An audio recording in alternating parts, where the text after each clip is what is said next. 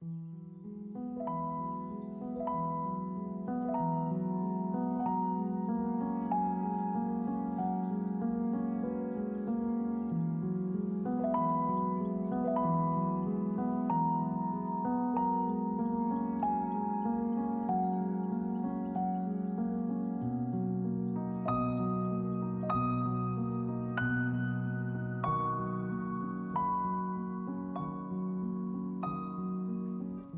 evening, everyone.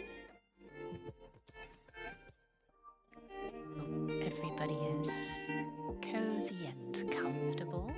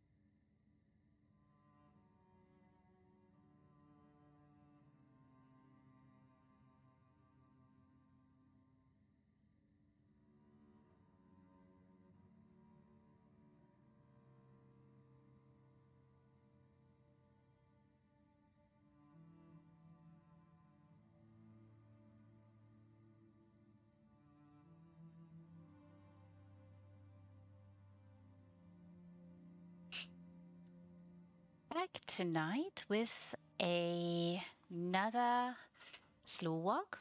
This is episode number 7. Yay! Oh, and good evening. Good evening, everyone.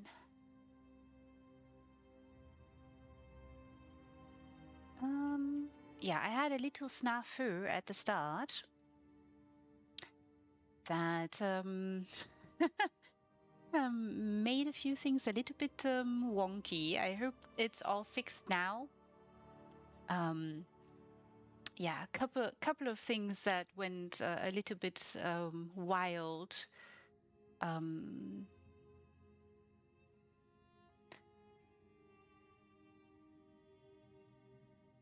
It's been a really wild week in regards to streams. So good evening there to you, Loop. I hope you're having a lovely time. And hope you're all cozy and comfortable and have maybe a cup of tea in front of you.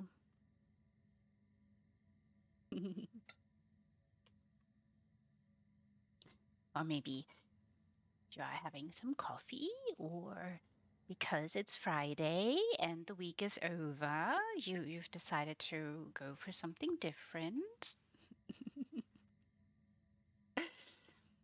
Hmm.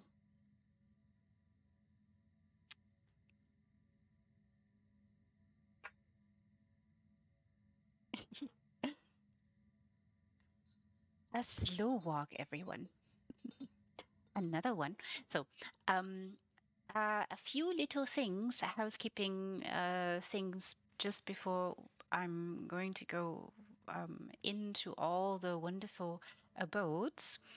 I'm sure some of you have seen that Twitch has decided to put a little limit onto all the highlights that any channel can have, and that is impacting me, of course, because I have a lot of highlights. Do not worry, I'm going to save them, and I'm going to move them over to YouTube. So, because I do have a little YouTube channel, and you can find it there. They will be sorted similarly as on Twitch, so there will be playlists with all the wonderful highlights of the relevant events that took place or or whatever the stream was called. That's also what the playlist is going to be. And of course, it helps if you are all okay with me doing that. I do know that a lot of you are absolutely fine with having your content or your houses on YouTube and not only on Twitch. But just in case there are objections, please let me know so that I'm making sure not to infringe upon your thoughts and your privacy. And however, I just want to be absolutely sure all of you are fine with that. So yeah, and for the future of highlights on Twitch, I will still be creating highlights, and they will remain on the channel for a time. So whenever I have to make room for more highlights, then they will appear over on YouTube. So they're never going to be lost. I'm going to save them all, and they're going to be over on YouTube, and there's no issue on YouTube in regards to saving things, so I'm good with that. Right, so that's the housekeeping thing, or one of the housekeeping things. The other is, you guys are such lovely darlings. I've seen a couple of you have added a couple more houses for me to visit to my nifty little list, to the slow walks. I'm so grateful for all of those. Thank you, thank you, thank you, all of you. I can't say how much I appreciate that. You guys keep me busy, but it means I'm still, so to give you perspective, my initial first list that I drew up of the slow walks contains 63 houses in total, and we are currently on house number 23. So it's going to take me a while to get there, and to really show all of them. But I will eventually snail through them and have a wonderful time visiting all of them. And yeah, you just gotta be aware of that it's gonna take a while for me to get there. Tonight, everyone,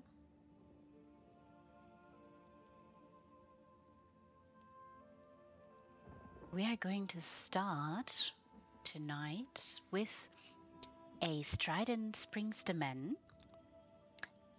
This one is done by Winnie, and we have seen a build by Winnie before, which was the very first build they ever designed in ESO.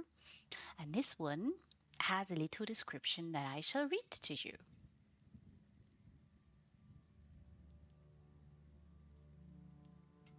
The main house. The adventurers received the estate as a gift after helping the owner of these lands. The old estate was falling apart before their eyes, and it was decided to build their own base house for planning subsequent adventures and recreation. Oh, very, very lovely. I'm very intrigued. So, everyone.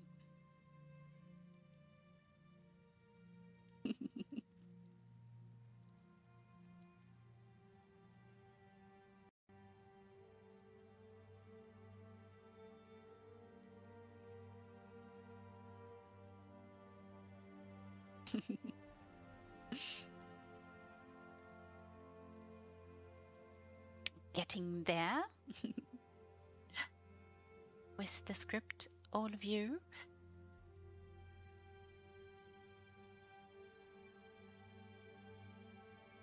And I shall take us there.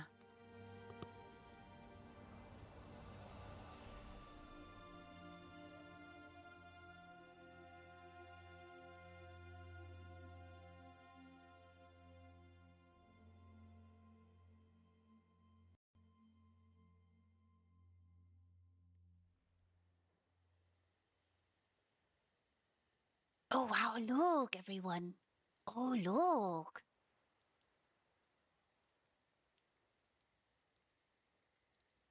Oh, oh, Winnie.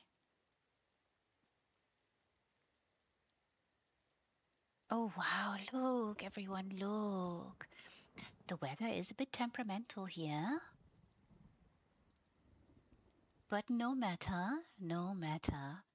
Very nice. How lovely. Oh, very warm colors. And yes, the Strident Springs Domain has slightly, just slightly disappeared. Oh, this is interesting. Very interesting architecture here. We've seen in Winnie's first abode also very elaborate architecture. It was very nicely done, very elegant. Beautiful, beautiful lighting there on that statue. Very, very soft and gentle. Do really love the way in which the lighting really hits this particular statue. You do see a little bit of elegance added to it, to all the folds, to all the folds of the wonderful, glorious dress. Contours really stand out. Very gentle, very soft. Oh, Winnie! Wonderful layering here as well with those wonderful, wonderful vines. We appear here in a little pergola just as we enter. Above us, glorious, glorious vines, creating a little canopy for us to linger and stare a moment. Look, everyone. Yes, yes, the the men needed a little bit of help, it seems. Oh, lovely, lovely willows there too.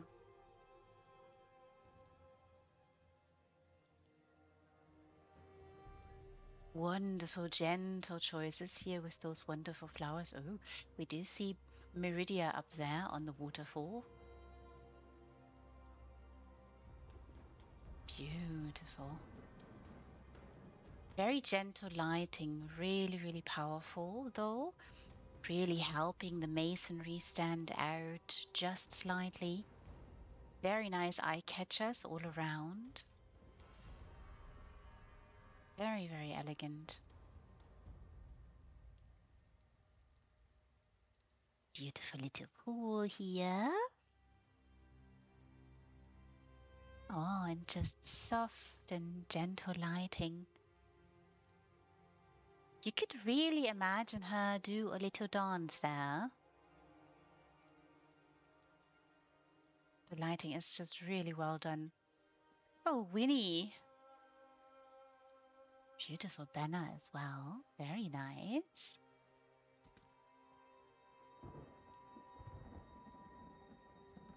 We have also a very nice dramatic entree here with the weather being a little bit dramatic. Wow, look. Look. Reskinning the outside, the exterior, the general look of this Strident Springs Domain. Carefully adjusting the abode. Oh, look, Gilladil there, waiting.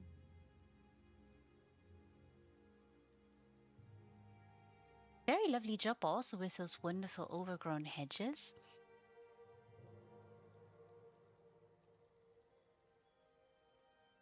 Gently help the wonderful place to add a little bit of life to them. So very nice idea to incorporate the tower just slightly into the architecture there. It's a very nice idea.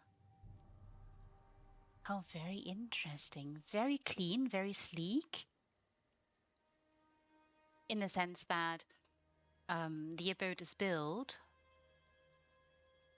Really, really lovely lighting there. Wonderful flower choices here. And beautiful shrubs.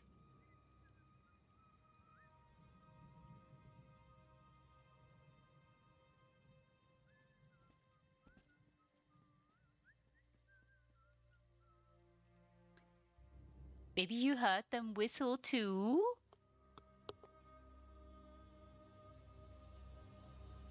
There was just a smidgen of whistling there. Oh, how lovely. Of course, this house does have a wonderful, wonderful waterfall. Hello there, Gilladil. I hope you're having a lovely time too. Being helpful and useful as she is. Really lovely.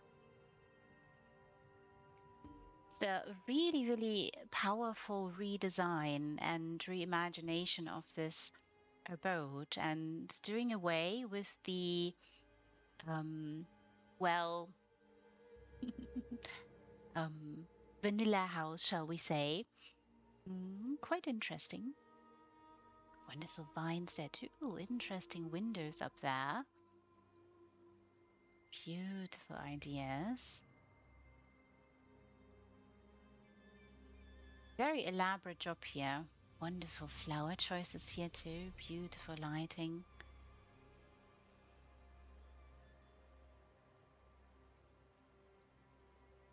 Glorious.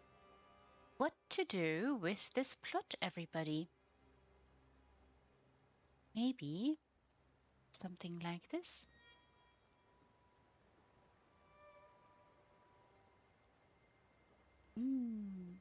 Oh, lovely, lovely trellises there. Few pops of color. Elegant flowers there as well.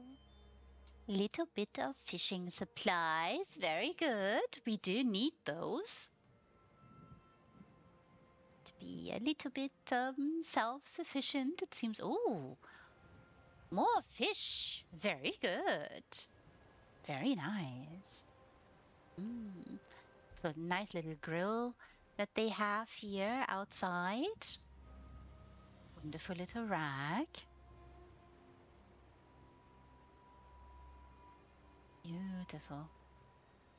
Such a lovely place also to sit, relax, unwind after a wonderful adventure out in Tamriel.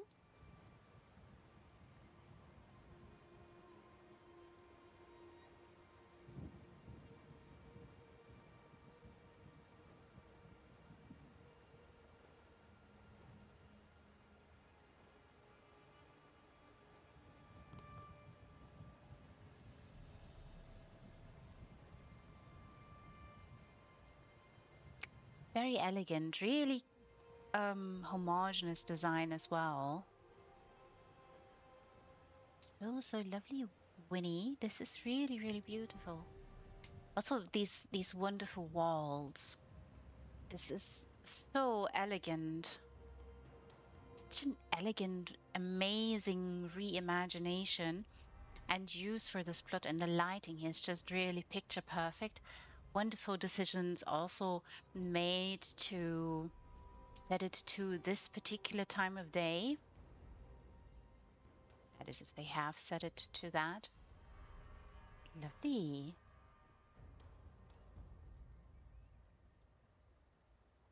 Oh, look, everyone, look. Oh my. Oh my. Lots going on inside.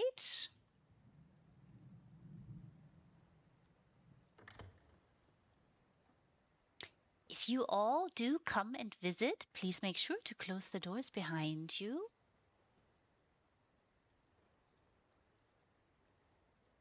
Oh, look. Wow. Lovely carpet choice here. Very elegant. And look, what a wonderful, wonderful study. Or maybe this is also the room where the adventurers come and sit down and decide what adventures to tackle next.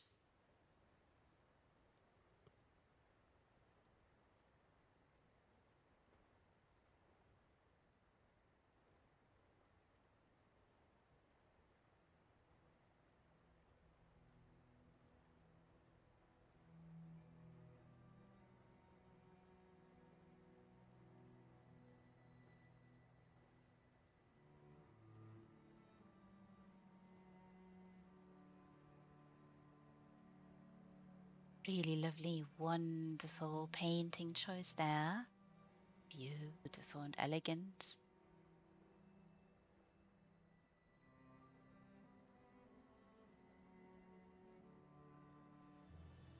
Should say painting choices, plural, because there's multiple, of course. And of course, this wonderful woodworking station. It's really fantastic, elegantly detailed. Such a nice idea to utilize it here as well. Oh, look. Some of you might be familiar with this little book.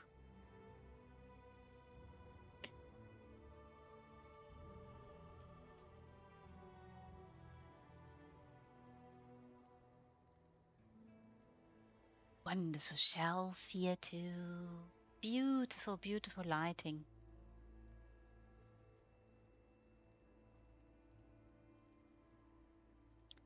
Really lovely, sticking to a specific theme as well. Little figurine here. Book, of course, is quite lovely. I'm going to show it to you. Of course, the fable of the griffin. There are a couple of lovely books and pieces you can get through doing the scribing quests and all, and working yourself through the scholarium. Lovely, wonderful map. So really love the textures that they chose. The walls are really, really magnificent. Fantastic job.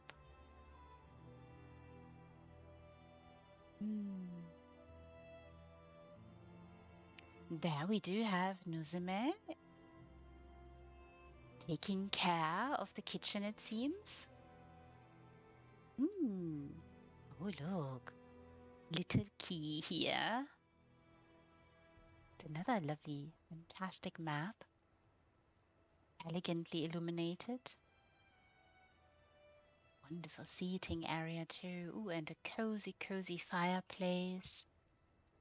Ooh, little bit of drama there on the mantle.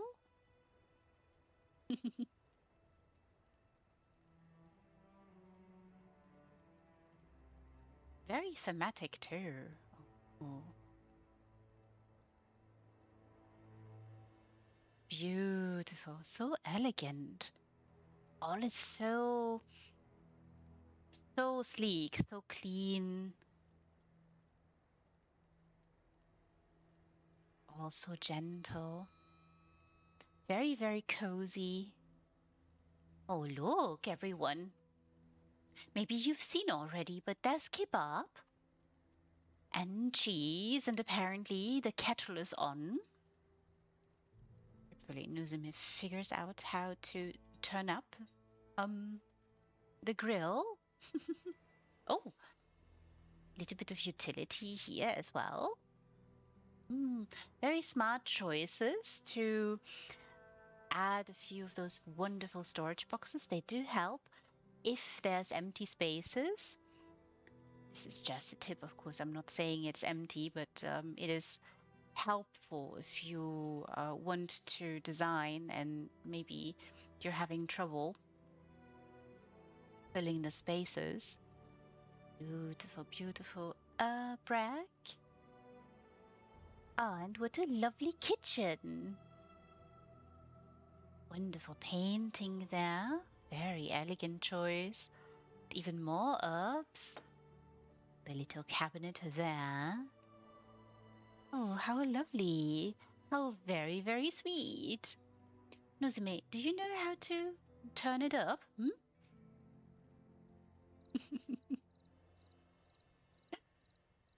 If you want tea, you might have to fire up the stove. Oh, such a sweet darling. A really lovely painting up there. They've added such lovely, amazing paintings and also the frames on these paintings. Ah, how lovely. How wonderful. Adding a few things here into the shelves. I'm just going to show just a little bit.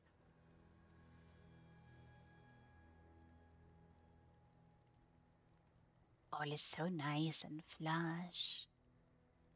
Beautiful design. Of course, those barrels are amazing. The textures on them is just absolutely amazing. I really appreciate those.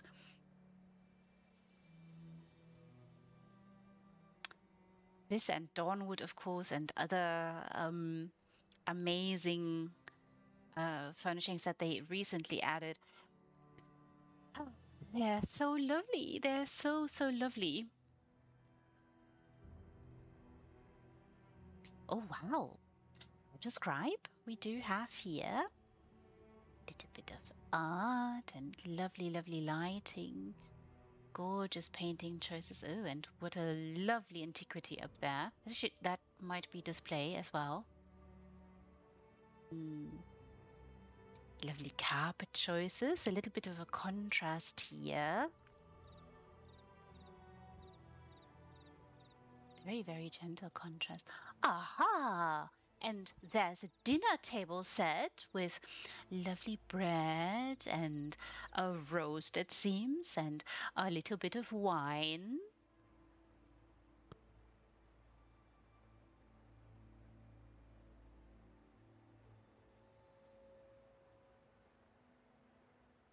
And of course, we do have lovely flowers. And that, apparently, I'm too, even more wine. Look.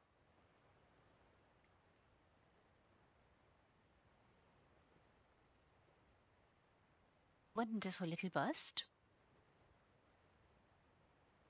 Sometimes they do come in handy, those busts. Aha! And a game is being played here. Very lovely. Very nice. Oh, another little art piece up there on the little cabinet. If you can see, it's a little bit dark. Oh, this is so sweet. How very, very lovely. This is so amazing. They've done such a lovely job here, reimagining the space in this particular plot and designing around it. Structural integrity and the way in which they have decided to utilize the furnishings is very elegant. Really, really fantastic choices here, Winnie. Ooh, oh my, beautiful, wonderful tapestry there. Those do come in handy.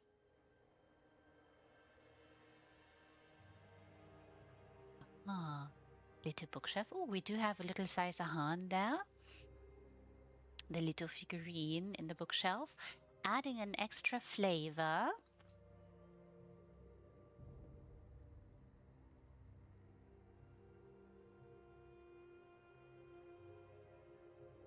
Adding a few little personal touches. Never a bad choice to do. I mean, big, wonderful bookshelves. They are already fantastic, already lovely. But sometimes adding your own personal touch to them is just amazing. It's a little cherry on top. Hmm. Oh, wow. Oh, my. That looks like a very interesting Match over here.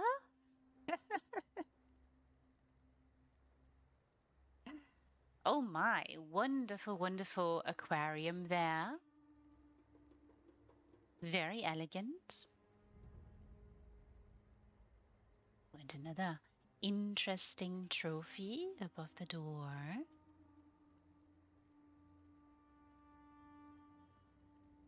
Lovely, elegant window. Who's gonna win? Serene? Swaying away? Hmm? Or is it you? Didn't have any shinies for you. Very nice positioning here. Having them both sit on the table. Having maybe a little dispute over their game of cards. Oh my. But you mustn't, peg the little table, please. Very elegant. Very, very nice.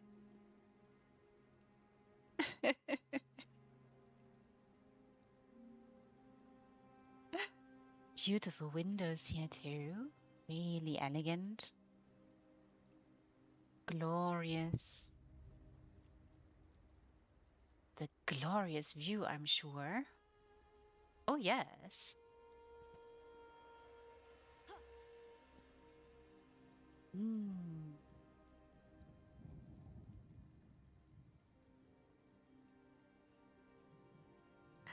Oh, that scene is hilarious. I really think it's really sweet.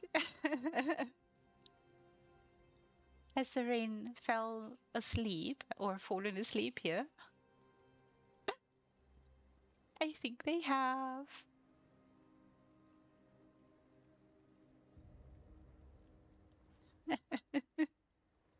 This is such a lovely idea.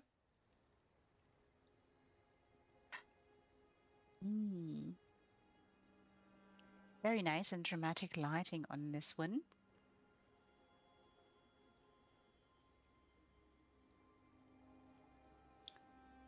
Howdy there, Ember. How are you doing?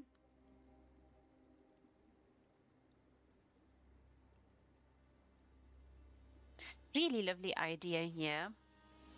Very elegant. Adding extra interest to the second floor here. I should note that, designing a facade is already something of a feat because sometimes it's not that easy to create. But having, making it a real house that you can walk in and meander about, that is something different. Really lovely idea.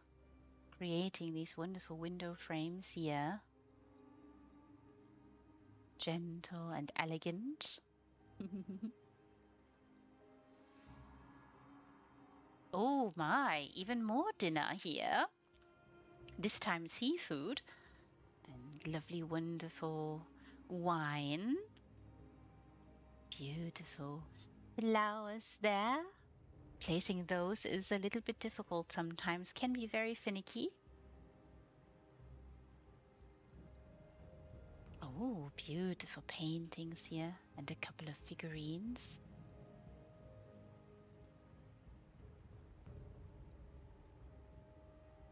In that lovely, lovely bookshelf.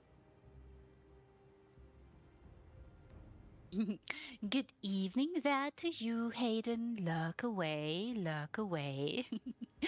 You can always all lurk. I shall snail, meander, and find all the lovely things inside those fantastic homes. You guys open your doors for me so nicely. Oh, lovely, lovely painting choices here. So dramatic. Beautiful, cozy bed as well. Very comfortable. So more little figurines there on the wonderful, um, well, little drawer.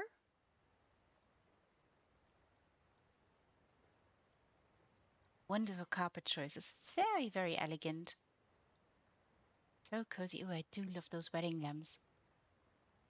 Oh, they're so fantastic. Oh, and another little addition made, little higher there in the shelf. Some of you might not be so fond of them. Oh, and a number of busts on top of the wardrobe and shelf. Such a lovely, glorious painting. And again, the amazing, gorgeous pieces that they added in gold roads is, I really do appreciate them. They're really, really fantastic. Oh, glorious. Very warm. And a few more figurines, as we've said already. Ooh, and another book here. This is the dragon one. Let me show you. Fable of the Dragon, for those of you who are not familiar. Oh, and a little plushie there. That is very, very darling and sweet. Beautiful painting choice up there. Oh, fantastic. Oh, and another little plushie there. Oh, on the little storage box right by the bed. That is so sweet. How lovely. What a lovely place. Very cozy, very, very comfortable. The perfect place for any adventurer to come to relax, unwind, recharge, or they're off to the next adventure, maybe. Oh, door here is open. How interesting. Oh, little balcony. We do have, oh, very nice balcony looking out into the Stratton Springs domain that has sort of disappeared. We can see it lurking there in the shadows beyond the wonderful willows. Very, very nice idea. Just having it sit there still, lingering in the shadows. Oh, maybe a little drink here for you. Mm, how do you do? Making sure all is fine. Yes, yes. Staring at whoever might come to visit. Maybe.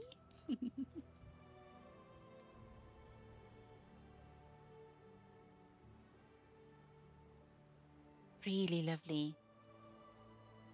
So, oh, look. Oh, lovely wedding trellis here. And, oh, very nice and cozy seating area here to sit and relax and read a little. Ah, the Book of Dawn and Dusk. Oh, this is very fitting. This is very, very fitting, of course, with our dear friend here. Very nice choice. Very nice choice, Winnie.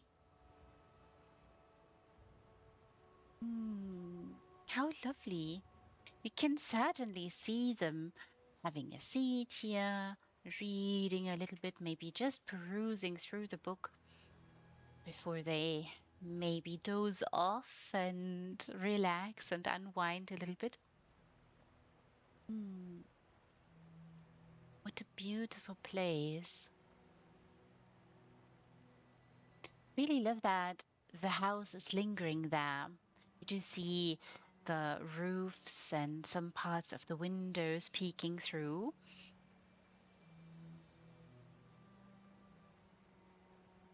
It is still there, waiting, maybe also lurking in the shadows.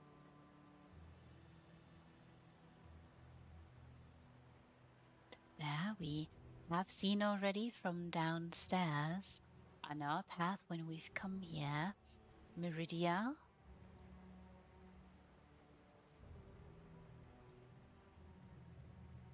Very, very, very lovely place. Wonderful flower choices all around.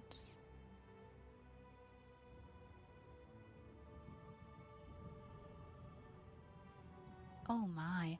Oh, Winnie, this is so beautiful. I did see another door here.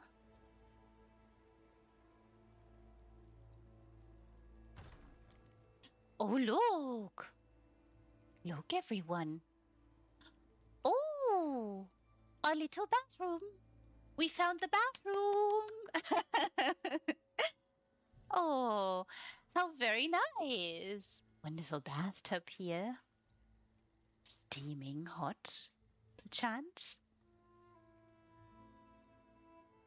Lovely little rag and wonderful little, well, dressing gown that's hung up there. Little brush, maybe a few little oils. Wonderful carpet choice here. Very elegant, very gentle. And we do have a throne here, everyone. The throne. I'm sure you are all familiar. They have added this one just recently. How very nice, Winnie. Thinking of all the things, the necessities that adventurers may need. Oh, a little wonderful, maybe it is a basket for the dirty laundry. And more towels, of course, very important. Oh, and another little figurine up here. I hope you can see them.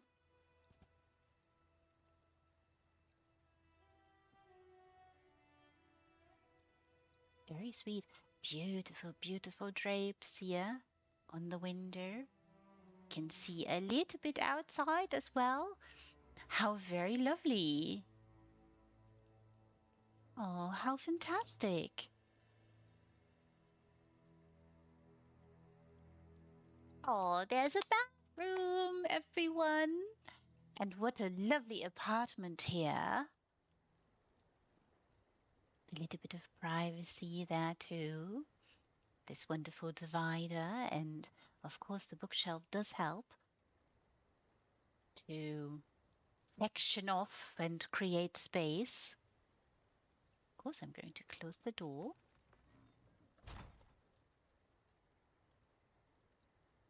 How lovely.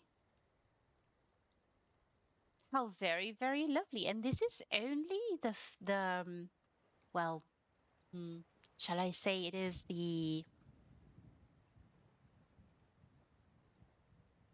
is it a gardener house when it's not a gardener house?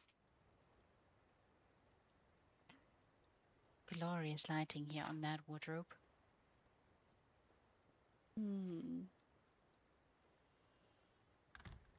Beautiful, Winnie. I'm quite certain the main act of this house is yet to come. Over yonder there. Oh, this is so elegant, so beautiful.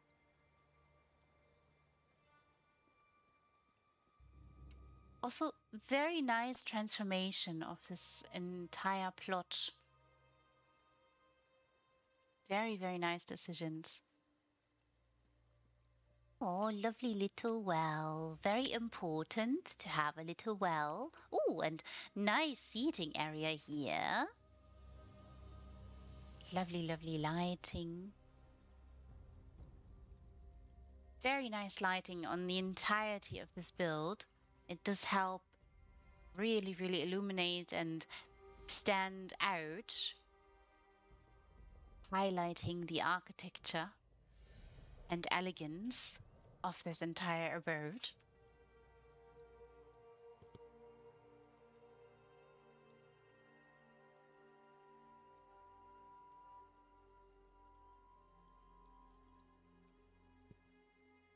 Oh, good evening there to you, Shimina. And yes, precisely. It's very subdued, and yet there are highlights, that accentuate the masonry and the elegance with which it's designed, the architecture.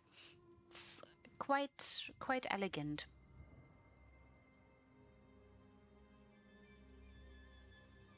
Mm. Yes, as if, it has been here for quite some time. And also, I have illuminated, or I've said it earlier, I really like that they have somewhat built onto the tower here. That does certainly help with a very homogeneous feel of the house. And sticking with a general theme also does help to make the house look very, very natural, as if it belongs here.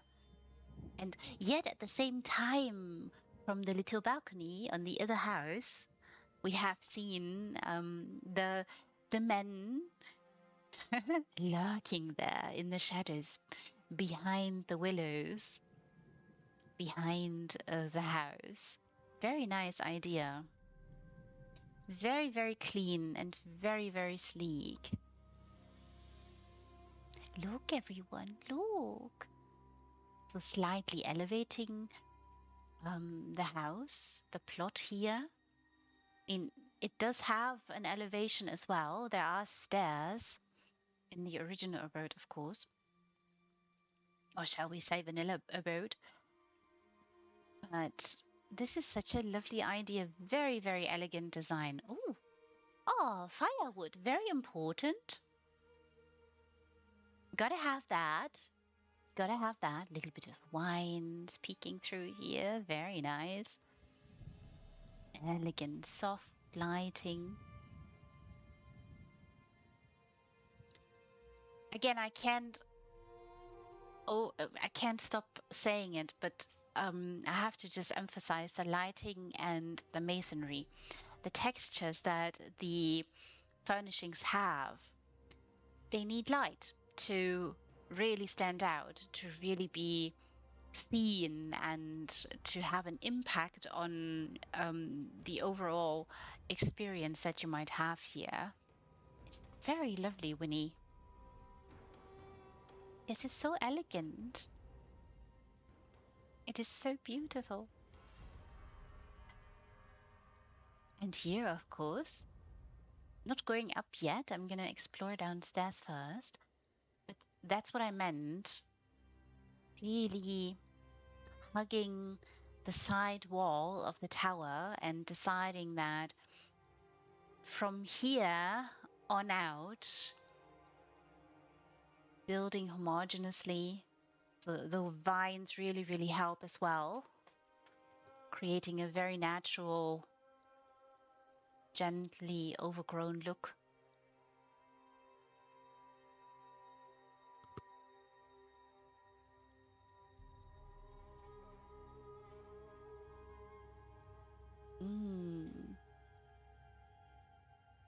It's really fantastic. So very nice color choices with some of the lights. Oh, more doors, everyone. More doors. Aha! Look, everyone. Oh, very elegant. Very nice design here on the floor as well. Ooh, and a lot of utility.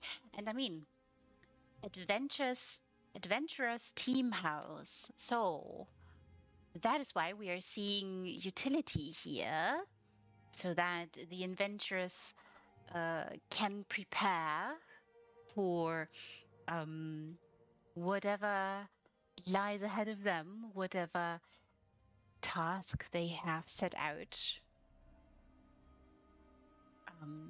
to get done. Lovely little bit of fabric here.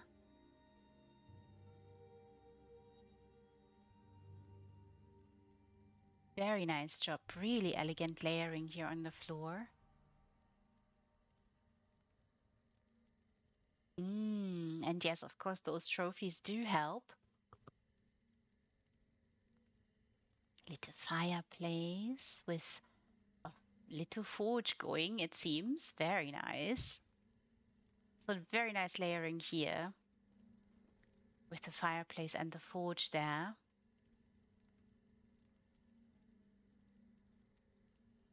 Very nice. All very nice and clean. Oh, there's 2 doors. You could use this door as well. Very nice.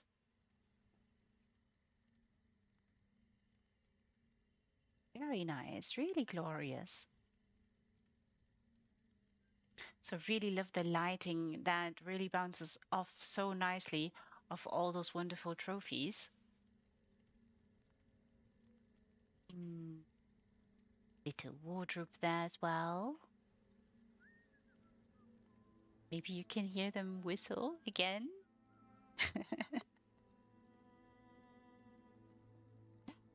Oh, and a little mirror, of course.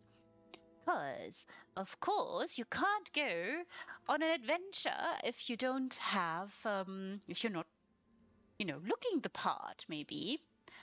Gotta be in style. Very lovely. Again, very nice lighting, very elegant, and such a useful place. Catering to so many needs already.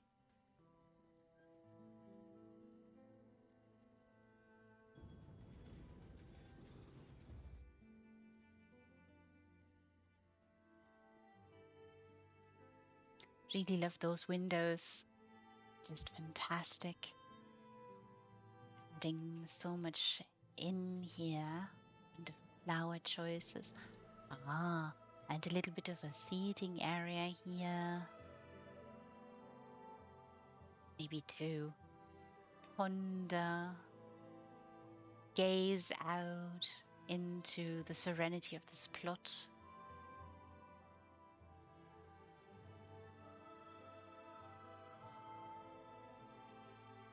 Wonderful little water feature here as well.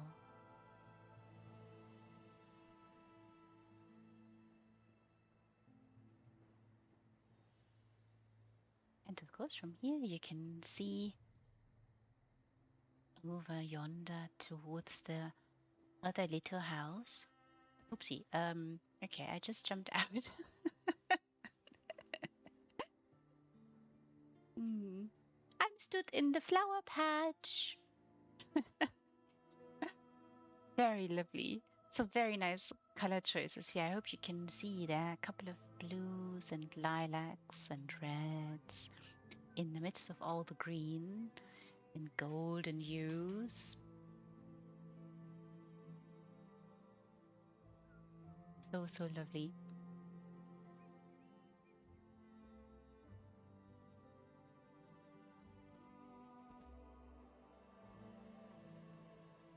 What a lovely place. Really also useful and so nicely tending to the needs maybe of the adventurers who make this place their home or the starting point of another great grand adventure. Oh, this is so lovely, Winnie. What a beautiful place. And again, I can't emphasize enough how nicely snug this is, claiming a little bit of the house, the little tower that is in here. Aha, doors open. Oh, multiple doors open. Very, very nice. Beautiful. The architecture here is really well done. I know I've said it already, but Really well done. Very nice job. Ooh, very nice dramatic painting. Entering into and being greeted with a lovely grand painting like so. Wonderful carpet choices. Oh, and lovely grand bookshelves there.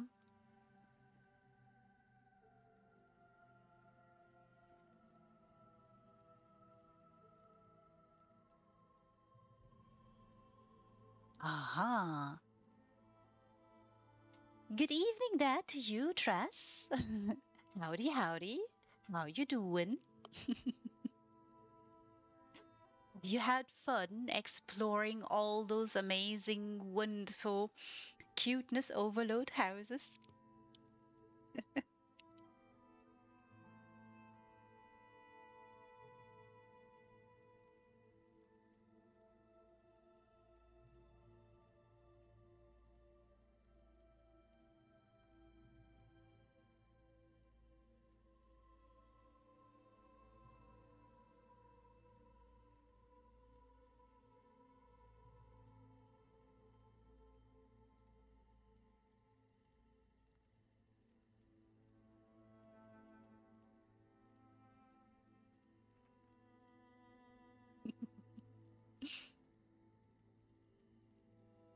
Yeah, adorable ideas.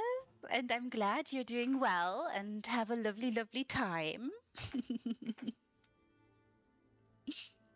mm.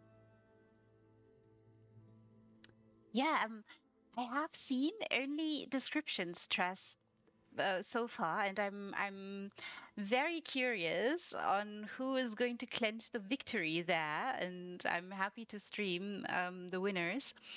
Um, Also, little note here, of course, I will be streaming the winners of the Cuteness Overload of the Real End Game, the current competition that's ongoing.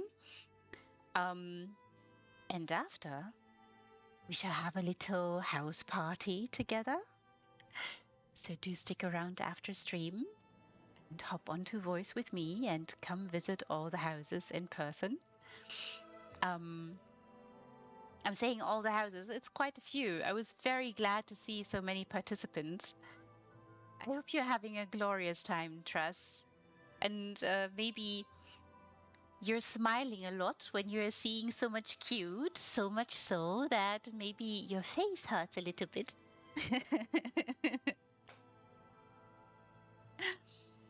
mm, this is such a lovely abode here.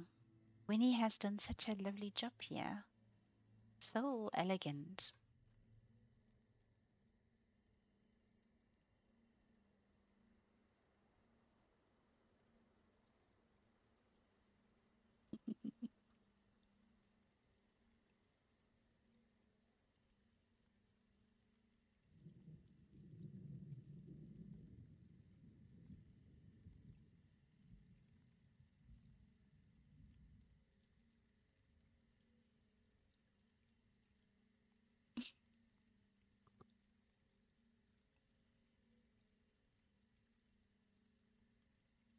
Mm. And this is such a nice idea. Not only deciding to build or reimagine the Strident Springs Domain, but also deciding to, you know what, facades are nice. They're really, really cool. But I want actual houses. And thus we have actual houses here. Oh, fantastic. Lovely flower choices. You can see Mary there. Oh, is this your bedroom? Oh, cozy, cozy fireplace. Oh, and there's cheese, everybody. Tomatoes and grapes, and of course wine. Fantastic. Oh, lovely painting choice there. Very elegant. Very, very beautiful.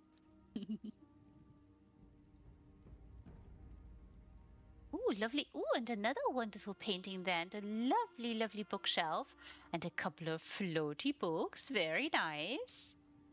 Ah, she's reading the mushroom classification book. Very good. This is one of the best books, Mary.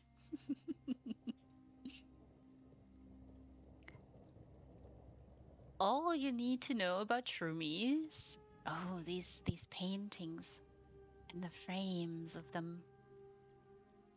So elegant. And a cozy, lovely bed. Ooh, and a nice little safe box here. That's a neat little detail. Really appreciate it. Hmm. Really lovely, cozy place. So nice playing with another large painting above the mantle. Hope you can see it. Fantastic lighting. Really, really lovely lighting here. So gentle. So relaxed and calm. Maybe you can't see it all that well, but I hope it does come off on screen. There's a little painting up there, and I'm sure some of you are already saying, yes, we know, we've seen. I'm so sorry, I just jumped on your table. Winnie, I did clean my boots, I promise.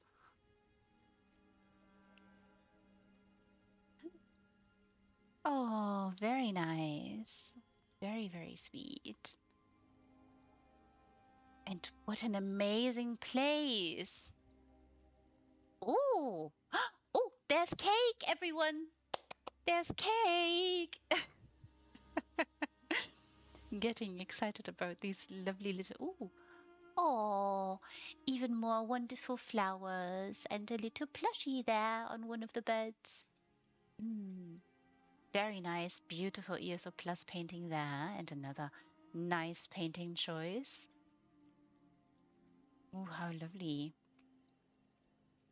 A little double bedroom. Very nice. So sweet. Very cozy and such a lovely, lovely bookshelf there. Wonderful wardrobe. Such sweet, sweet carpet choices all around.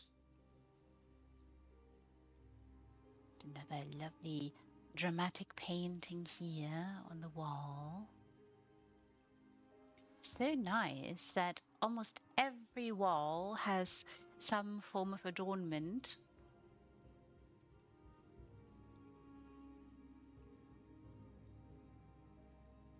Oh, so beautiful. I hope you heard them whistle. Oh, this is so nice. Look. Someone again on the lookout, I'm sure. And this one has snacks and a little bit of wine there.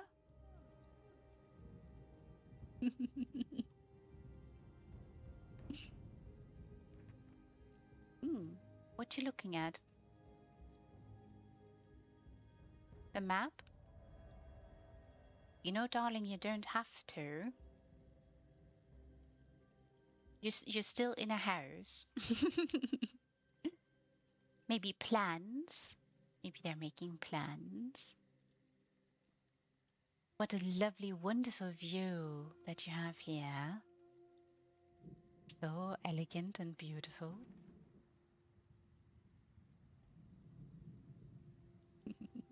I really appreciate this particular detail.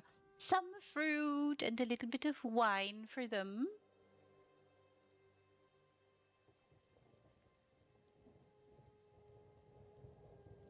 So while they're on the lookout, making sure this fantastic place is kept safe, they have something to nibble upon and sip away. How lovely. Really fantastic views too, all around. Oh, wonderful, wonderful trellises. Very nice and dramatic colors they have.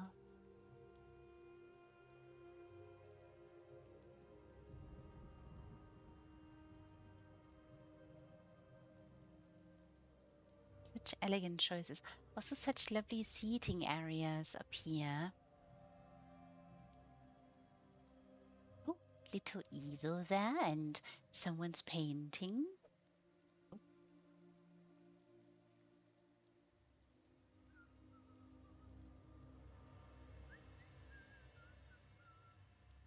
Happily whistling away.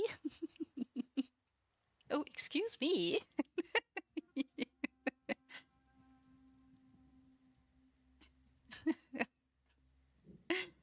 Oh, so funny. Ah, someone's painting a little bit. Glorious.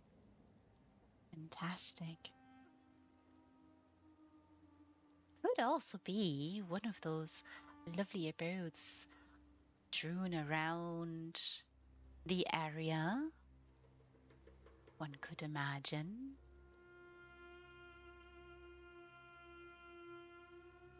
So fantastic. Such a serene, glorious place. Oh, wonderful little flower here. Adding a little bit of a different hue.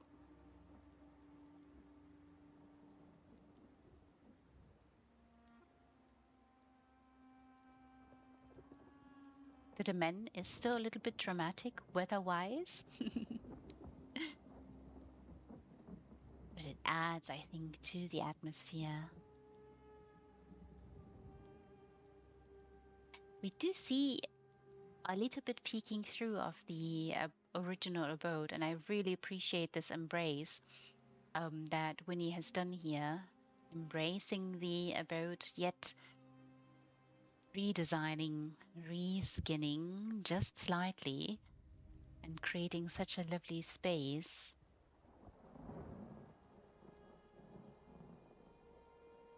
To be inhabited, to be met, so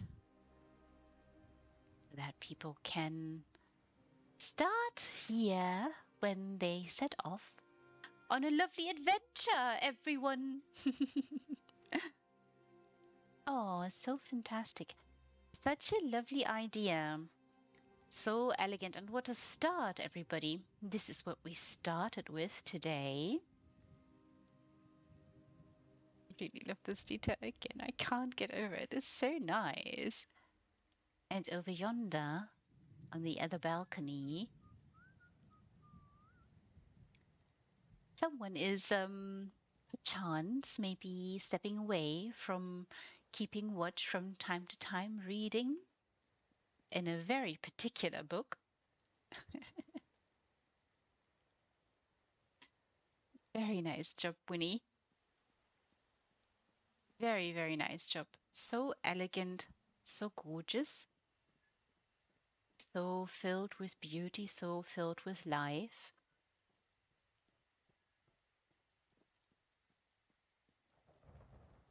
Glorious.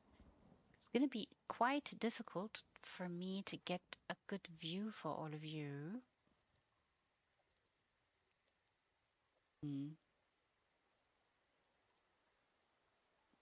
So superb, so dramatic, so gorgeous.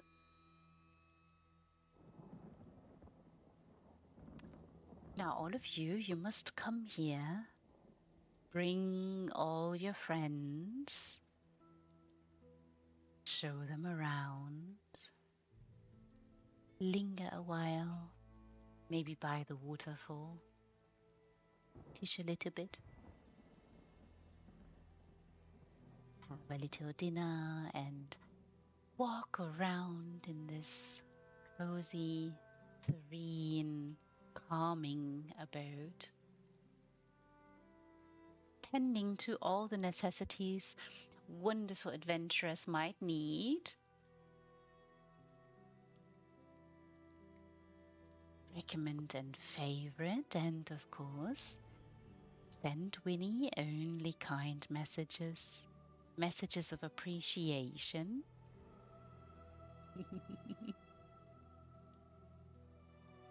And I shall have a look where we will go next.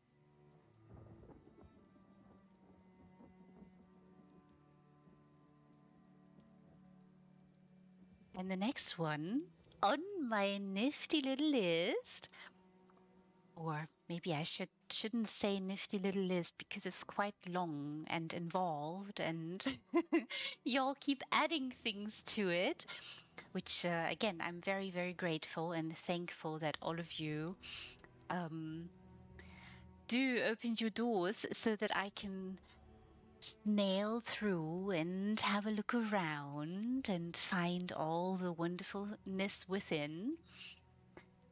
This one is a Sword Singer's Redoubt. It is done by Shimina, and there's a little note that I shall read to you.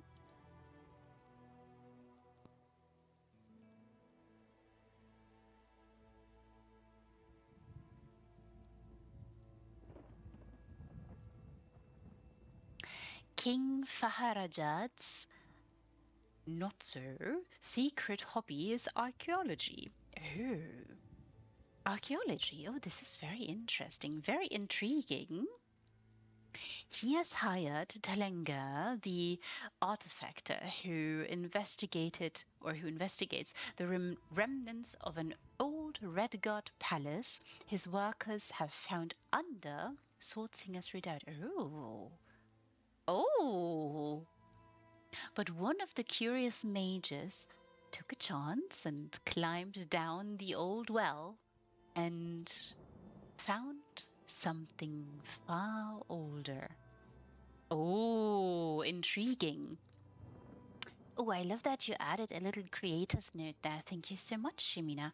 That is very, very helpful. Ah, and I really appreciate that some of you are so preemptively thinking what I might ask you. Because Shimina here has answered a question that I probably would have had visiting. The inspiration for this was twofold. I took a long, annoyed look. I love this. This is fantastic, Shimina.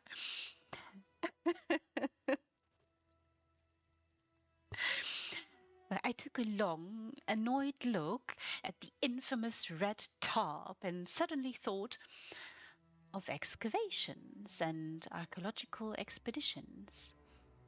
Then I remembered the fascinating pictures I've seen of underground cities like Petra and Derinkuyu and other famous ancient settlements. Derinkuyu was what I modeled mine after, with a Tamriel twist. Oh, fantastic! That is amazing. Yes, Petra is very interesting. These kinds of um, yeah, these kinds of archaeological dig sites are so fascinating. And I'm thinking a little bit caverns. deep, filled with alcoves and remnants and scrolls and oh, amazing, Shimina.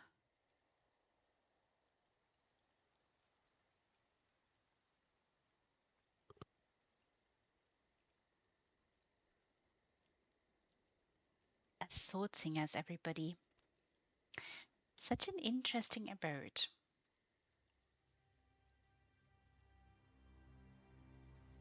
And I shall take us there.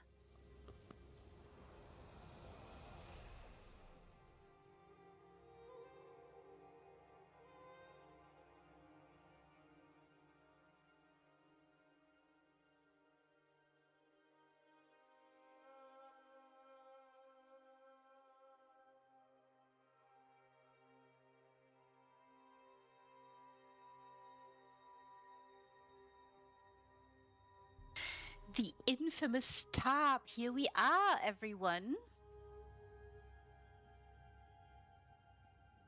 Oh, fantastic. Oh, I love this, Shimina. This is really, really lovely.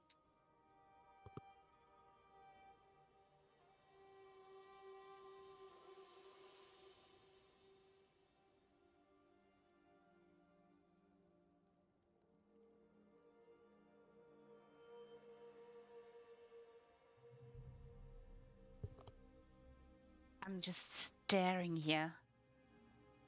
I'm staring. This is really, really fantastic. Yes, of course, excavations. Oh my. And of course, oh nice. I'm moving backwards a little bit to glance out. Oh, blocking off a little bit over there, it seems. Very good. This is also quite a vast plot. Extensive, you could also call it. Oh. Lovely tree choices. And of course, there are palm trees here in this plot. Oh, makes so much sense. Oh, I really love this design here, the little redesign that you've done. This is very gentle, yet nice and dramatic and elegant already. Yes, in the heat of certain places, chance in Egypt or in lovely, glorious places, maybe also in Mexico, you you do need a tarp or a tent to hide under. And there are certain places that excavations can only take place in a short period of time, because otherwise it's just it becomes impossible because of the heat. Um, and Derinkuyu is, I think, no different from that. It's, if I remember correctly, I'm not entirely sure though. So you might have to correct me here quite a bit, Shimina. But I was under the impression that it used to be a system of caves and caverns. Oh, lovely look, everyone. We are at an archaeological dig site. Oh, with a couple of very important apparatuses. And it seems here these archaeologists have brought a lot of equipment and have hauled away lots and lots of rubble. Very nice placement, very elegant. Very interesting story that we can see here, maybe unfolding before our eyes. Okay, closing off that particular part too. Just had to have a little look-see there. This, again, really vast plot, and some of you have decided to utilize specific parts only or leading people along.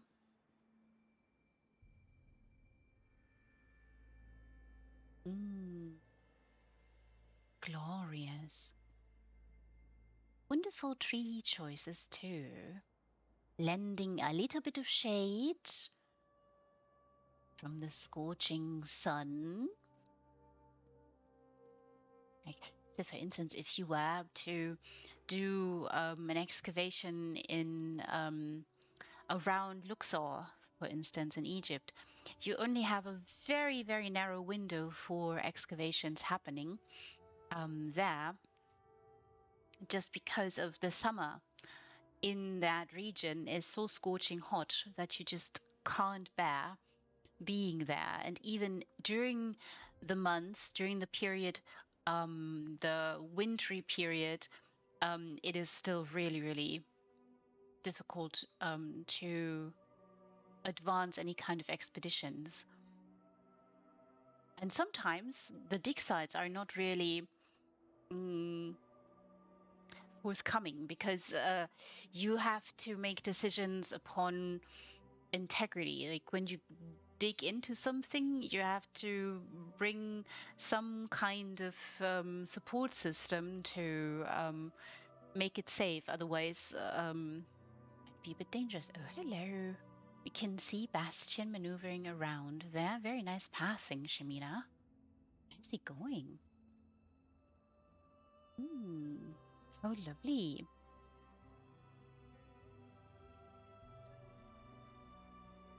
And the interesting thing about archaeology is there's still so much to be found, still so much to be discovered lying under heaps and mounds of rubble and desert and mountains and overgrown jungle areas.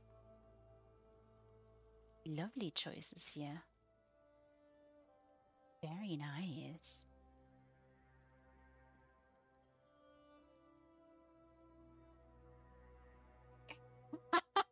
Do you think? Do you think there might be a cursed mummy here? And which movie is that you're thinking of? Because it sounds like a movie.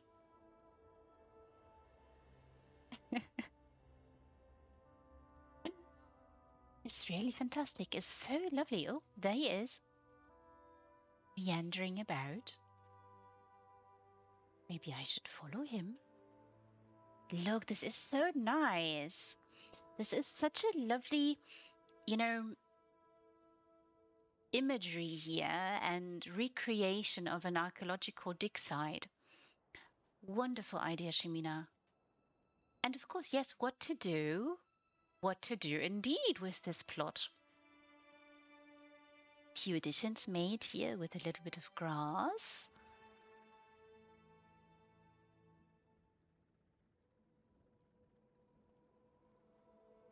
Couple of buckets here. Yes, yes, very important.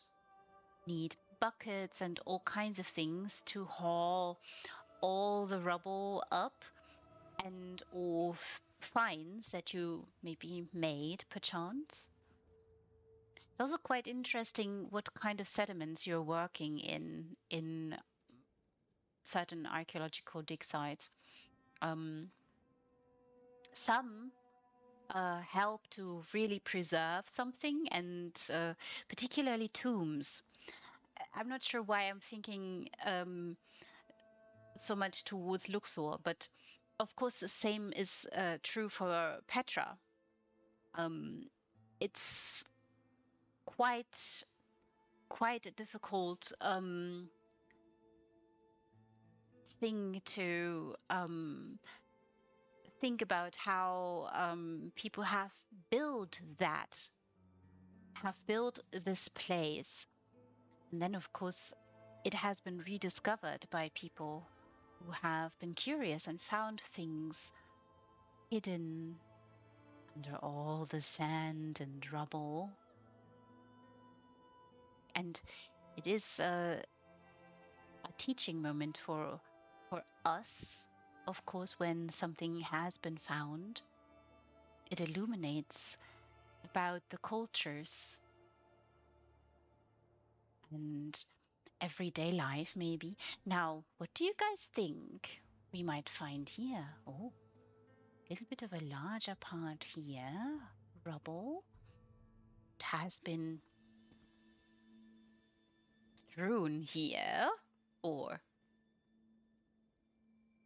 deployed. Ah, oh, look. Aha. Yes, yes, of course you have to. Ooh, little bit of supplies here. Very nice. All very necessary. You might have to box things up or unbox things too. Ah. Oh, hello. Hey, little one. Where you going? I didn't boop your snoot yet. Oh. Oh, lovely, lovely placement here. Such lovely clutter. Look, everybody. Oh, you have. Look, look, everybody. She has a little bit of a toy there. Little one of. Oh, what are you doing here, lurking in the shadows? This is such a nice scene. What's going on?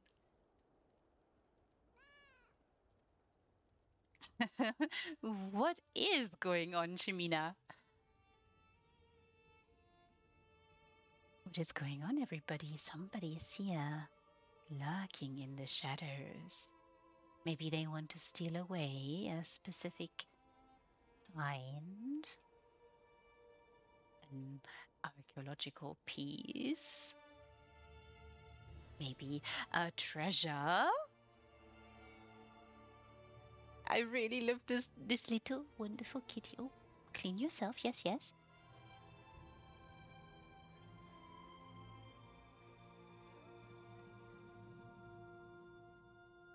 It certainly is, yes. And you could argue, oh,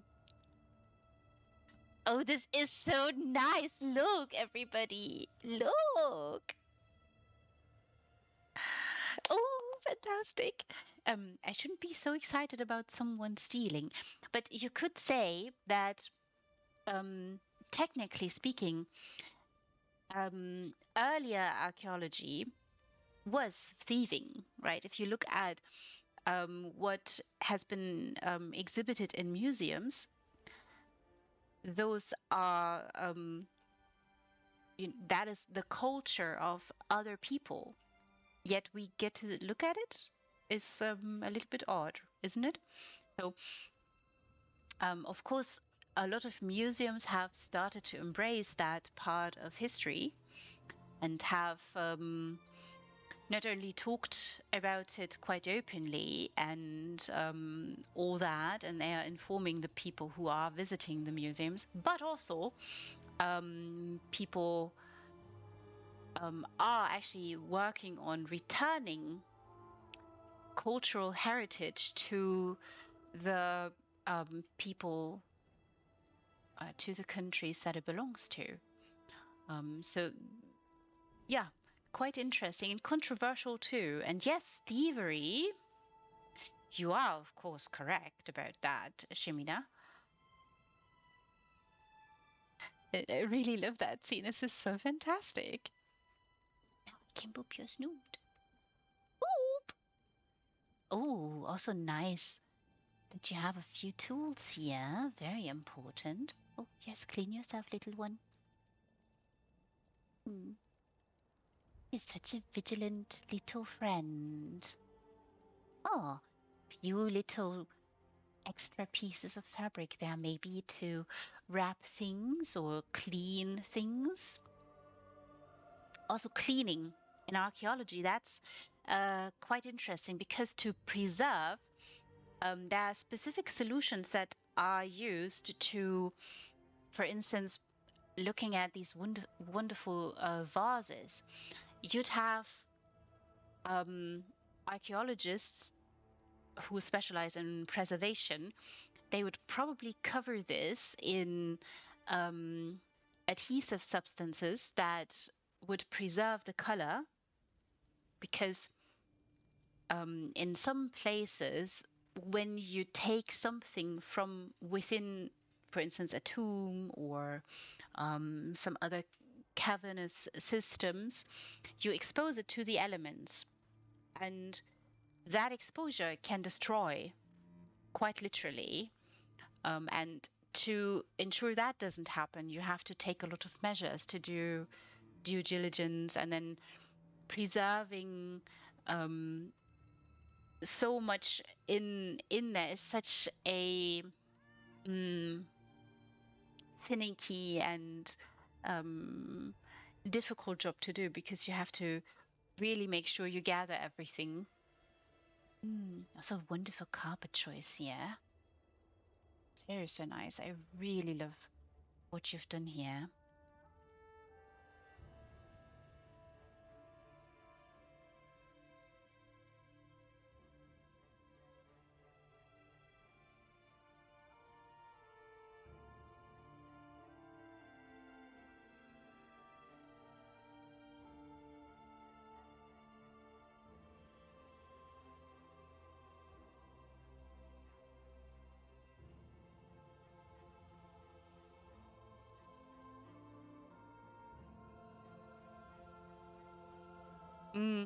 Yeah, it's so very thorny subject. I agree, Shimina. It's very difficult to also engage, you know.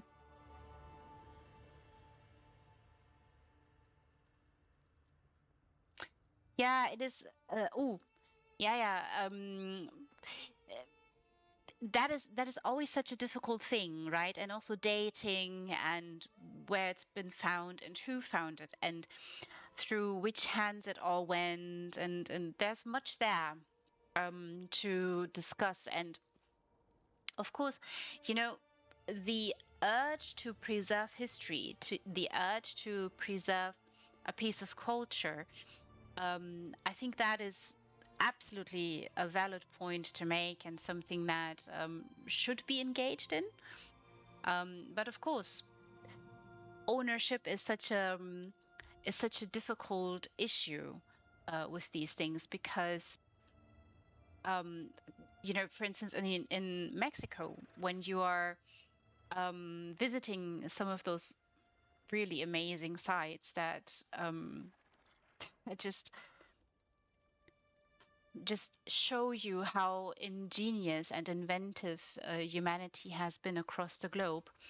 Um, you are told that, for instance, people there would love for tourists to come in more, and thus they are willing to sell off a lot of their own culture, as in pieces from sites, and they have no issue with that whatsoever. Whereas some do have reservations about that and have issues with it. So it's in Mexico, at least, there is a little bit of a clash going on in different areas where groups really want to preserve the heritage and also want to educate about indigenous heritage that originated in Mexico with the different cultures there. And then, of course, a lot of different voices, saying yes, but we need our economy to thrive and to move forward, and they're willing to do a lot for that, go to great lengths for that. And yeah, is a thorny subject. And no, there's no easy way to say that. And um, I think it's is a fair criticism. It's a fair criticism to make a point about that. Certain places have very much started eradicating history just because it doesn't fit the narrative, whether that is um, a religious narrative or a political one. Um, it doesn't really matter, but it's a difficult. Ooh, excuse me. Hello there, Bastian. All of a sudden, he appeared, snuck up on me. um, yeah, it's a quite difficult subject, Shimina. Thorny and Yeah, and of course, who are we to determine what other nations may decide about their own property? And under international law, we are not allowed to, because we are talking about sovereign nations. So, yeah, but yeah, it's difficult. It's a difficult subject.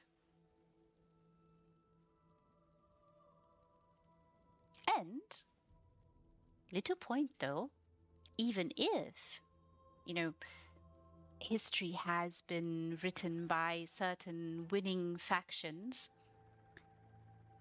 give it time and you can be assured that certain histories can be um, mm, framed in a better way, and you can show that certain sources have been tampered with, shall we say. Also, you are free to say whatever you want, Shamina, so long as we're not insulting anyone and are respectful, all is fine. Oh, I do love the clutter here. This is very nice. So I think this is the Flight of Griffins, is it? Yes, it is. Oopsie. Really appreciate this. This is such a lovely, lovely idea. Beautiful, elegant lighting. Really appreciate all the clutter around. Oh, honored ancestors. So a little bit more reading there. Zinda is doing.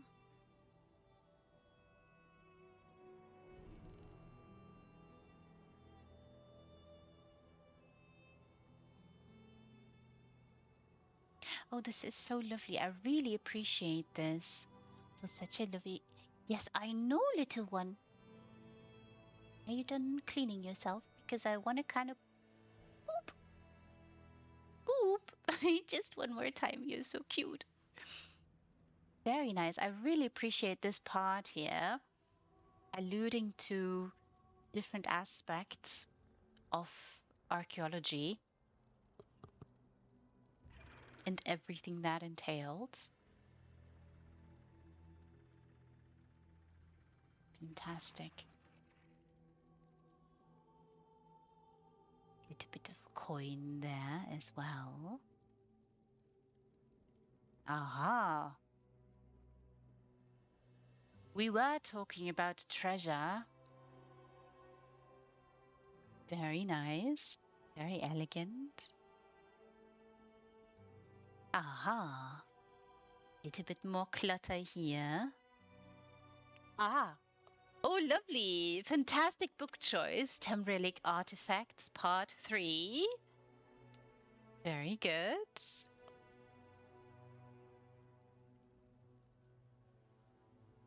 Little jewelry box here as well.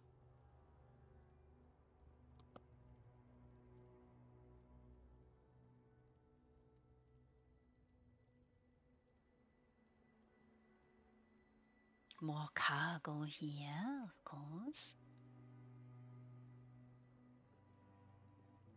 Aha! Few refreshments. Little bit of a music box here.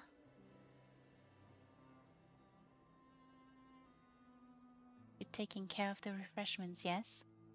Will there be tea? I hope there will be tea as well. Oh, this is so lovely. So fantastical. Bit more fabric there. Little basket. Thinking of so many pieces here. Really adding layer upon layer to this dig site that it truly has become.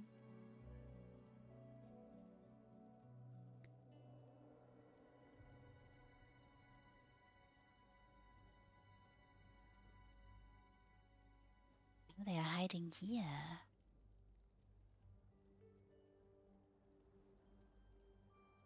Very, very nice pathing. This is so elegant, everyone. Telling us about the story, the stories and intricacies of all the archaeological sites around.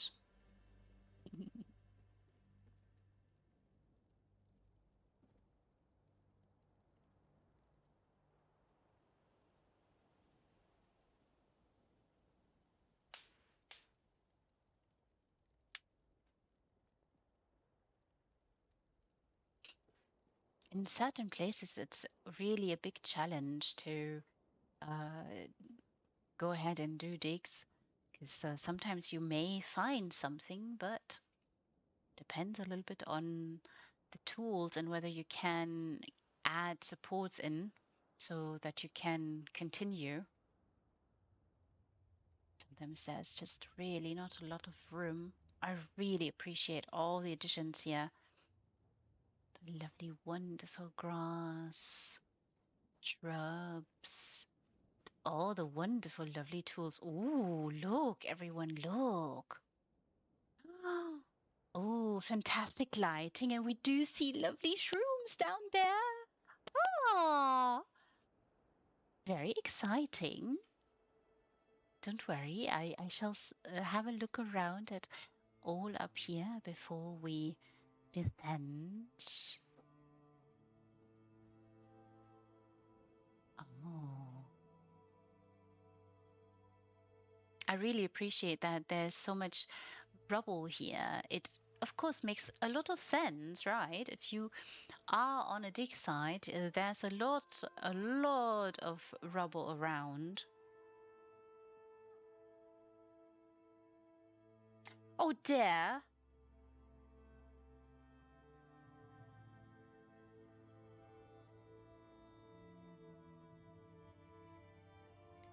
Ah, I see. It drove you, yeah, timing wise. I see, I see. And the cat is, of course, the smartest. She is such a sweetheart.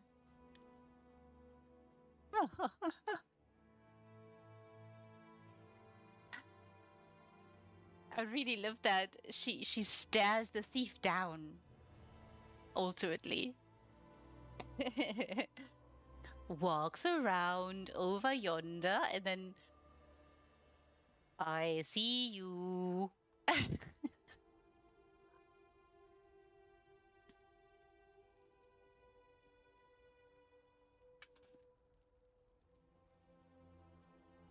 Oh, interesting. Oh, that is annoying. That is a little bit annoying. And yeah, pathing, that is yeah, I think a craft and art in and of itself in housing. I've heard a lot of people expressing their frustrations with certain predicaments of pathing, whether that is nodes behaving weirdly, or if you want to path an NPC through a door, um, you have to remember that they basically drop in from up and into wherever you are pathing them into. And that in and of itself is just quite interesting to deal with. Yes, and then syncing up paths. Oh, I'm so sorry it nearly drove you insane. Did you have words? Maybe you had some words, and was there a treat for you? Because I think you've done a wonderful job here.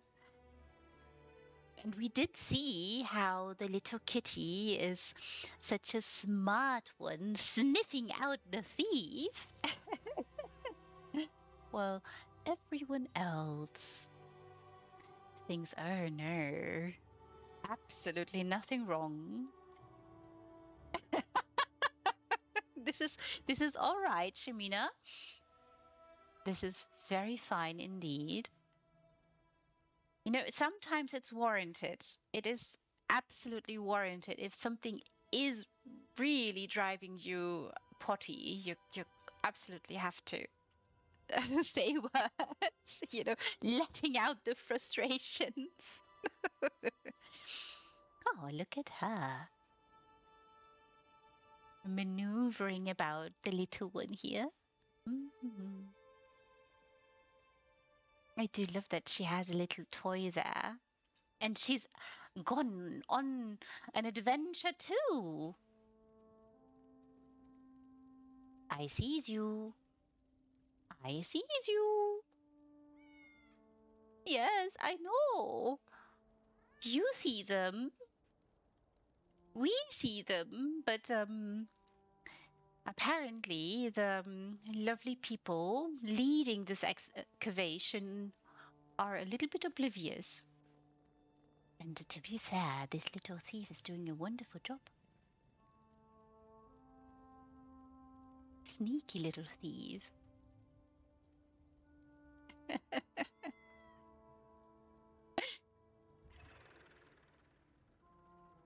And to be fair, Azanda is a little bit busy here too.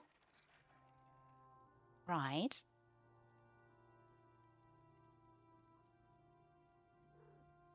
Oh, nice. Yes, that's an interesting idea.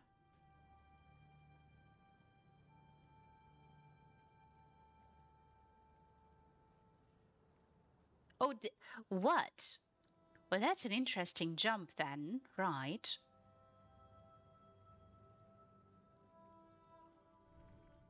Oh no. Oh dear. Oh my. Oh no. Oh no, Shemina. But you were successful. Ultimately, you were successful. Yes, um, starting somewhere, with an idea. And I'm with you. A lot of people are frustrated with the tarp in this particular abode, and they're wondering, what am I going to do with that? How am I going to handle that particular situation? And you embracing it here and then taking this idea to the next level and creating a story inside for us to find. I think that's so wonderful.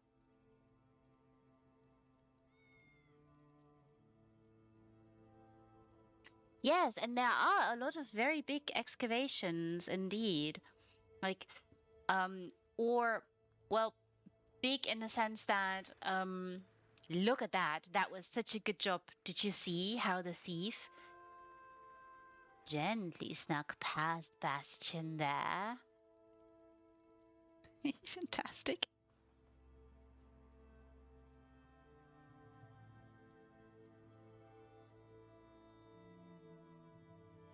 More tense. Yes, sometimes embracing a part of a plot leads to a glorious, fantastic idea, and from there, it takes you to glorious depths and maybe even heights sometimes.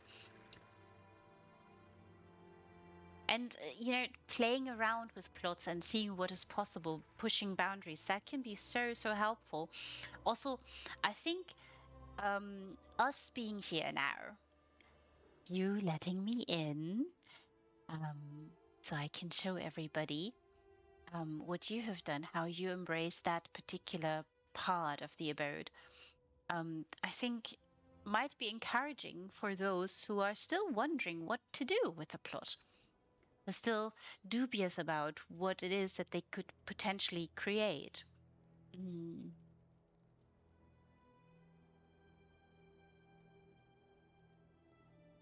Yeah, yeah. I mean, I think a few people are also a little bit annoyed by the water fountain in the Ebenhard Chateau, for instance, that you can't remove it either. And you either decide to create a path around it, do a really big reskin of the exterior of the house, or you embrace it. right? I mean, there are multiple options to handle situations like that. And to be fair, a couple of people might have decided, I am just going to create a path that leads down, and the tent, the top here, this large red piece, is gonna simply disappear from view. The thing is with this also, if you were to elevate, like a couple of people have elevated this plot quite considerably to match the level of the height of this particular top. But the problem, it has different heights because it does peak up here and on the other side, and in the middle it slopes down as tops would do.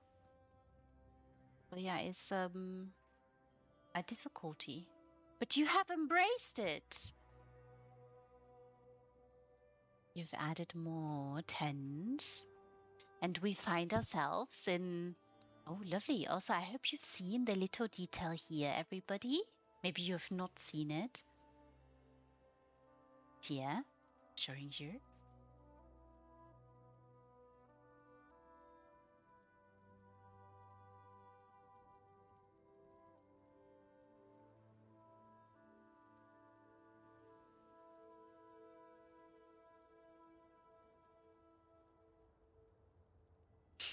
Mm. Oh, yeah, it is certainly a challenge. It is most certainly a challenge. I think that um, it's always good to see different examples of that. So, I mean, this is a plot ultimately that's free, or that was free, and everybody could obtain it and get this particular plot. So it can be, has great potential for something. So I think it's really useful and wonderful for people to see what kind of story lies within if you decide to embrace it, and maybe decide to design a lovely, wonderful archaeological dig site here. You could also, and I've seen this also, people closing off that entire well right here and utilize it as a tent, in the sense that beneath could be a spot for a nice, lovely soiree in the desert. That could serve different purposes. So yeah, different, and yeah, it's certainly is challenging to do that. I think there are a couple of additions in certain houses that can be seen as a little obstacle.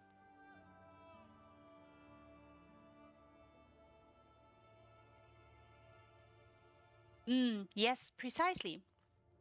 Precisely.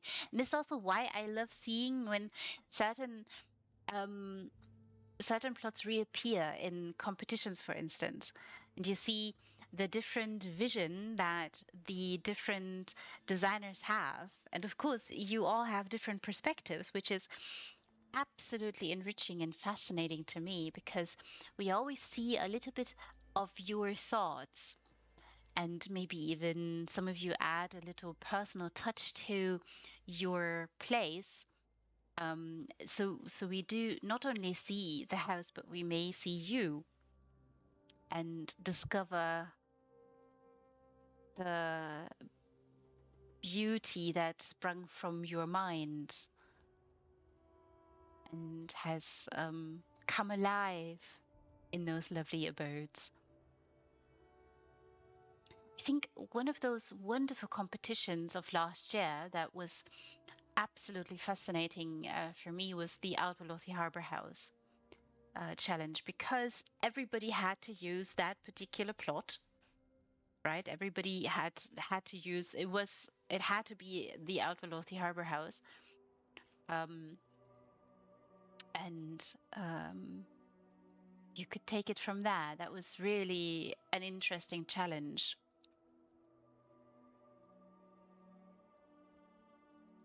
Seeing where you guys take it, and discovering boundaries within plots, within specific housing plots, is just also so interesting. Sometimes you notice something about a house. I think Ruben has illuminated that, or has, yeah, illustrated that really well in the Abernard Chateau, for instance,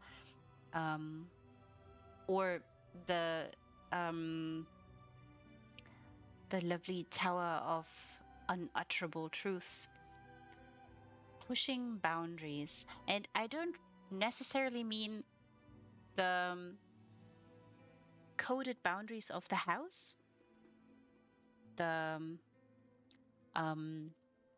instanced boundaries, but imaginative boundaries. And that's where we come back to this idea that in housing, you're limited by two things: your imagination and the slot limit. And this is Zos, our little plea in this moment. I know you're listening. We know you're listening. Thank you for listening too to the multiple pleas of many, many people in many different forms to obtain maybe a chance to control weather in the future. Um, while you're listening, and you're so generous sometimes, could we please get more slots? Not larger plots, just more slots. Because certain houses are very large for the slot limit. And they can, if you want to utilize the entirety of the plot, look very bereft of furnishings, or of life, that is, and in a way a little bit unnatural in that. So it would help to have maybe 200 or 300 more slots in those large ones. Thinking of the Grand Sijic Villa, for instance, that one is just extremely large for the slots that it has. Mm. Thank you for listening again. Oh, I'm so thrilled that you embracing this wonderful top, adding more tents, creating lovely, wonderful scenery here, shedding light upon the intricacies of archaeology.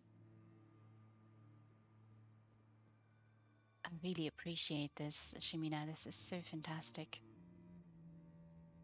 Oh, how lovely. How very, very lovely.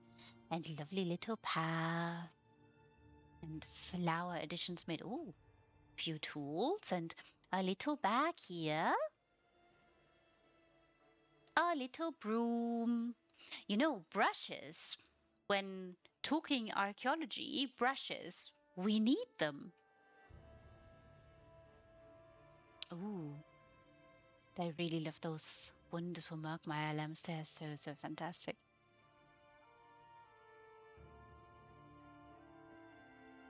Aha. Oh. Oh, how nice. You've done. Oh, what a brilliant job, everybody. Look. Oh, look, everyone. Oh, this is amazing. Oh, this is amazing. Oh, there's something to be discovered. Look. Wonderful, wonderful layering job here. Beautiful lighting too. Mm. Isn't it, Tress? I agree.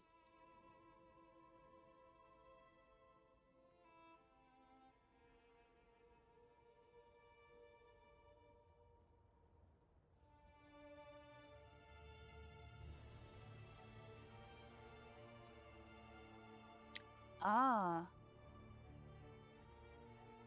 there's not. It's not just you, Shimina. I think there is a.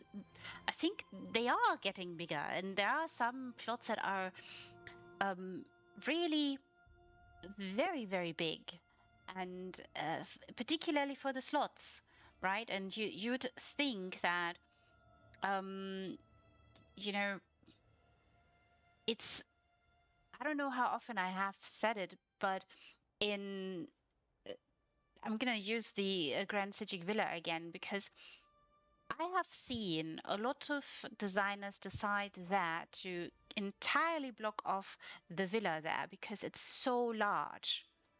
The plot around the villa itself is already so extensive. You have multiple exterior areas that you can potentially use that have potential for very nice vistas and or even very interesting designs too. But it would mean that you're not utilizing the interior of the house, and the interior has multiple rooms and very vast and um, vault-like scenes or spaces, and it's just very difficult to create something that is a lived-in place that doesn't feel like it's bereft of all life, like a huge ghost town train station, for instance. I'm not sure if you've ever been to a real ghost town. It very spooky.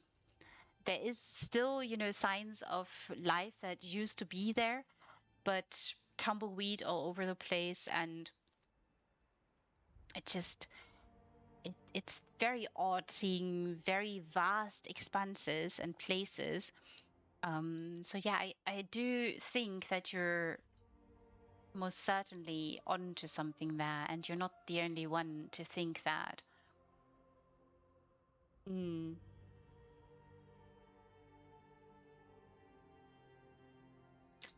Yeah, and even even if you're using a fraction of the house, like it is such a shame because some parts are so beautiful, right? And so lovely. But sometimes you have to plot through a rather long path until you get to the showstopper, right? And so I think yeah, is you're not the only person.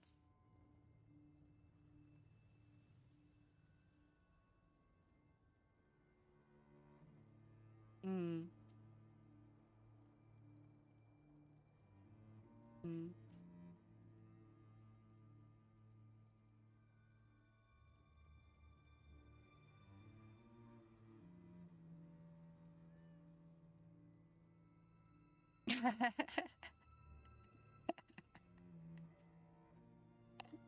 You know, I think there's something to what you're saying there, Tress, that maybe um, that there is potential for grand designs, right? I mean, I have just talked about the Grand City Villa. Um, there was in I think it was towns, in the towns showcased by the House Folio, there was a build by Dadpin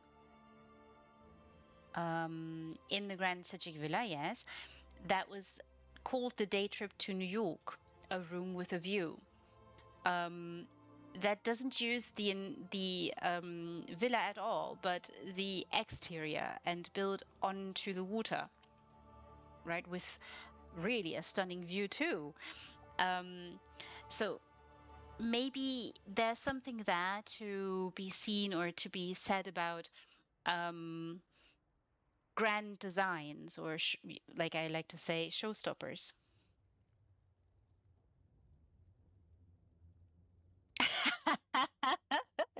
um, yes, maybe. Um, Maybe I'm not sure whether he does, but that's a very sweet thought. Captain Ahab. Oh dear. Have you read the book, Moby Dick, in its entirety? Have you thought the vengeance and vendetta that Ahab harbors a little bit paired with hubris?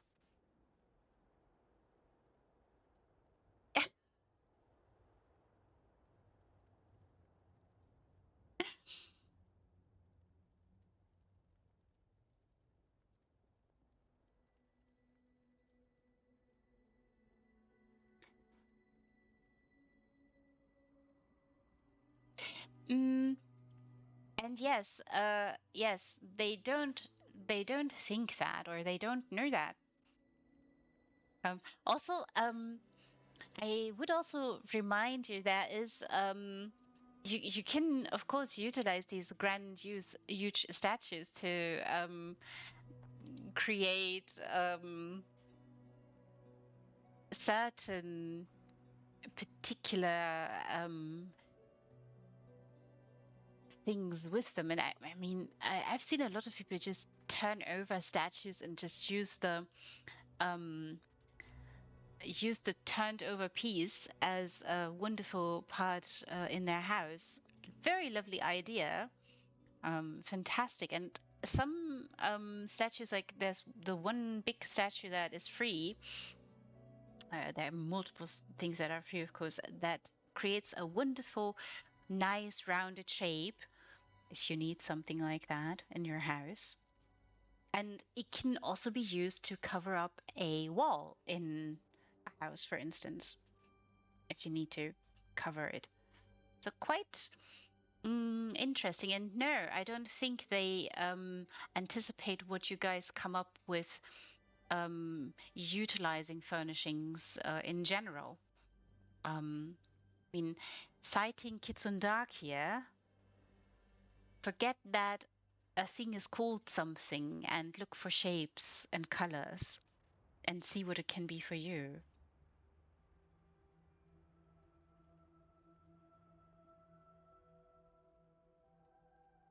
Mm.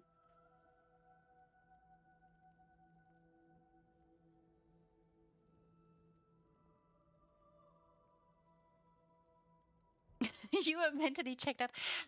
To be fair, I understand what you mean, Tress.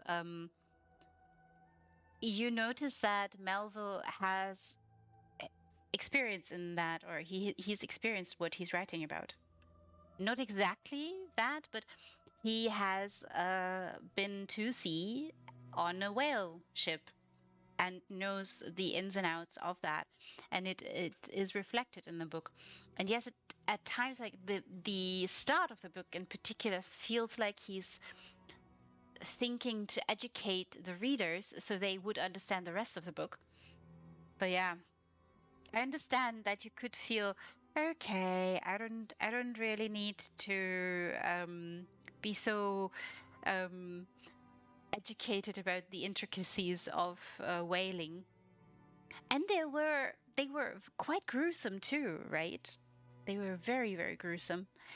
But the relationships that he is talking about, and ultimately the demise, and the yeah, the demise that was going to happen. We knew that from the start of the book. Mm. For what? Hubris and vengeance. Yeah.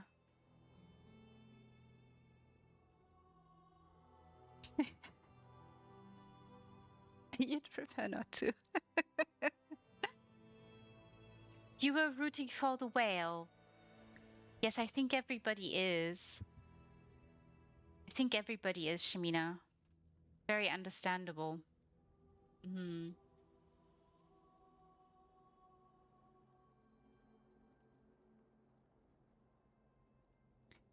No, not exactly. Also, not as a metaphor. And like I said, it's or for me, it felt like there were parts of the book that were meant to educate um on a different level, not just to give background, right? And some sometimes it felt like that. And again, it comes from the author's own experience, and maybe him feeling the need to have to educate. And there are, of course, mistakes in it too, on the biology of the whales. Um, there are a couple of notes made that refer to them as fish, and they're not, right? So it's quite interesting to see it from a historical point of view too, because you are met with bits and parts of our own history that is connected to Nantucket and to whaling in general and to seafarers in general around the world, and piracy and you know, people running away and being done with all that, naval business. I still think it's a good book. Maybe it could use with a little bit of shortening, because yeah, I felt that a lot of the descriptions there in regards to whaling were quite gruesome.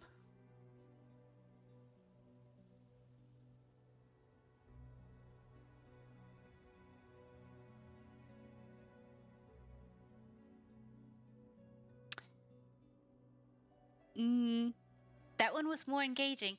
Well, um, Jules Verne, who is the author of that one, um, is a very different background, right? So I think the difference being the one is realistic or more realistic, and that is Moby Dick. Um, just yes, you do have sides there too. I agree, and also wonderful book, might I say. Lovely to read, and really, really interesting language too. Jules Verne has there. Mm. Also, Melville pays great attention to language too. And again, I think the difference being, yes, it is a story and it is imaginative and it is very wild and it has biblical overtones because of Jonah and the whale, and Ahab and the whale. But I think that he is more within this. I really experienced some parts of this. Hmm. Yes, yes, yes. Uh, yes, Nemo is a little bit different than Ahab, and you know, s- I think both books very much worth reading. And I mean, you can just gloss over or skip through the more unpleasant parts, and enjoy the quib and the wit that is within Moby Dick, because there is a lot there. Quite interesting. I had just read um, more of a poetic take, but linguistically very interesting book, Omeros by Derek Walcott. Not sure if he's familiar to you. Um, I'm coming to this book because of the linguistic intricacies that Melville pays attention to in Moby Dick. And I thought that was quite interesting to see. And different times, of course, Omeros is of a living author. I think he's still alive. I'm not sure if he's still alive.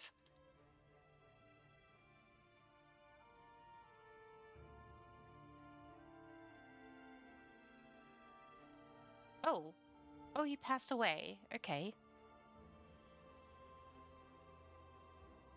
but still, um, definitely a little bit younger or recent author than Melville.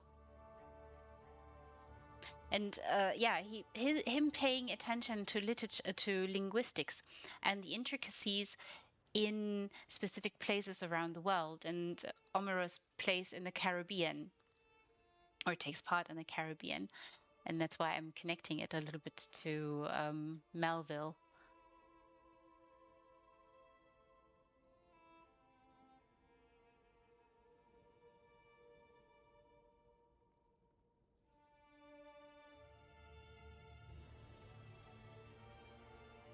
Mm.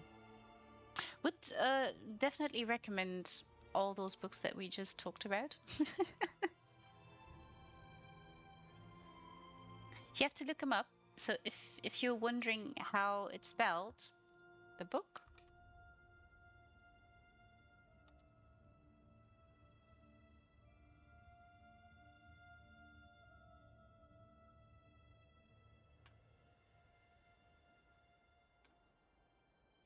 Um, it is very lyrical though, so it is more poetry that you're reading there.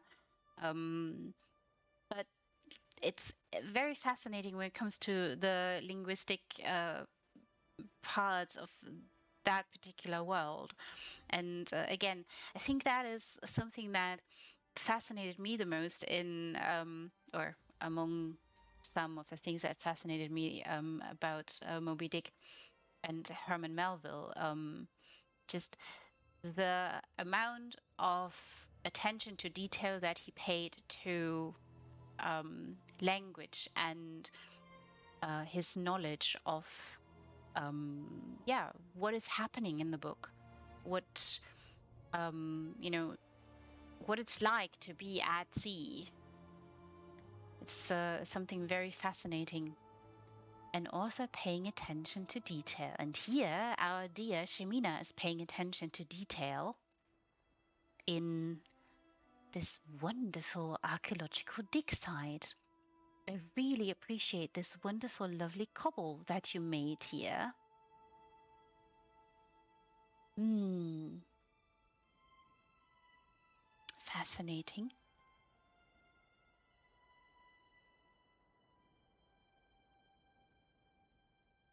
Glorious, even.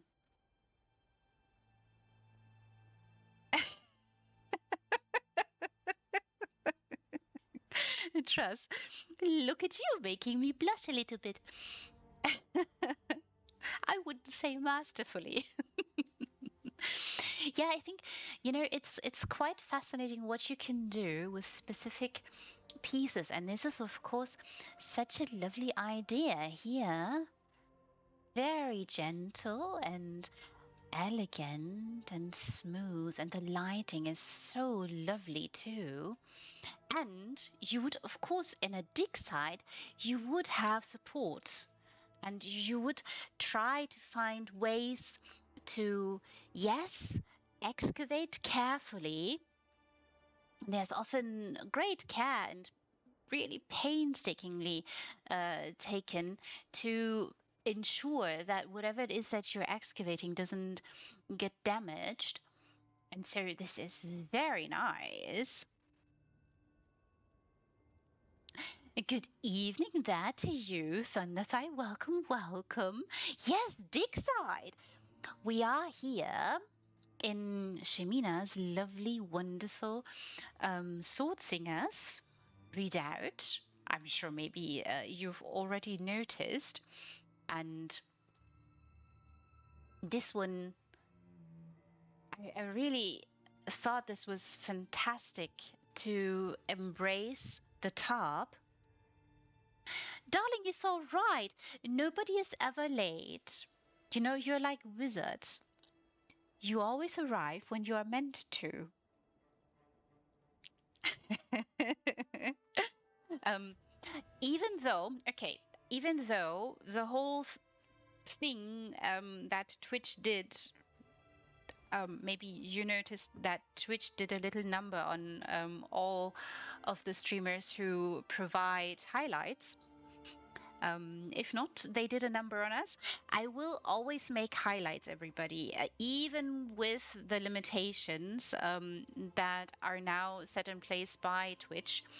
Um, all of the highlights that we have or that I currently have on my channel, they're not going anywhere. I mean, they are going to disappear on Twitch, but they will be reappearing on my YouTube with your consent and your permission, of course. If someone of you, if somebody doesn't consent to that, if you're not all right with me putting a highlight of your lovely abode of the streams on YouTube, you will have to tell me. Then I will take action and make sure that it's not there.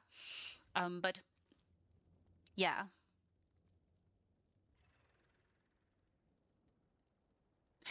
fantastic, Thunderthigh. I'm so glad. I'm really, really glad to hear it.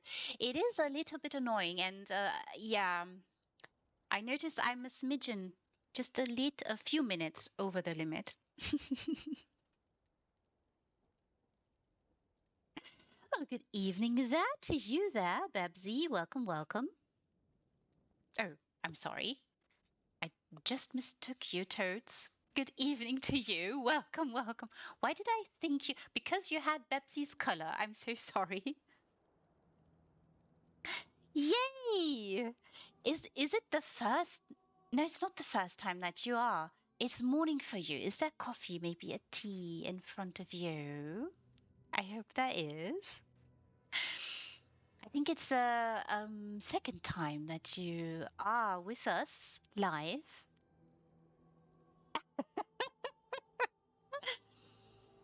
Hmm. Toads, we are at an excavation site. Can you believe it? I'm so thrilled. Shimina, this is such a lovely, lovely submission. I really appreciate it. It's so, so lovely. Yes, I know. You know, I have to read it again. I absolutely do, and have to read it again. And it just, yeah, Thunderfire, it is inconvenient. So those of you who are not in the loop just yet, who don't know just yet what happened, so you do remember that I was telling you all that I would never delete any of the highlights ever. Now I'm forced to because Twitch has decided to limit every single highlight to 100 hours only. 100 hours only. And yeah, I'm a little bit, just a few minutes over those 100 minutes, hours, that is. It's, um, I think a couple of other streamers were really infuriated by it. Um, so yeah, I have to find a way to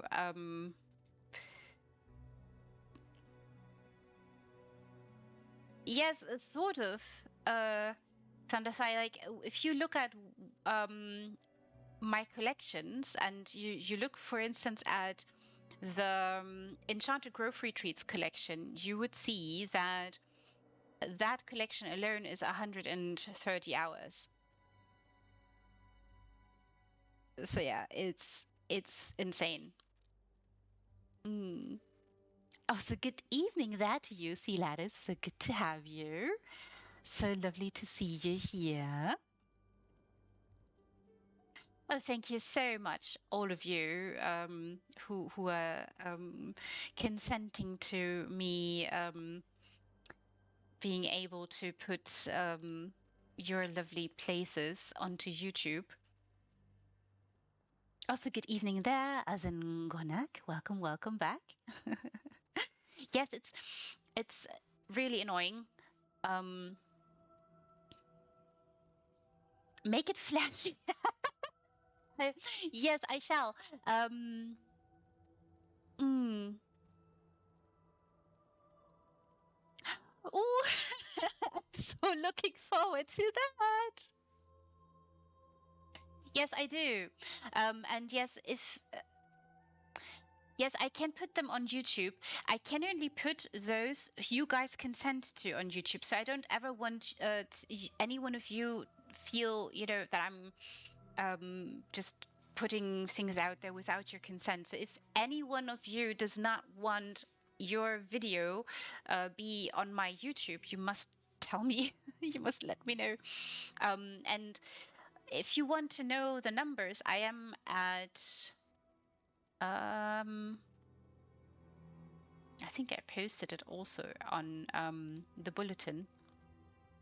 So currently I'm at 1,079 hours and 24 minutes. Um, so that certainly is a little bit over the limit, as I said, a smidgen. Um, and I do have a way to save all and download all of the highlights. But again, I don't want any one of you to feel like I'm, going going above that or going above your heads.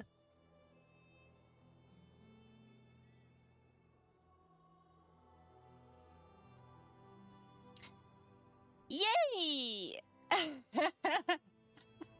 Fantastic. Thank you all so much. I really appreciate also all the support. Some of you have messaged me. Thank you so much. I really, really appreciate it. The only thing that I have been asked, the only thing that you can do in support is just consenting. And I know that all of you are the most patient people ever because you indulge me snailing through houses. Firstly, then you guys hang out with me for hours on end, which is something that keeps flooring me over and over and over again. And no, it never gets old. Um, so it's gonna take me a while to edit everything. Oh, oh, totes! I love you all too, all of you. Sending hugs. Oh, now I'm blushing.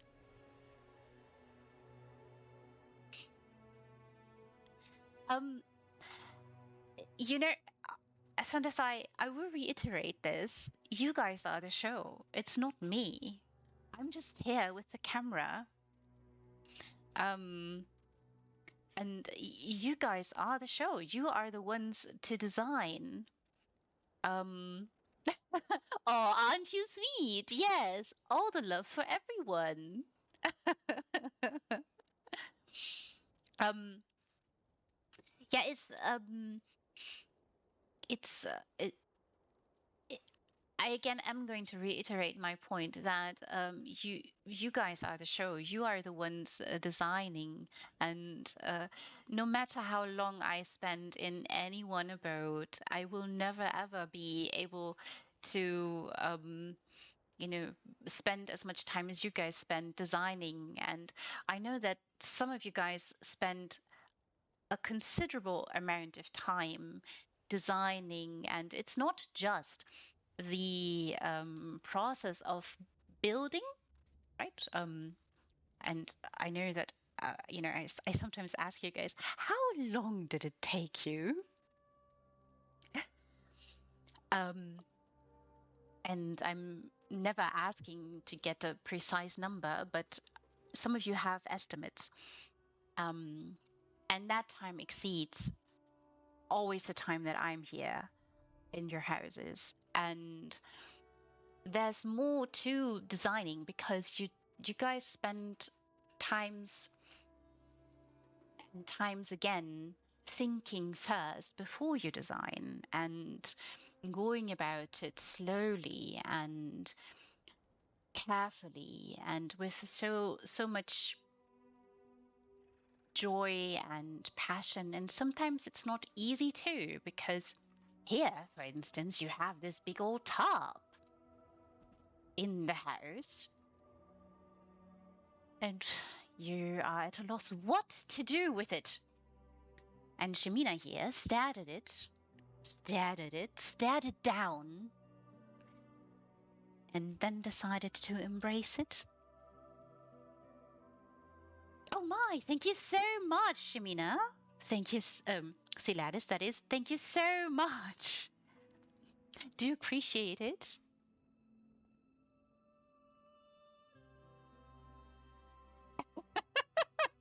Oh, you're such a sweetheart. You're such a sweetheart.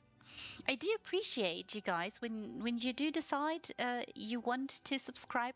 There is never an obligation, of course.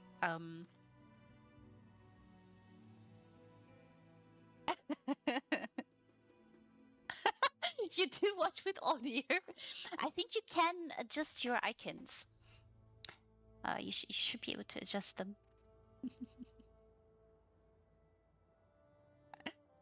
Oh, I really appreciate you guys, and I just want to highlight this one more time. Um, you are the show, you will always be the show, and I will always create highlights, and they will always be there for a time on the Twitch channel, but they will move over onto YouTube eventually with all of your consent. And those of you who don't want your videos over on YouTube, I'm of course respectful of that. All you gotta do is message me, let me know, and all is fine.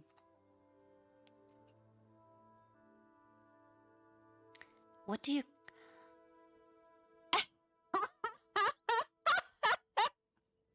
Trust, that's hilarious. But everybody, Trust has asked, what do you call a moss with a YouTube? Like and subscribe.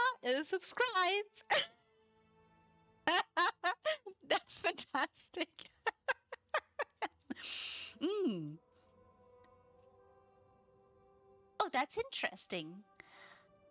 Might need a little refresh, and you can go ahead and grab something. Oh, you shall get your little cupsies.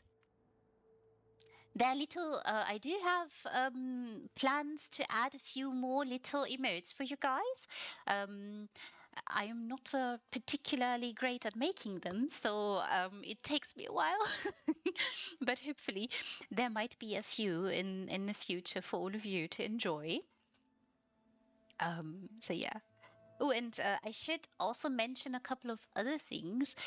Um, I don't know if all of you know, but there is currently a lovely, lovely competition going on over on the DDA. So the the Divine Design Alliance is hosting their anniversary, and Toads here can illuminate about it as well, of course. And I hope that some of you who are members of the DDA, of the Divine Design Alliance, do not forget to enter into the competition. It's a lovely, wonderful, glorious competition.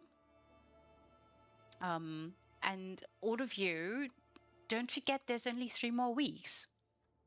3 more weeks for you. You're so very good, very good. Lovely to hear, Thunder Thigh. Build away. You have 3 more weeks to go. I know for some of you, deadlines are the perfect motivators. Yes. Oh, fantastic, Toads. Lovely reminder here for all of you.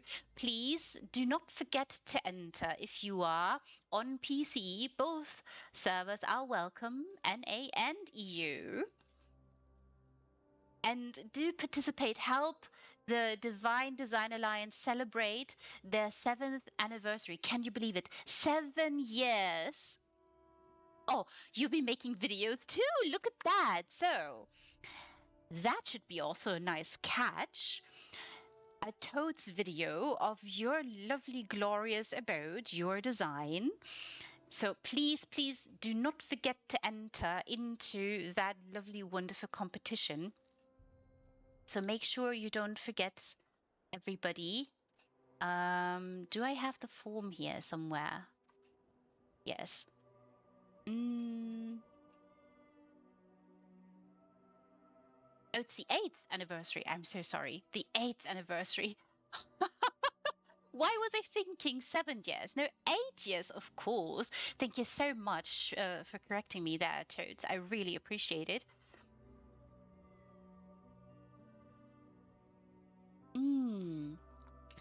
I was thinking, should I put the little document, the Google document here into the chat so all of you can hop over and get it?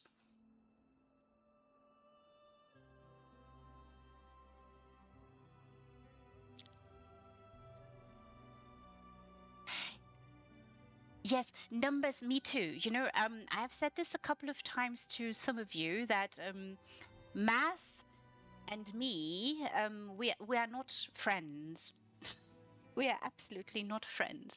So I think I'm going to post this lovely, wonderful document where you guys can enter here. So please do not forget it. You have 3 more weeks. If you lost access to this document, here it is. Here's a link for you. Grab it, bookmark it. Don't forget to enter, please.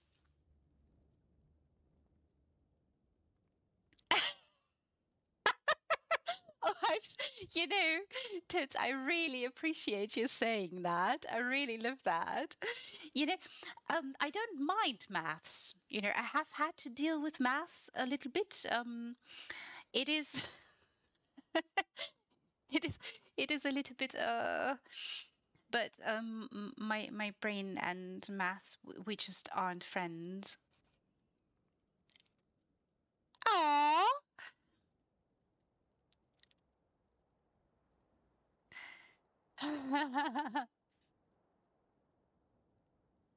Very good, Siladis. I'm so glad to hear that you are getting the sleep that you do need.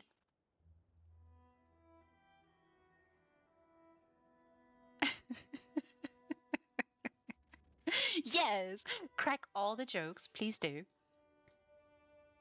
Giggles are important. I hope all of you have something tasty in front of you too. Maybe there are a couple of snacks. I hope you're all cozy.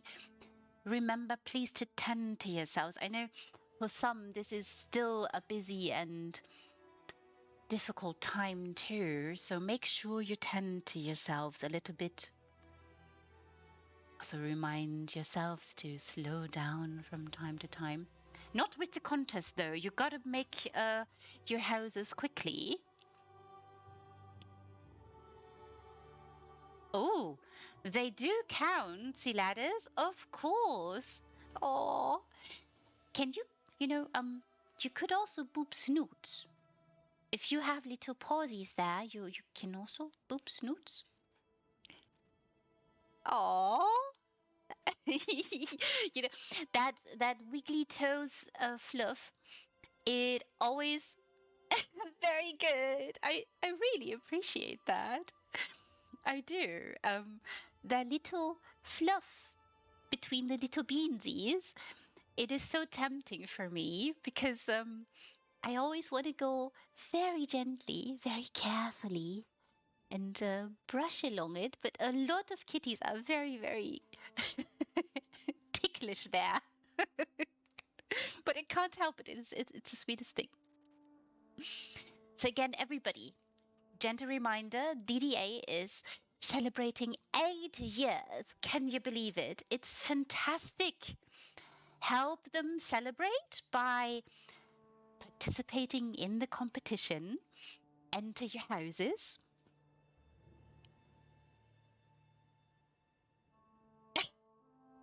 Oh, fantastic, Traz. I love that. I love that so much. All of you, you must boop snoots, whether it is kittens or lovely dogs or whatever else lovely friend is by your side, um, even a significant other, and maybe they are going to give you odd looks.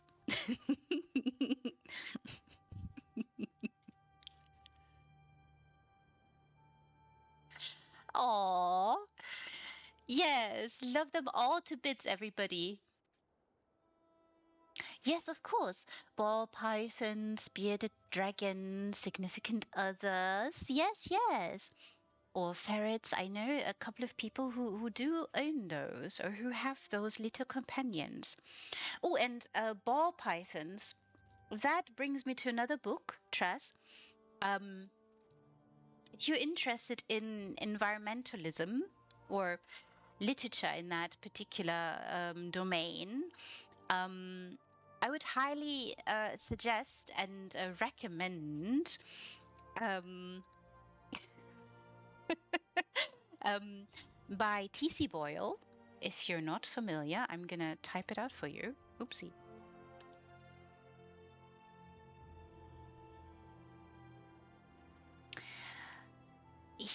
T.C. Boyle has written a number of very, very lovely, fantastic books.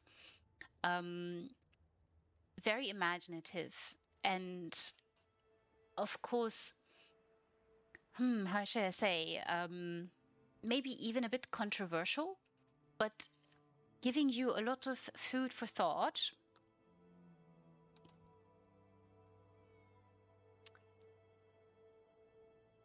And of course, the current one is Blue Skies, and a ball python. Blue Skies. So this, um, it's there is a ball python in there and other interesting beings, shall we say. If you're into a little bit of environmentalism in literature, I would highly recommend him.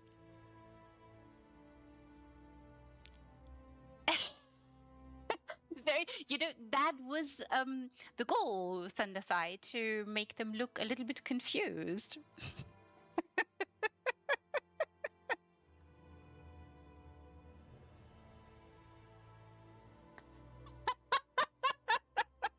Oh, it's hilarious. That's hilarious. Mm. Yes, whatever companion is by your side, whoever is by your side, make sure you boop them from time to time, the snoots, the noses.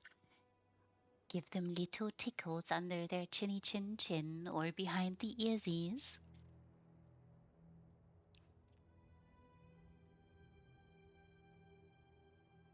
Oh,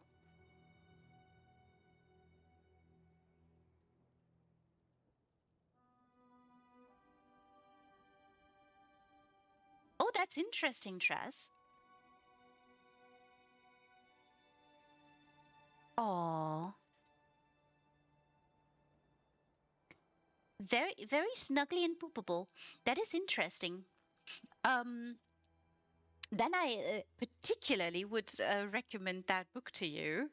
Um, fair warning, it's okay. I will say this. No spoiler, but I will say this. It is not the easiest read, but this is the case for every single TC Boyle book.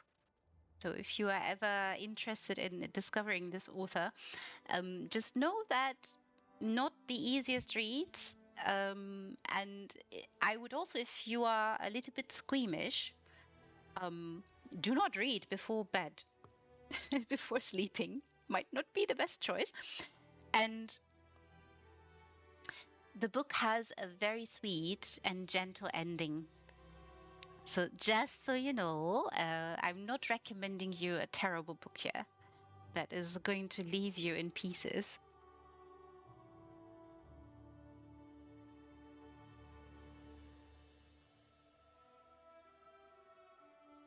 Mm. Yeah, and would recommend TC Boyle in general. There are lots of books that he's written that are really fantastic, and he's based in California. So just so you know, and much or a lot of the stories, a lot of the books revolve around specific parts of the US, so they might be familiar. If you're interested. Very interesting author too. Can't recommend more. He's really good. Okay, so we talked about DDA. I made sure to make you all go sign up. Please do, everybody, sign up. And I've also talked to you about a little bit. This seems a bit like Reese Slow Walks incorporates a lot of things, literature, history, archaeology. We're touching tonight. I hope this is all right for you. I also want to mention there's still a little showcase going on over on the house folio. This time, Hayden has asked you kindly to please submit your lovely romantic date. It is still open. You can still enter. And remember, all you got to do is put a little screenshot, maybe a description, and all the good stuff there to participate. And there's no deadline, of course.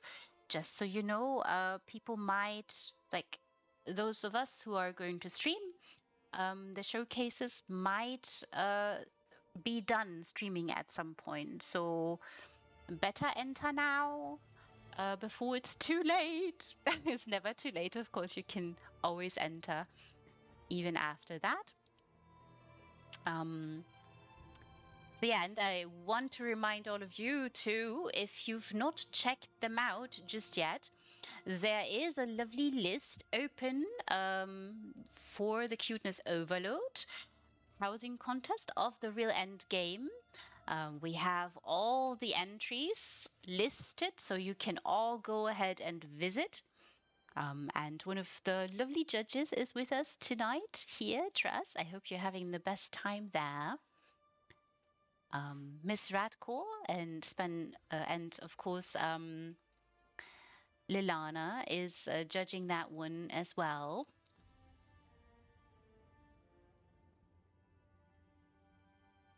And just such a lovely, wonderful idea and so much cute there. I hope you're smiling. I want to remind you also of the Real Endgame's next month's competition. That is a screenshot competition, and it's about artists and color phases. So make sure you check it out. The channel is already open. Take a look there, and don't forget we do have a roadmap laid out for you with all the contest info of the Real Endgame. So make sure you have a look-see. Oh, wonderful, Thunder Thigh. Wonderful. I really, really love that.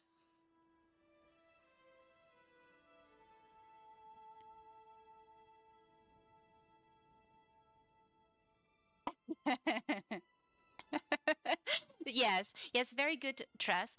Of course, and you know, I'm sure everybody knows that you are doing your best, as always, and all the other judges too. I'm sure there's no complaints at all, and I'm so glad to hear you guys are having fun seeing them. Maybe there's a smile on your face when you see something particularly sweet. Very, very lovely. So, darling. Oh, and I was going to read to all of you the lovely, wonderful text, the flavor text here that our dear Shemina has given us for this particular abode we are currently in.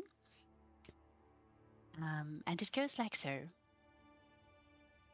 King Faraja, I said earlier, right, Faharajad's not so secret hobby is archaeology.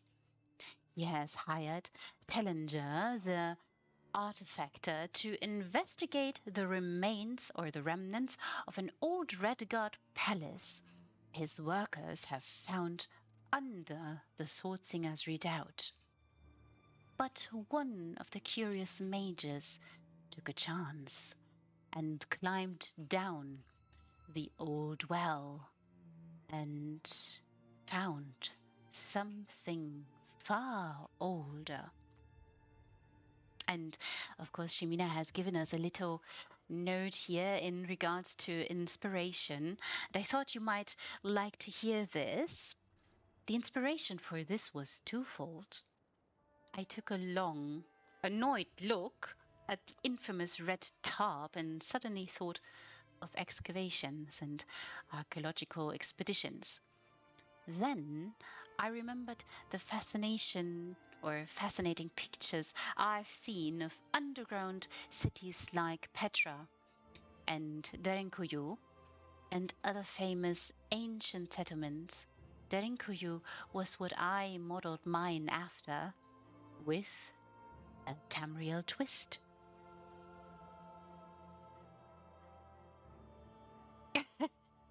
Yeah, I'm not exactly sure because let me see. Let me see. We can fix that. We can find out. I'm fairly certain you've not.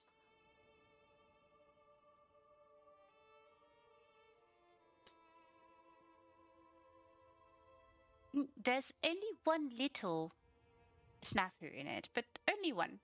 And it's not actually a letter.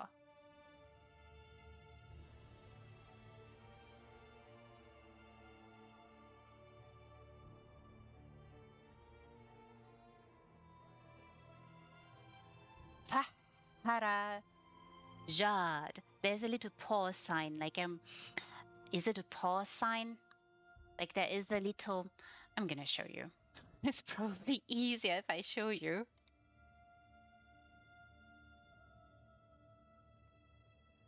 Yes, it is hers. Toads, it is Shemina's.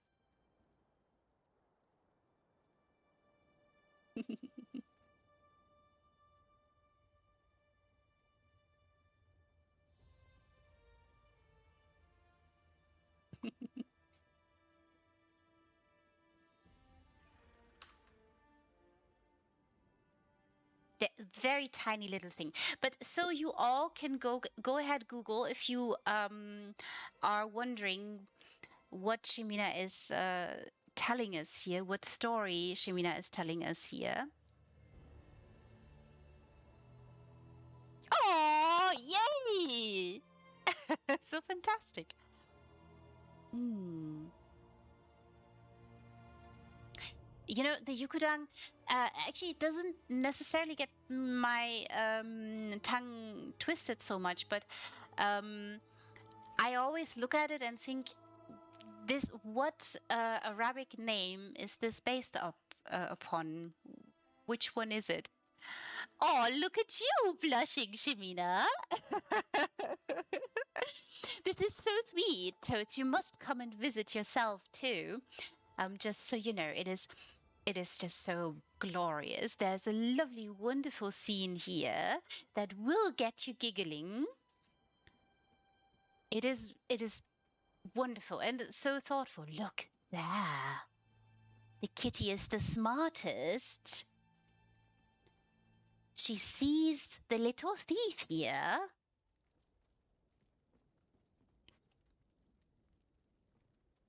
While Azandar is a little bit oblivious to them.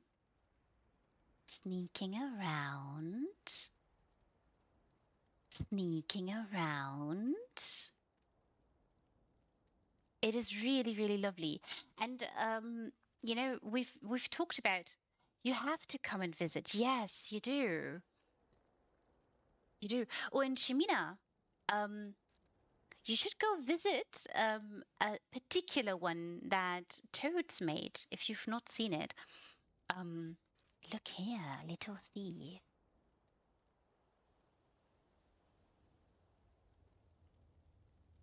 He Yes, he wants tea. Look, look, look. Look, Thunderthigh. Is a little bit obsessed about the drinks here, I think. Yes, it's amazing, isn't it? It's so fantastic. You all have to come visit. I mean, we're here and visiting now, but you guys have to come visit because it's so well done. And that little scene here um, gives a wonderful insight into different layers of archaeology. But layers, you get it? Archaeology? I had to. Mm.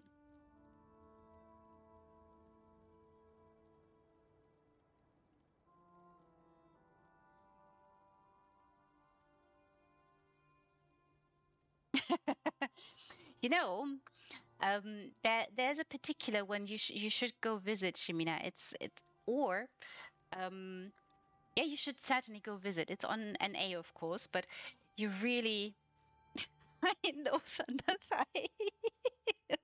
Very smooth.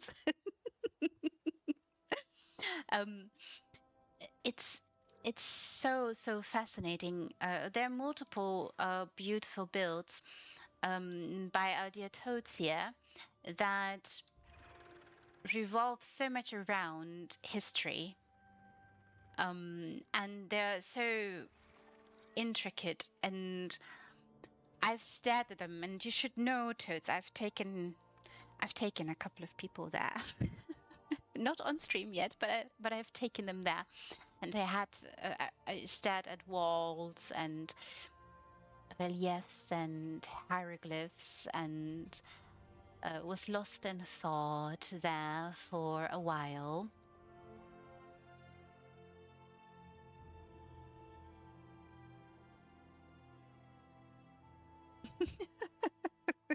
I understand, Tress. I understand. I mean, this is the thing with teetotalers, right? Um, you know, um, you can technically make tea of coffee, the shells of the coffee beans. You can do that.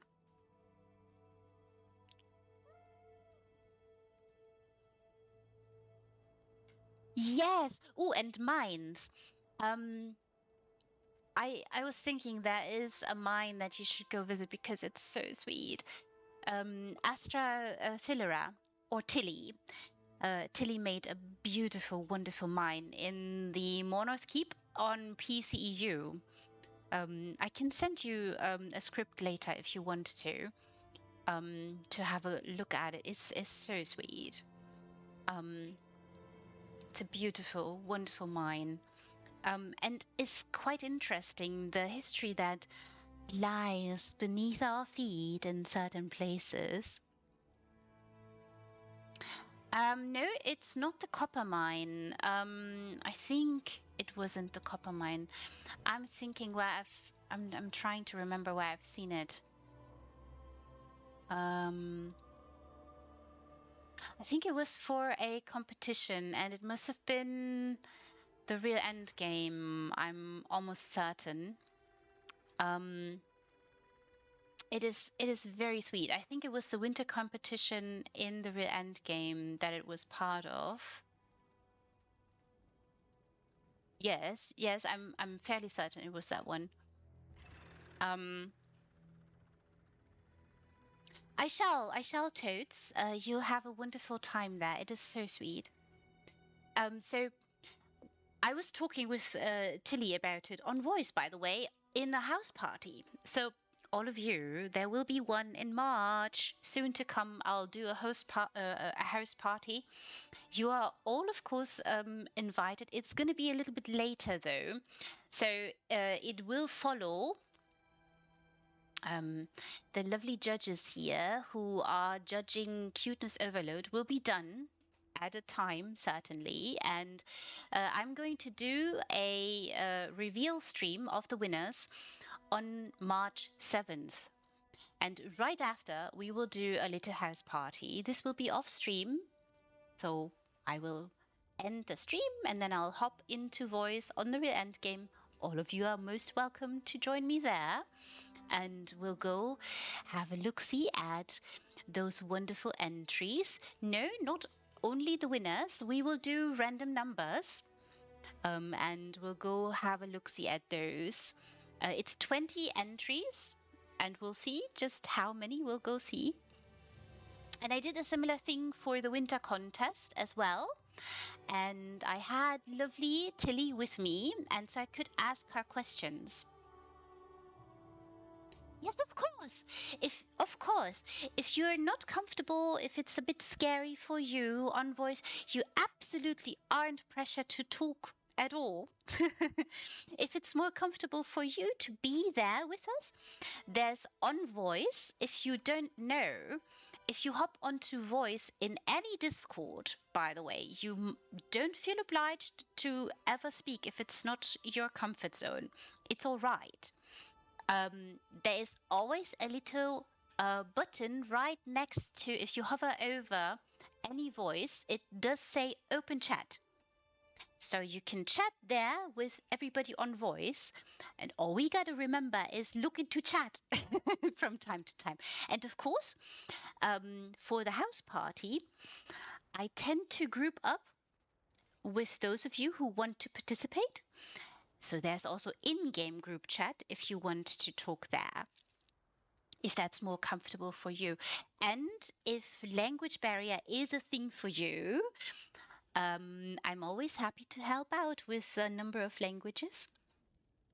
So if a word slips your mind, and you should know there are many words that slip my mind from time to time in different languages too. So don't feel like language would be a barrier. You are all most welcome to join. Also bring your friends if you want to bring friends and they make you more comfortable too.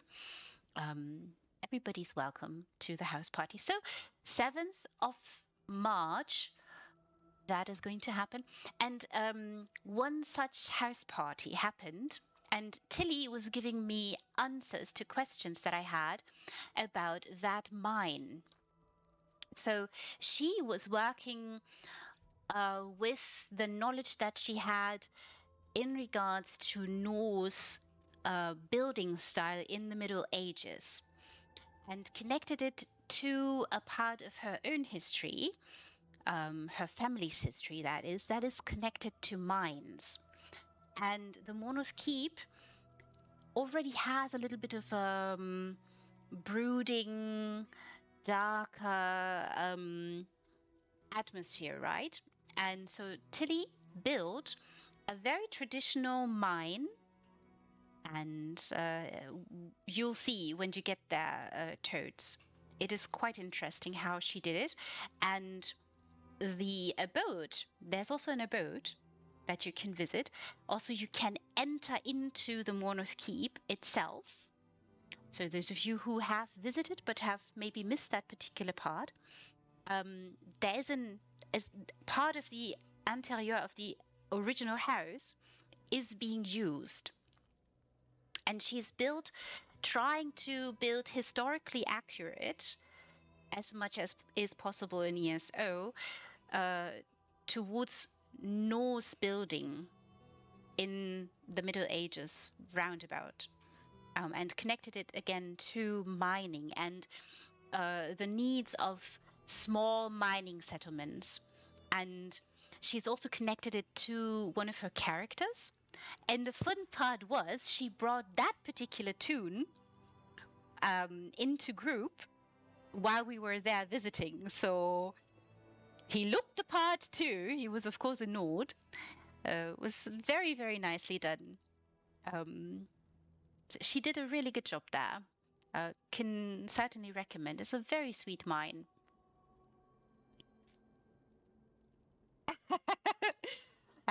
Yeah, I'll send you the details, and I shall not forget it. And yeah, and I can't emphasize how much I appreciate when you guys pour in and I've alluded to this earlier, a little personal note into your builds. You're most welcome. All of you are most welcome. And we can see a few personal little notes, and we can see you pour into these builds your passion for housing, yes, but for the particular thing that you're building. And here it is archaeology, history, and Shemina did not forget to add, the little darker side here.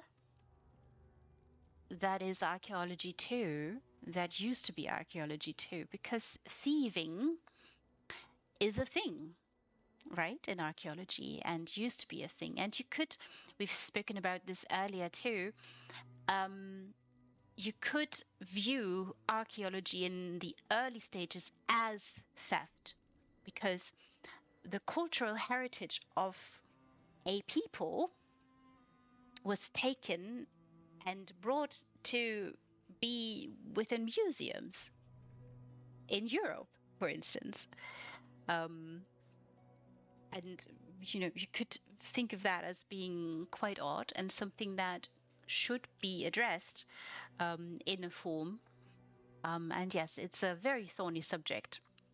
Very interesting. I really appreciate this movement here. And also, you should note the clutter around here, the amount of thought and the details that Shemina poured into this. The little kitty has something to play with here, and little backpack and books. I should note to you this particular book. Look,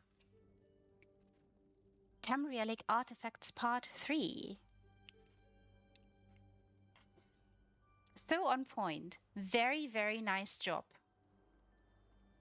Very high attention to detail here. I mean, we have seen Winnie's house already, of course, and Winnie's house was also very detailed and smooth, and it looked so much like it belonged. Precisely, very well thought. And a few little artifacts here already. Maybe a few treasures. And yes, a very interesting dig site. And we have uncovered over there also a couple of tools here. Those are always interesting and important. We have uncovered over there, or they have uncovered, a lovely piece of history buried here. And gently, carefully, they have scooped aside the rubble to unearth this particular piece. And we have already meandered about the layering here and the elegance with which Shemina has decided to go about it. The lighting is so, so sweet. So well done. Wonderful cobble. Really, really wonderful. I also really appreciate all the movement around here. It's so nice. So much rubble that, of course, is here because in the dig site, they would want to excavate. And can you see here? Look. They're still doing it. Moving carefully. Scoop by scoop. Brush stroke by brush stroke. Sitting here. Excavating carefully.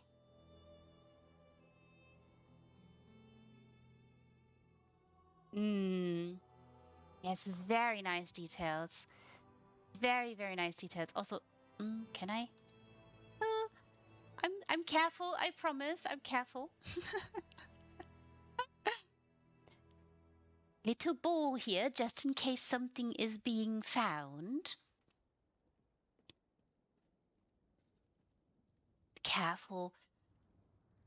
Well, tongs to help move things carefully, gently. Oh, even more things buried here. Can you see, everybody? Look. A very particular artifact. Multiple particular artifacts. This is also really smart, utilizing certain pieces. Yeah, so you're not getting in trouble with slots. Oh, and I have to ask, Shemina, if you don't mind. If you don't mind, of course. Um, was there a moment when you had a little panic when you were getting closer to the slots?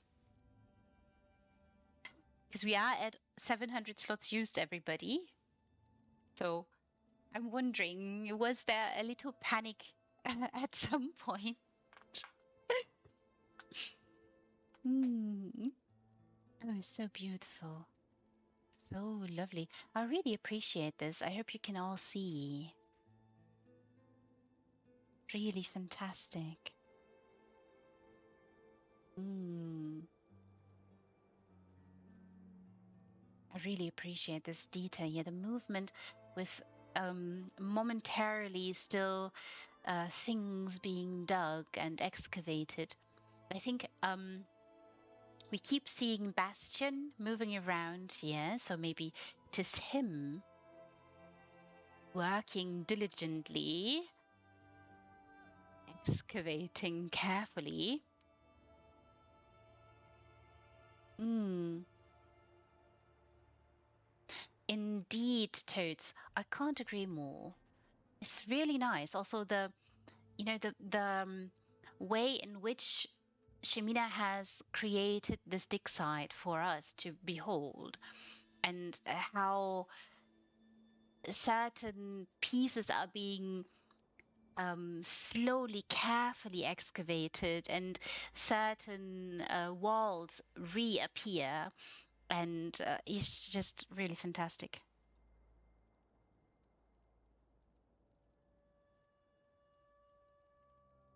Hmm. Yes, yes.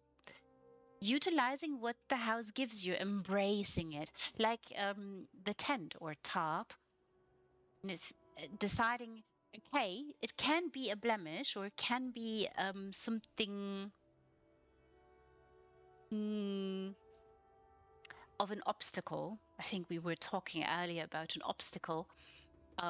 It makes all the sense in the world of it being such, but I really appreciate seeing this house today because it is such a good example of embracing an obstacle and making it your own and utilizing what the plot gives you and seeing, something there, a perspective, giving us a perspective and understanding what it can be.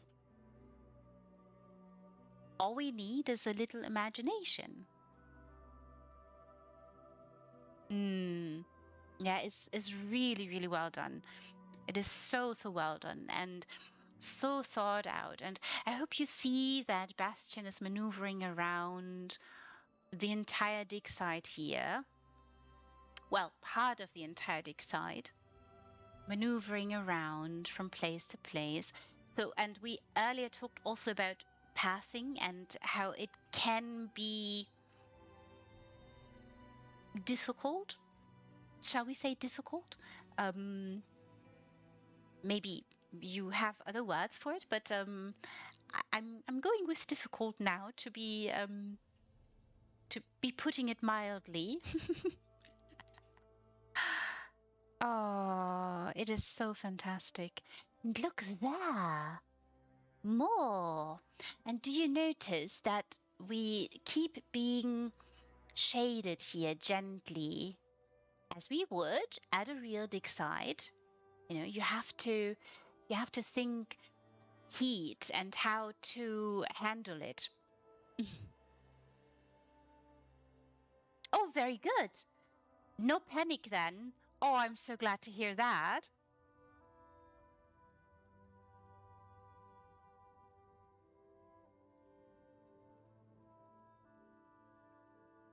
Ah, oh, very good.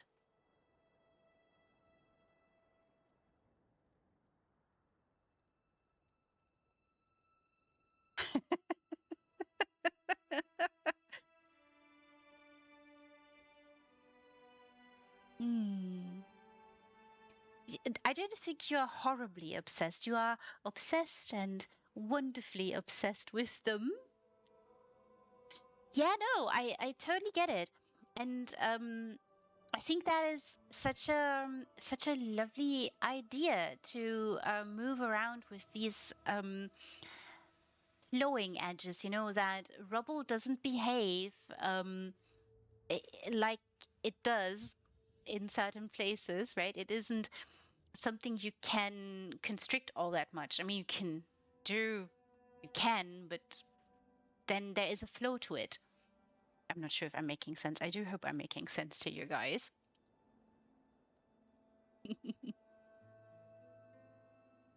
Mm.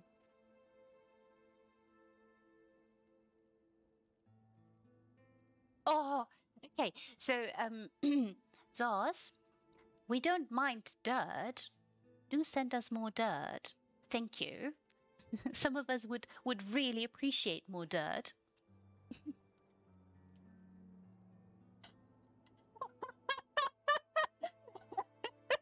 I love this. I really love this. This is such a lovely idea too. Dirt Appreciation Society. Fantastic. Mm.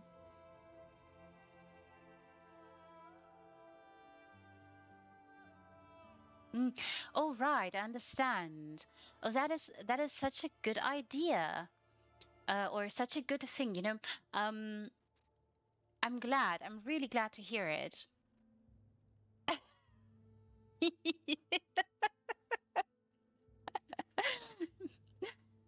You guys have formed a club now, a society actually. I really love that. And yes, it makes the place look very homogeneous, you know, very um like it is like this. This is the place. And all of you who've not seen the vanilla house and you come visit Shemina's house and then you go to the vanilla plot and you're like, but it's all wrong because this is how it's supposed to look. Ah,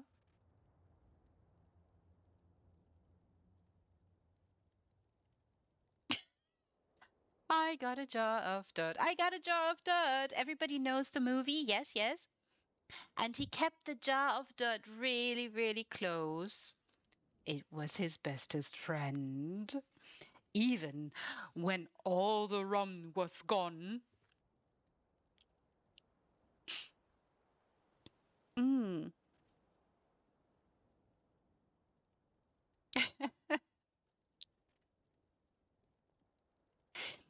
Mm. Ah, I see, Shamina. Very good.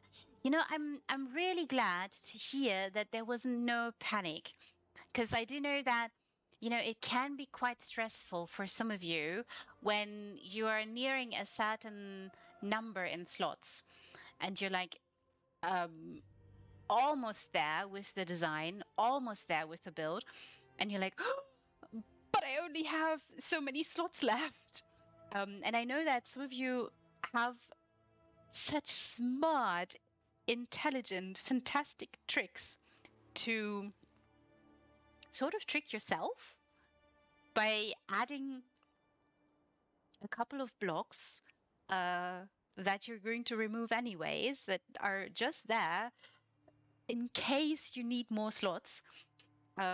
So you're not going overboard with all the slots. But I'm so glad to hear that you were not pressed and it wasn't any kind of more panic added to designing this. This is very, very lovely.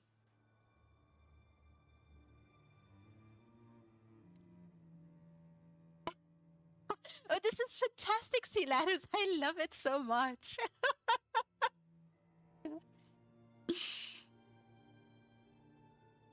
This is the only build where you did not panic. Oh my. Oh, darling, do you need a hug for all the others?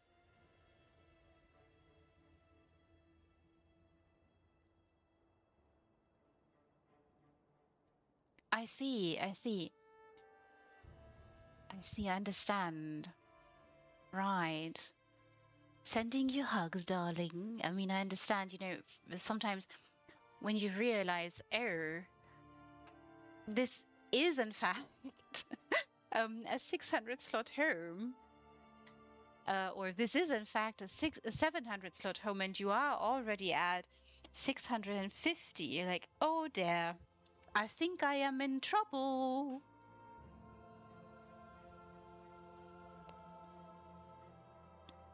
Mm.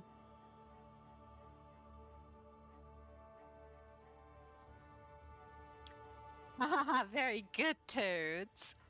Very good.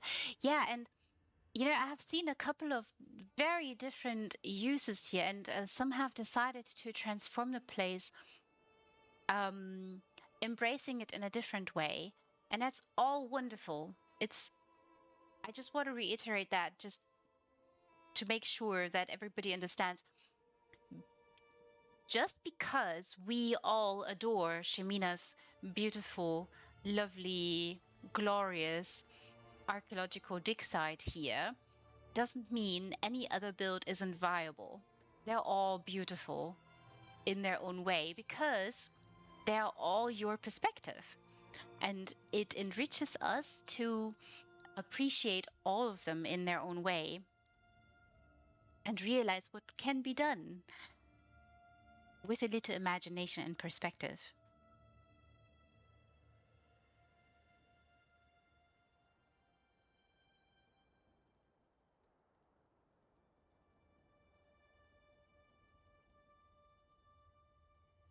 Mm,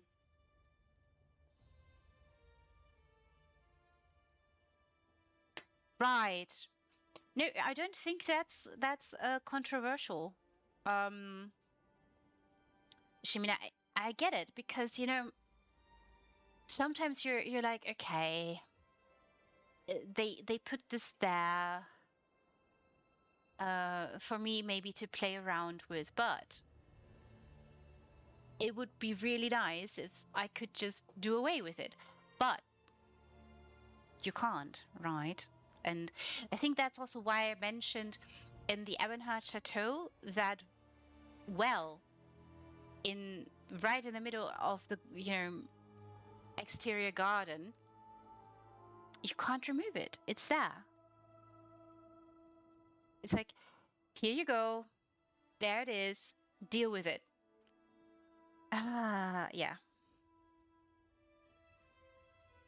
No, absolutely not. No, no, no, Totes, darling. Please be as always be yourselves. No ifs, no buts. Always be yourself.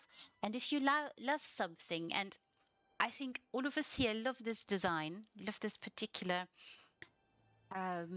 vision here, um, very, very much, and we should all express that. And again, I just want to make sure that everything else is equally beautiful and fantastic. It has so much potential. And totally, yes, yes, I understand. And you know, I've stared at my sword singers, and I was like, okay, it's vast. It has multiple layers potentially, and what am I going to do with it? Silly little me who only does like the housing that I do is mostly revolving around um, testing things and learning things and finding my own boundaries, right? So it's not so much that I'm going to build something, you know, on par with any of you guys. I do not aspire to do that, but I'm testing where I can go. And it's stymied me in a way because of its vastness in the sense that there's multiple layers and levels to this house, and you could utilize them in equal ways. So I wish there were maybe two or three sword singers, because then you could adequately make each of those layers shine.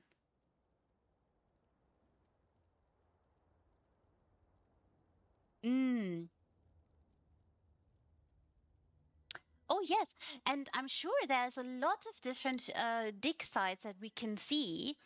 Um, and I'm sure there must be. Maybe we should really find a way to find space for historically accurate or as accurate as possible designs in housing. I have to still think about how we can do that.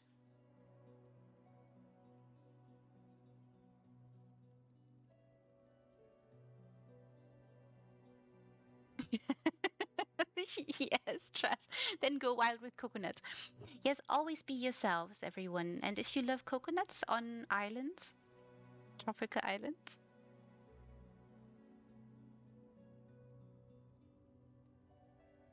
it is really, really impressive. I agree, Siladis. It's so fantastic. And we've not seen everything yet. Can you imagine? We are, wait for it, scratching the surface.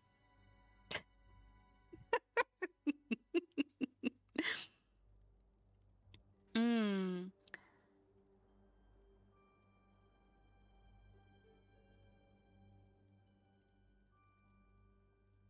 You know, Siladis, don't go anywhere. Stay put. That's all I'm saying. Because, I have a list.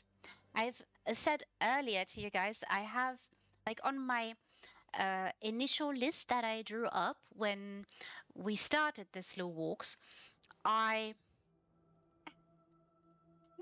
I I looked at the number. I usually don't look at numbers at all because, as we've discovered, math and me, we are not friends. But I noticed it was 63 houses on my initial list. 63, just so you know. Um, and currently we are at number 24 on that list. And of course, as some of you have noticed and have already used, I'm so glad you do, there is a form that you can submit your houses to, those slow walks that we are currently in the middle of. Um, it will never go away. It is always going to be there. It's just going to take me a while to get to them. Because, yes, so we are at number 24 right now of um, 63 on my initial list, and you can add to that um, 8 more.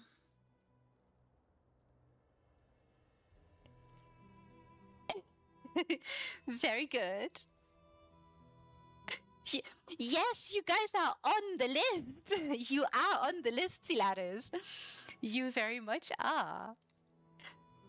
When I didn't know who it was going to be tonight. I must admit that, because that email of Twitch kind of took me to, okay, I have to save all the video. I have to save all the highlights somehow. So I was scrambling a little bit. And uh, usually I have a look at my lists before I start, but I didn't. Um, Minutes before I hit go live, um, I saw certain names and I was like, oh yes, oh yes. I mean, I'm always oh yes for every single name that I have on my list, but particularly for you, darling. So yes, do stay put. Oh, Shimina, I'm having such a lovely time here. It is. so fantastic to see this, to be to see your passion for this, and the attention to detail shows me how passionate you are about this, and I really, really appreciate that. You've done a magnificent job, and everybody in the audience agrees.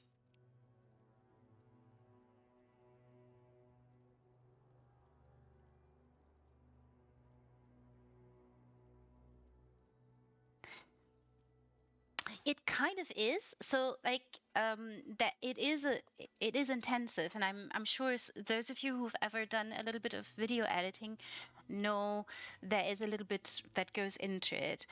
And I'm not sure if you noticed, but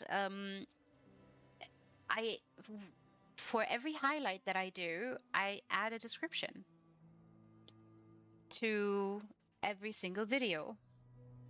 Every single video has its own description to it. So, and it's not just a copy paste of your descriptions, because I add those. Some of you don't add descriptions, which is completely fine, because sometimes you don't have a description, which is absolutely valid. But then I add a little note to your description at the end, and I make it clear it's a citation. So I'm citing your descriptions, and then I put my little note to every single video.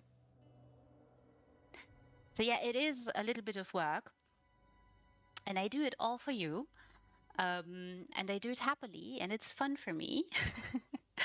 And I just love seeing all your wonderful abodes, and it just the adoration, the passion, and love that you see in every single one of those homes is just so fantastic to see.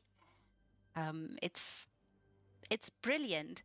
Such a rather niche, we have to admit that, such a rather niche part of an MMO, right? We have to remember this is an MMO we are playing, and housing is only a small part of it. Yet, this is one of the richest communities in perspective and variety. It is, I think, unmatched. So this is definitely why I enjoy looking at it so much and seeing you guys in them, seeing your builds, your abodes, and yeah, seeing a part of you, because it feels to me like in certain places I see a little bit of yourself in it.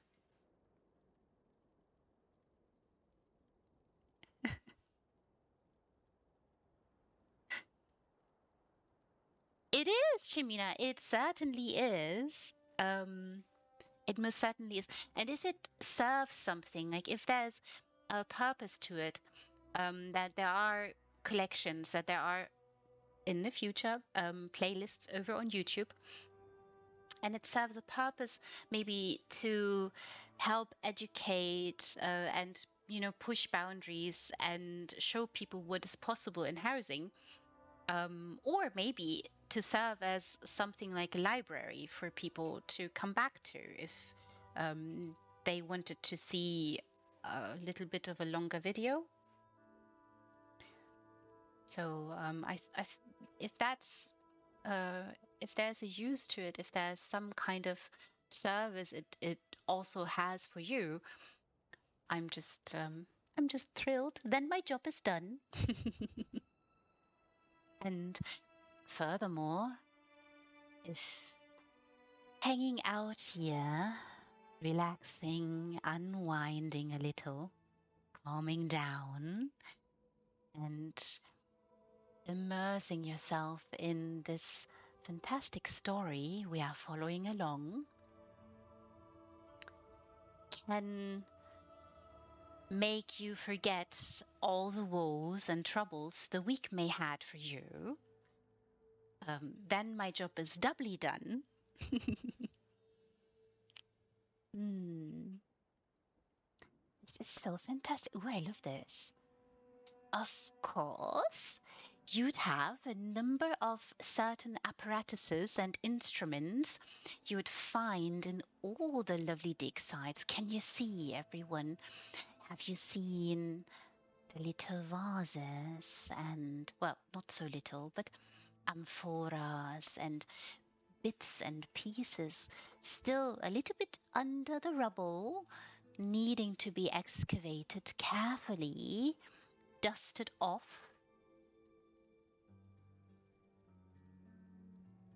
Everyone, there's history beneath our feet. A story lurking there under a cozy blanket of glorious, beautiful rubble. Oh, lovely. This looks so homogeneous. This is so fantastic. Look, everybody. Look! Can you see?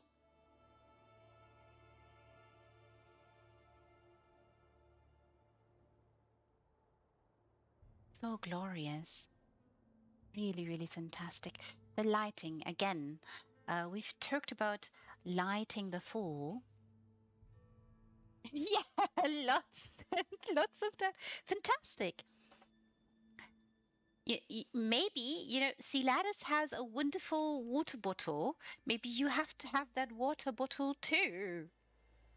Oh, that was all about rum, but maybe someone can someone create maybe a shirt or something else that people can wear that says,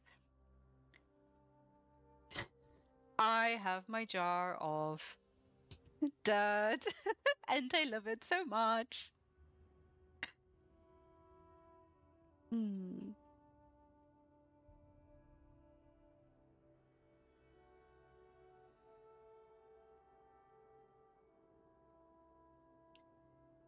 Yes, it does. You know what's interesting? We are you guys don't plan this. The weird or well interesting thing to me is that sometimes I feel like I'm walking through a story that starts in one house. Today it started in Winnie's house, and Winnie's house was the setting of a place where adventurers could gather to set out to an adventure, to a new adventure. And here we are in Shimina's build.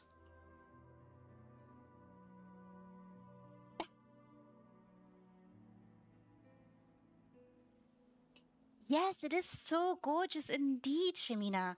And think of it. Winnie didn't know this, you didn't know this, I didn't know this, but it started tonight's stream started off with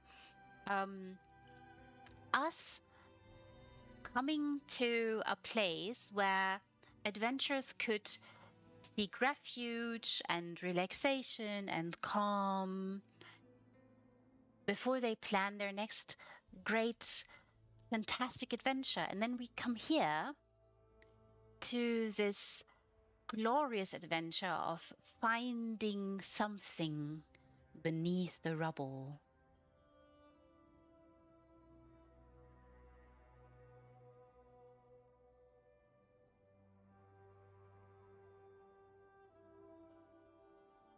Mm. It's just so fantastic.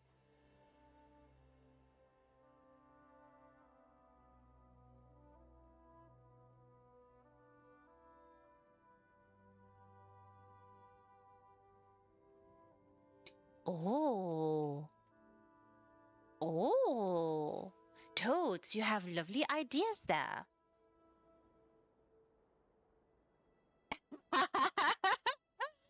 Yes.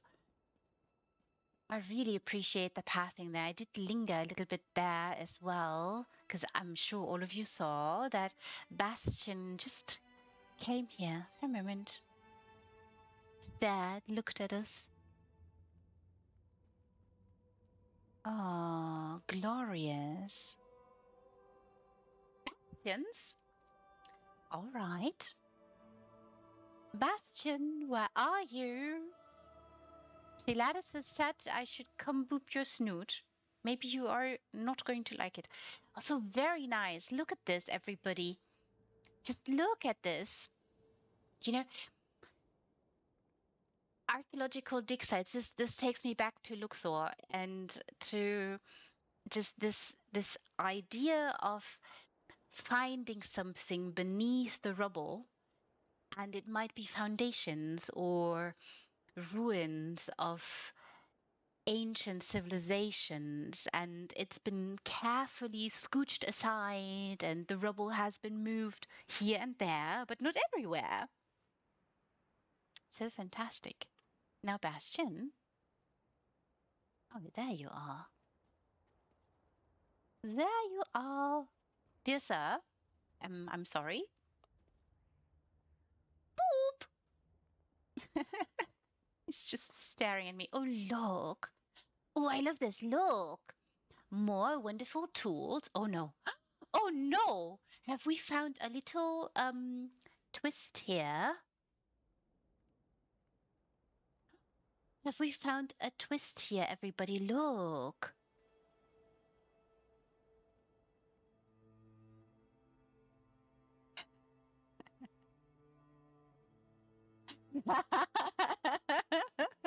The Rubble Society is going off, I'm seeing.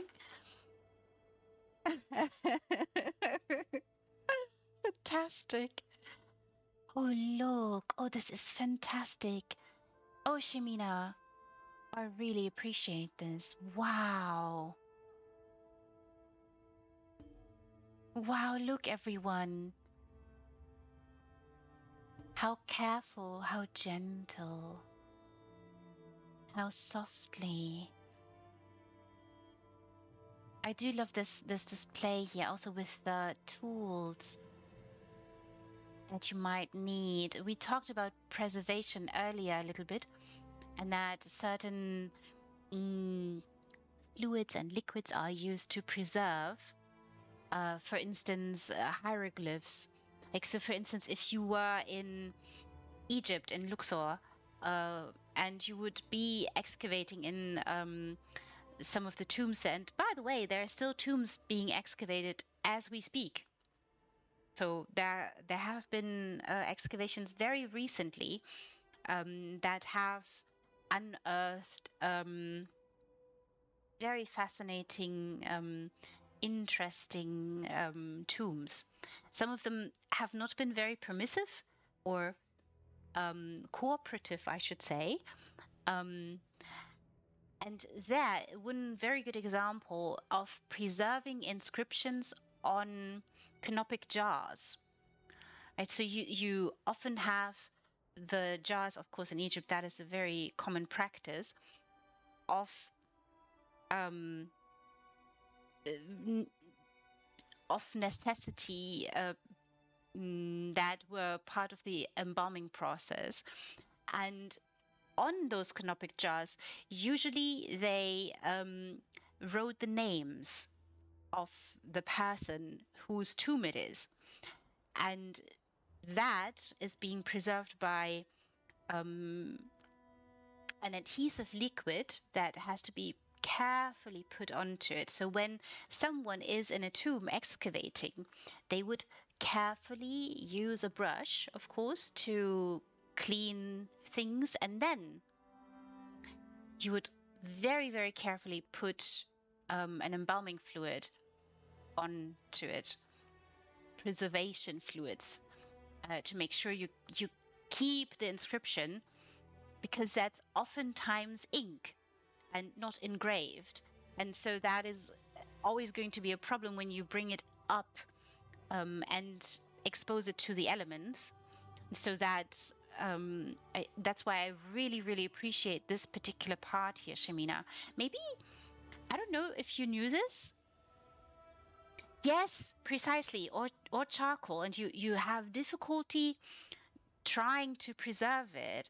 So you apparently know about this, so this is no accident. So not happenstance. Yeah, I really, really appreciate that particular detail. it's so important also to note, because that is the only way to know who the person is, who belongs, who who the tomb belongs to.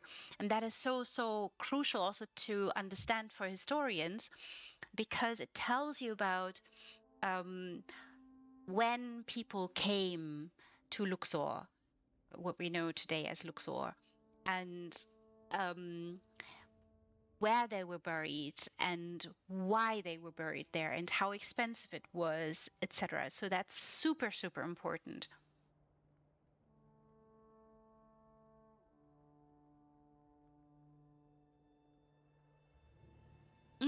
Precisely. Mm. Yeah, and sometimes it depends on the canopic jar too. Except when the canopic jars might not be of a specific making, of a specific. When it's clay, it's even more difficult to preserve because clay eats, and so it is a very difficult job for archaeologists to preserve this. And certain people who are part of an archaeological team, they have to be inside a tomb that might not be the safest place because you can't support it.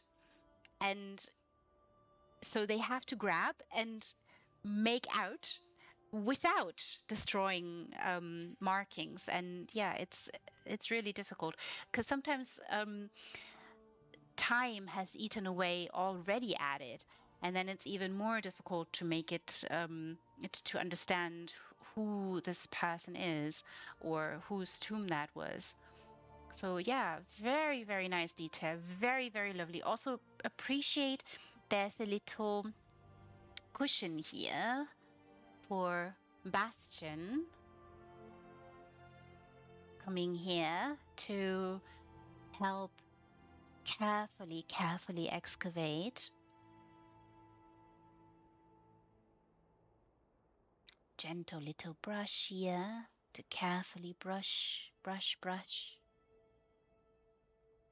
And there are books too, and I see they are taking notes.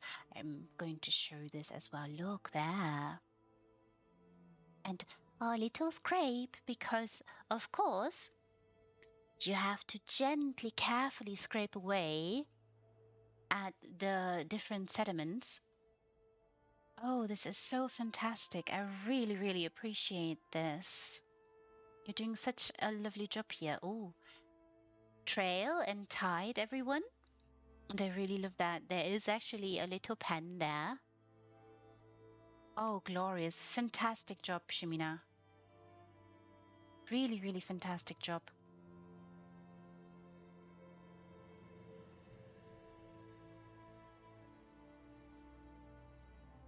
Really fantastic. I really appreciate this. Look, everyone. So little wonderful amphora here. Little bit of light you do need.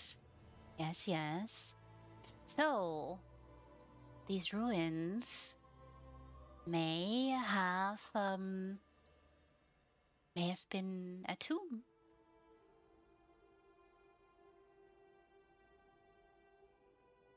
Oh, this is so fantastic. So glorious. This is really well done. Oop, excuse me, Bastion. Oh, can you see? There are a couple of bones here too.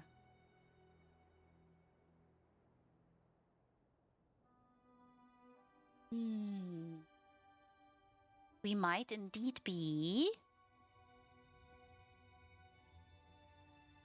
at a tomb, everyone. Oh, wow. Oh, this is such a brilliant job. Oh, look, little bucket, very important to have a little bucket. Oh, this is so amazing. You've done such a brilliant job here. Wow. Little paths. This we've seen already. Little bit of tools here, very important. Oh, glorious.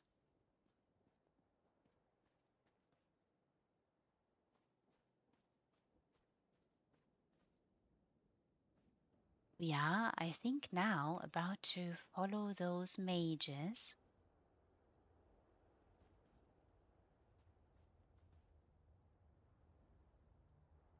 Are you guys ready? Because look there. I'm just, I'm so over the moon with this, Shimina. You've done a really, really magnificent job.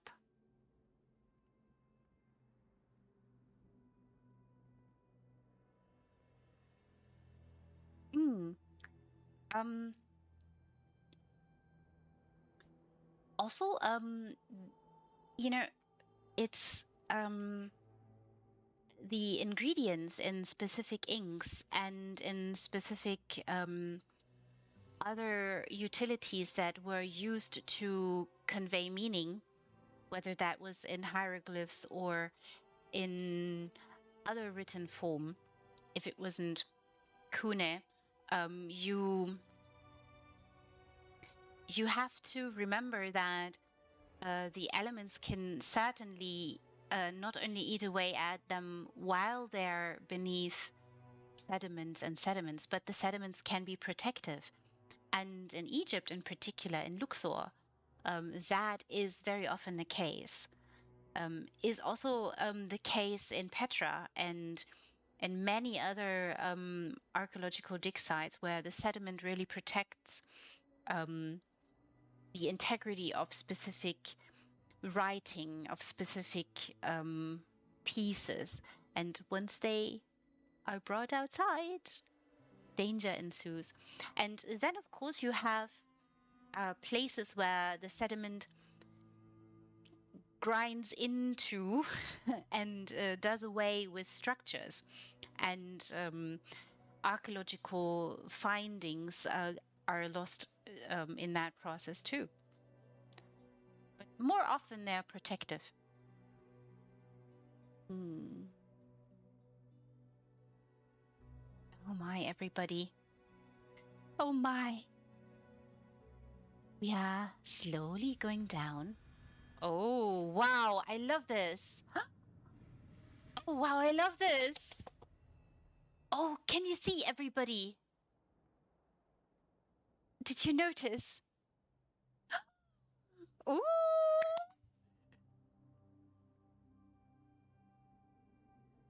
Do you remember what was in the note? But one of the curious mages took a chance and climbed down the old well and found something far older. I'm having a little bit of fun here with this note of yours. I always love when you guys add something like this. You are getting mummy vibes. This is a movie, right?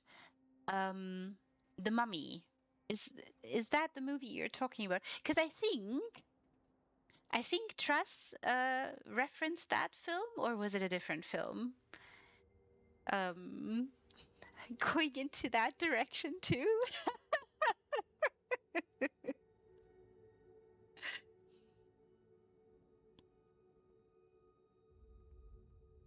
Great mummy, bad archaeology. Yeah, you could say the same thing, I think, about the entirety of Indiana Jones.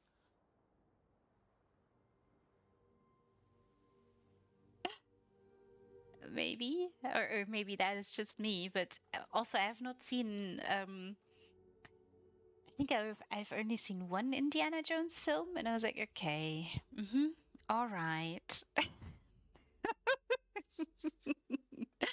Maybe I need to be educated about this more and maybe that there shall come a time when I shall see the films plural. I think there are multiple films. True though. Yes, totes. I, um, I mean, it is what it is, right? It is makes for great entertainment, but it's not really how archaeology goes these days, at least. Yes, yes, precisely. And that's how you can see it. I'm so thrilled. I'm so thrilled, Shimina. We are going down. Maybe we are going to find the mummy. Oh, fantastic lighting here. Glorious, glorious lighting. Oh, I really appreciate this. Oh, look. Look, everyone. Oh, yes. Okay. Okay. Now I'm getting why you're saying this because or why there is a little note to Derinkuyu in it. Oh.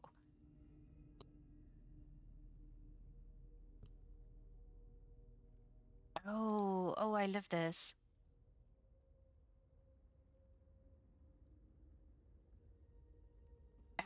I'm so thrilled, everyone. Oh, I love those rooms and look at the light and what it does to the structure around it. Oh, where are we going? I mean, we're going down into the depths.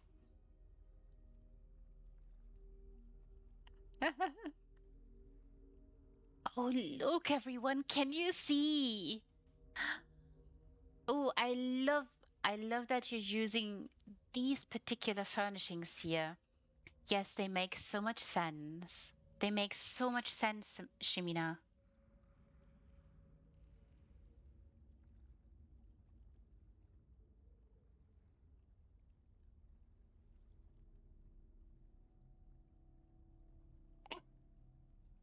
See, Lattice, nothing wrong with revisiting films that you are fond of, even if they can be controversial. Hmm.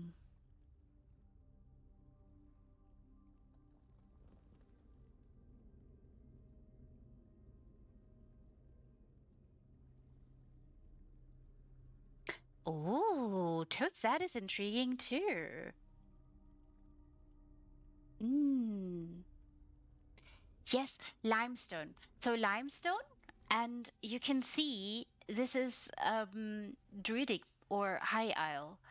And it makes all the sense in the world, Siladis, when you think of the inspiration. And Shemina here has given us a little information there. So underground cities like Petra, and Petra is a very dramatic place um, for many different reasons. Um,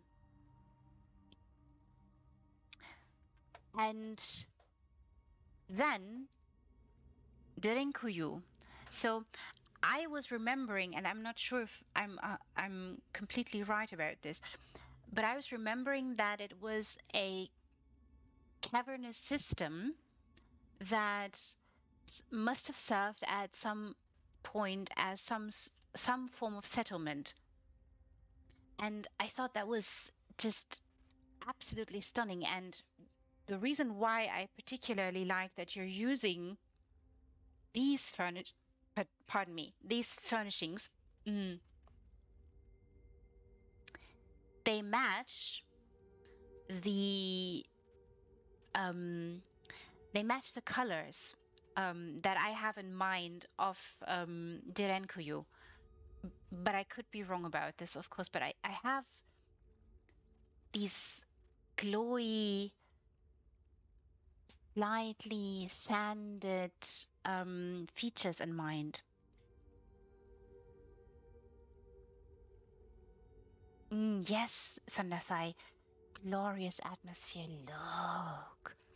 And look. Oh, fantastic. Can you see everyone?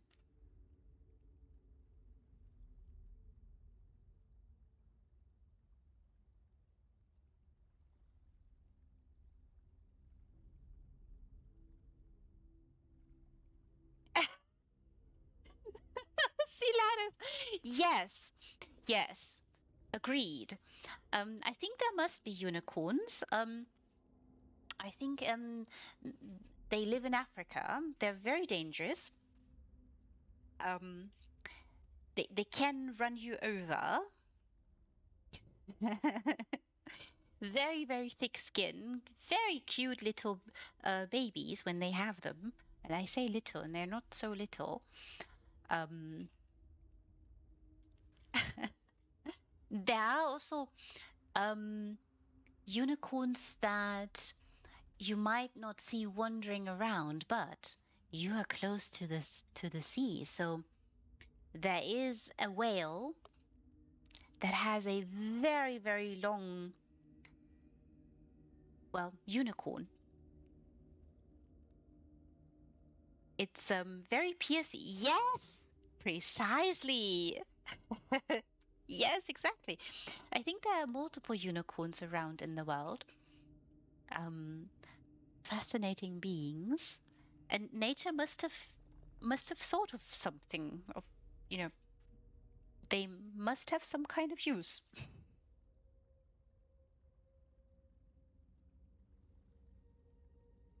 Yes, and again, the limestone, I agree, and the color palette, it's oh look, everybody look. Oh, I'm so excited. I'm so excited.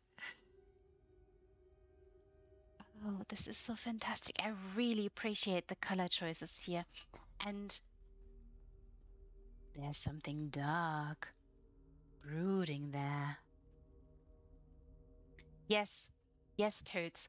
Agreed. Agreed. And I hope you all have noticed the difference. Oh, yes. Oh, yes. Oh, we're going to see something. I'm so thrilled. This is so fantastic. I'm so excited. Oh, this is so fantastic. Look, everyone, look. The choices here, the reason why I keep meandering about those particular furnishings, they remind me of this image I have in mind of Durenkyu, and I'm not sure if my mind is playing tricks on me, but I think, you know, maybe I'm right.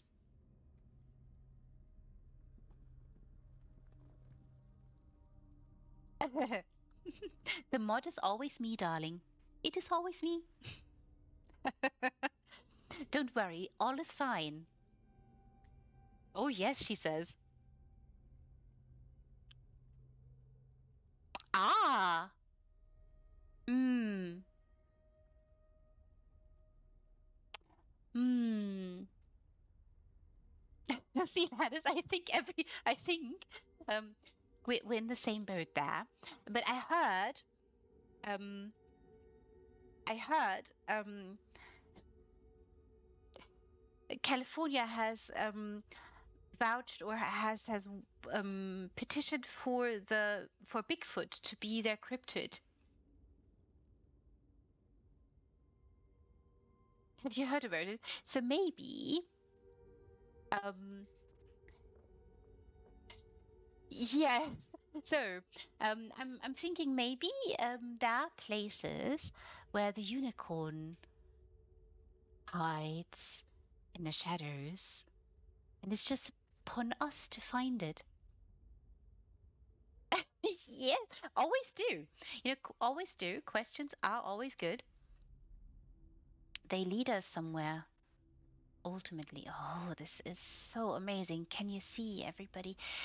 Shimina, you designed not only an amazing dig site upstairs, no, you designed this amazing underground city. Uh, this is so glorious, such a transformation too. Such an amazing transformation. Look, everyone. on, look. Look. Oh, fantastic use of the furnishings here. Glorious choices. Really, really glorious choices. And the druidic ones are working perfectly for this. I love all the shrooms here. There's a little bit of lichen there. Peeking through. Glorious. Oh, fantastic lighting. So magical indeed. Um, don't Google now, but once we are closing in, I would love for you guys to Google the wonderful inspirations so you appreciate just to how many links. Oh, look. Oh, she's here. You know, Shemina, she's one of my favorites. I really love her. I really, really love her. She's the best. She's just the best. I'm sorry. Oh, there you are.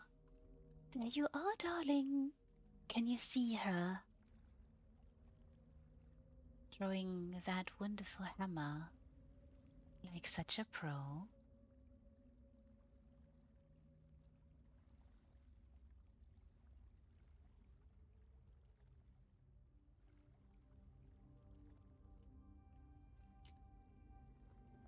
Yes, glorious Shemina. Yes, I remember it. And you know why I kept saying, why I kept going, why I'm so excited about it? Because there is the you. It is shimmering through, and you're leading us there. So it's absolutely on point. Everything here is so on point. How long did it take you? I asked you already, but how long did it take you?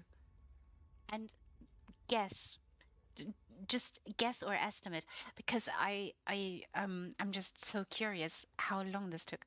A week. Oh my goodness. A week, everybody. A week. Ah, wow. Did you bury yourself in it? Did you focus yourself, the entirety of your being, your energy into it to conjure it up? Oh, look, little monkey. I'm seeing a little monkey climb along. Oh, I really love all the pathing here. You've done a brilliant, brilliant job.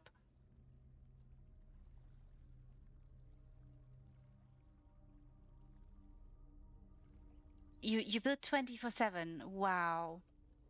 Were you eating? Did you have, was there sleep too in this entirety of the week? Did you sleep? Ah, I see. In a conversation I had with Sorries, a deadline was nearing, and so she built, ate, slept, built, and nothing else.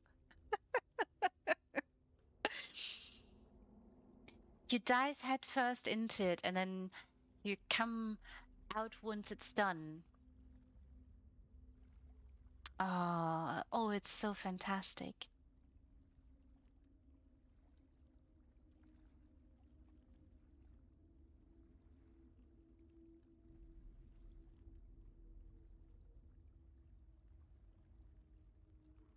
You slept and you ate. I'm glad. Okay.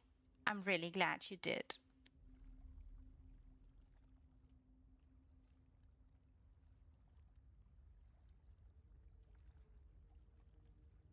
Mm. Yeah, but I could totally I can see just I see the passion here so much in this particular build, and I'm just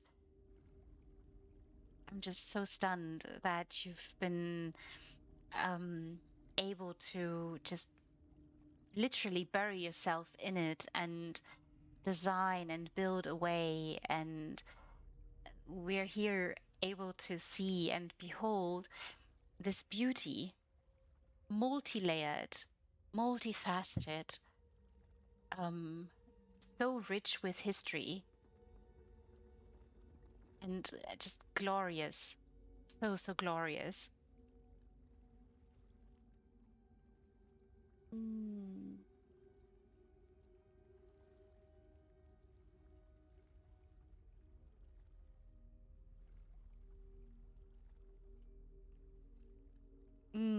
Good. And yes, yes, cats very important. I'm glad that the little feline was keeping you in check and was making sure to look after you while you're looking after them. Is really a fantastic symbiotic relationship. These wonderful, glorious beings have decided to um, indulge in with us. Oh, this is so. I'm so I'm so happy I'm here. And I'm so thankful you entered this build into the slow walks, Shemina. I'm so thrilled. Oh, how lovely. Look, everyone, look. Just look at the colors. Gloriousness. The amazing textures that are teased out by very subtle, elegant lighting and a little bit of the water glimmers and shimmers away and dances around the ceiling here.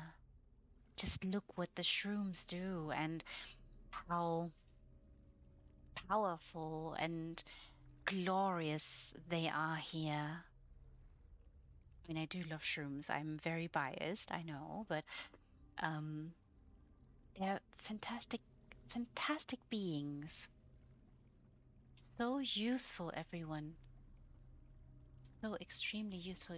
Look, can you see, everyone? Can you see? Absolutely amazing textures.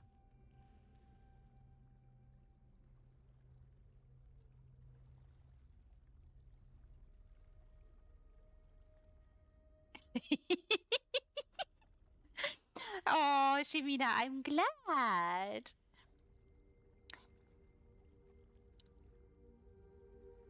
Ah, okay. Laying across the keyboard, very good. I mean, must keep the human's hands warm.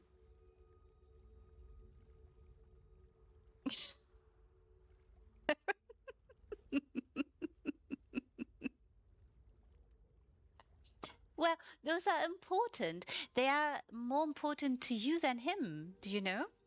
Like cats are have a way to relax us and calm us and put a smile on your face, even when you've had a very rough week.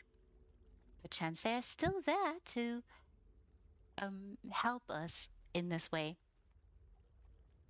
And I would, even if an animal is very large, I would say, oh, such a lovely little one. Because they are such lovely little ones. Oh, I do love a little red Tom that you have, a little big red Tom that you have there. And I am convinced that cats are made of liquid. Like they are liquid. They do not have bones at all. Um, they can squeeze through very small crevices, and sometimes when I had to take care of a friend's cat a while ago, some years ago, really. Long has passed away too. Was very ancient for a cat. And she had a way of um, squeezing her toes through underneath a closed door and kind of trying to find things beyond that door, particularly when you, as the human, had gone into that room closing the door. She was not fond of closed doors. And since she was not really interested in learning how to open doors, she instead reached through them or under them. I still don't understand that magic that she worked there. It's really fascinating. And then, of course, the way that just gravity does not apply to them. It is really fascinating. Very interesting beings. I'm so glad you have someone there tending to you. Mm. Everybody, are you staring at this as much as I am staring at it? This is so fascinating. You've done such a brilliant job. I hope you are all ready, because I'm gonna do a little gentle. Because I know right behind me is something I want you to see. Can you see? Oh, oh, this is so fantastic. I'm so thrilled. You've done such a brilliant job here. And yes, these furnishings fit 100%. They are so on point. Oh, hello there, friend. Oh, I want to hug you. Can I hug you, darling? Oh, she gave me a stern look. No hugs? Oh, I love her. She is the sweetest, the bestest of them all. Mm. Where's this leading everyone? Oh, I'm so thrilled. Where are we going? Where are we going? Look, everyone, look. Oh, look, this is so exciting. I'm having the best time here. Oh, fantastic boulders. These ones also really fit well here. Gentle little moss. On them, look. Couple of stairs.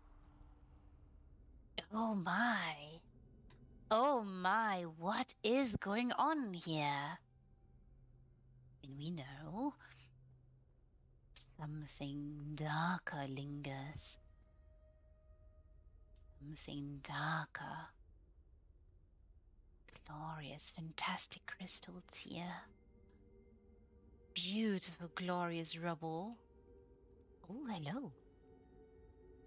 Wonderful little jug. Beautiful crystals, elegant lighting. Oh my. Oh my. Oh my. Oh dear. Oh dear, everyone. Oh, can you see?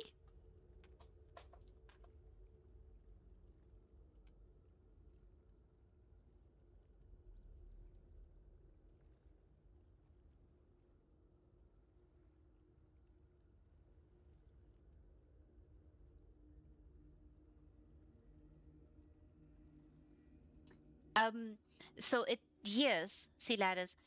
The answer to that is always years.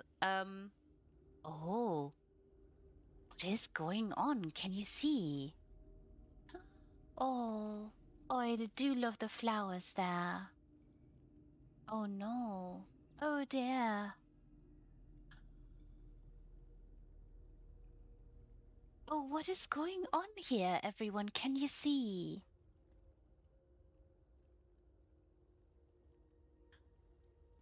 Oh my.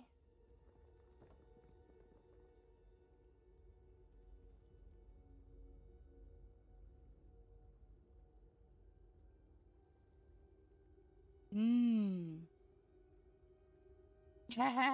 Everyone, everyone, you heard Shimina. you can make up your own story. What happened here? What is going on? I'm showing you all the details. But if you want to hear Shimina's story, all you gotta do is ask. Wow. Oh, this is so fantastic. I'm so I'm so thrilled. There's more, everyone. So, yes, please.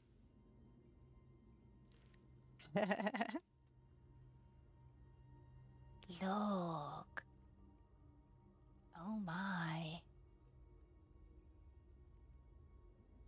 Something dark lingers.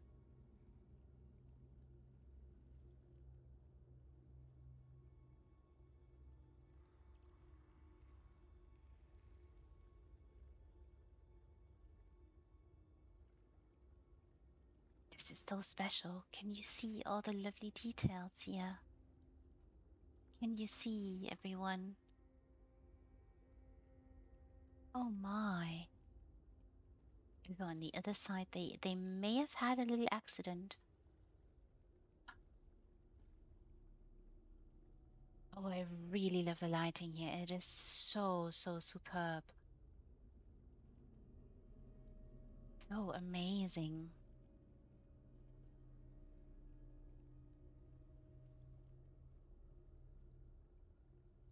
Oh, truly magnificent.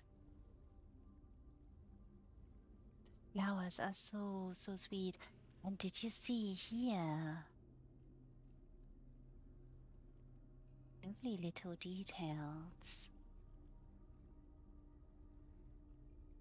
Little bit of life let us about. Lingers. And the shadows and light is very atmospheric. Glorious. Can you see? I hope you can see. I'm gonna try to get a bit closer. There.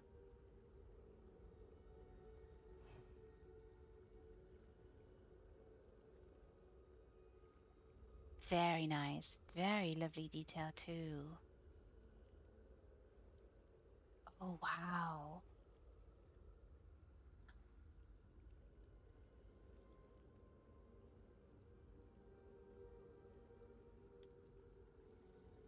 Wow.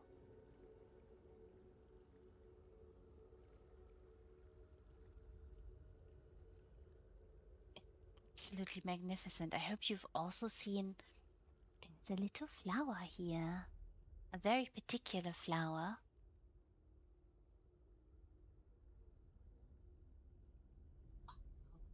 Oh, I'm so thrilled. Beautiful. Very, very lovely choices.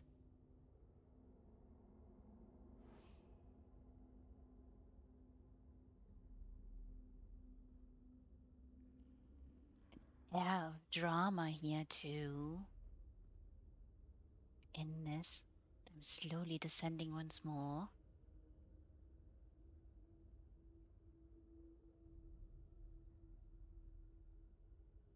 Very. I agree, Thunderthigh. And all of you, you must all come here. You must all visit and bring your friends.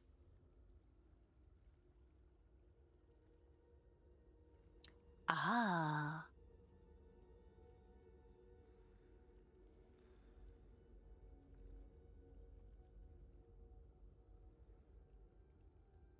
Oh, oh wow.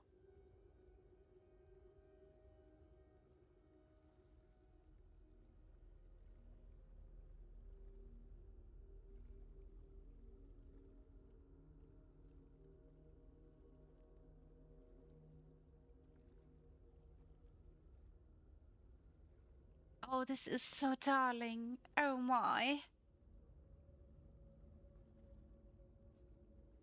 Oh my.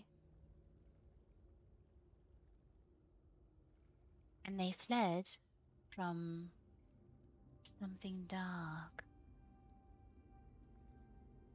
Oh, wow, Shimina. What sacrifice?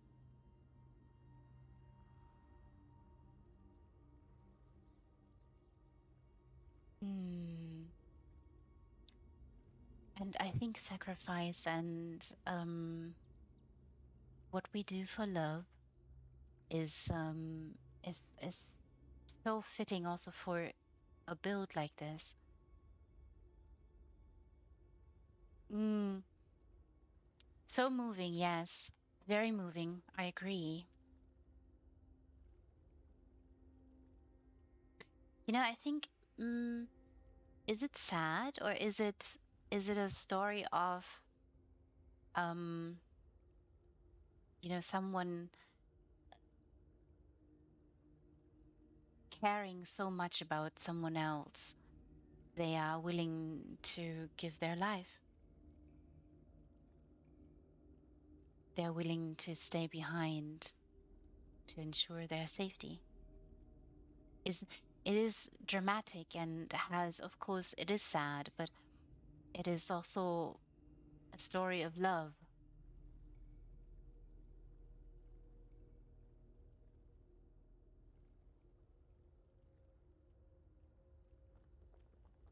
Mm. Yes, very, very heroic. But is it heroic? I would say is selfless. It's an act of selflessness to think that, you may think,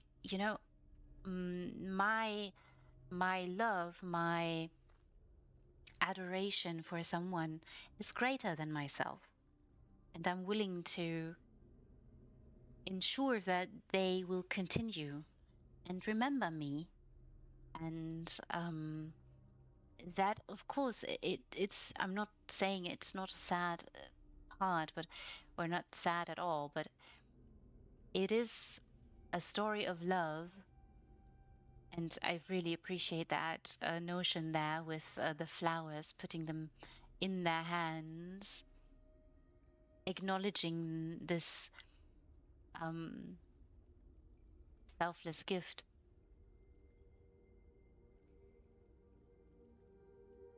Hmm. Oh, Shimina, you are wowing us today and taking us to you're taking us into the depths of humanity on multiple levels and layers. Beneath rubble lies such glorious gloriousness and such wonderful, amazing love.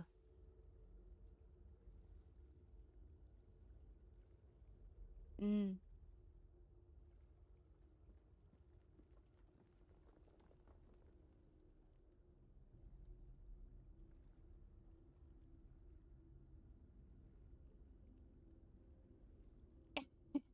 Um, I think we all feel you, Siladis. We all understand. And sometimes the little fingers are faster than our thoughts, um, or vice versa. And sometimes it's all right.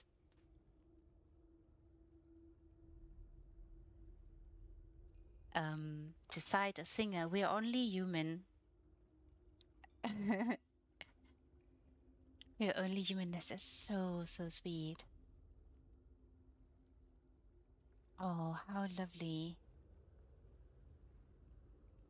How lovely, everyone. I hope you can see. This is the hands, is it not? Oh,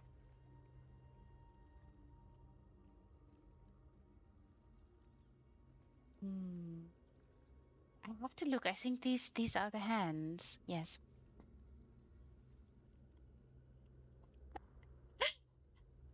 Very quickly, we had to check. I'm so thrilled. What beauty, everyone. Previous civilization has made of. What do you think made them? Why did they decide you must continue and I work a spell? Because we learned something dark lingers.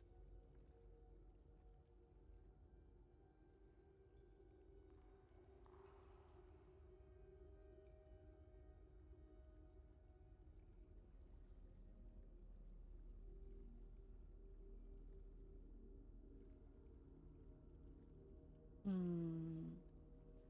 Oh, this is so fantastic. I really appreciate this.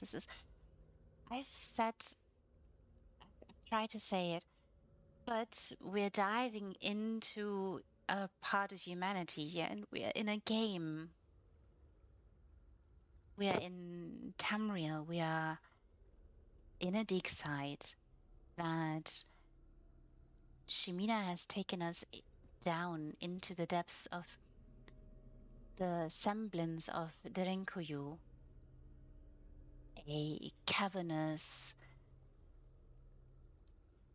system of cities or dwellings that are really, really fascinating. They have such a glow to them. They're fascinating. And that alone, the dig site upstairs, all of that alone would already be fascinating, have been fascinating for me because there's so much detail there that really, really highlights the multitudes of layers that go into archaeology and in turn into history.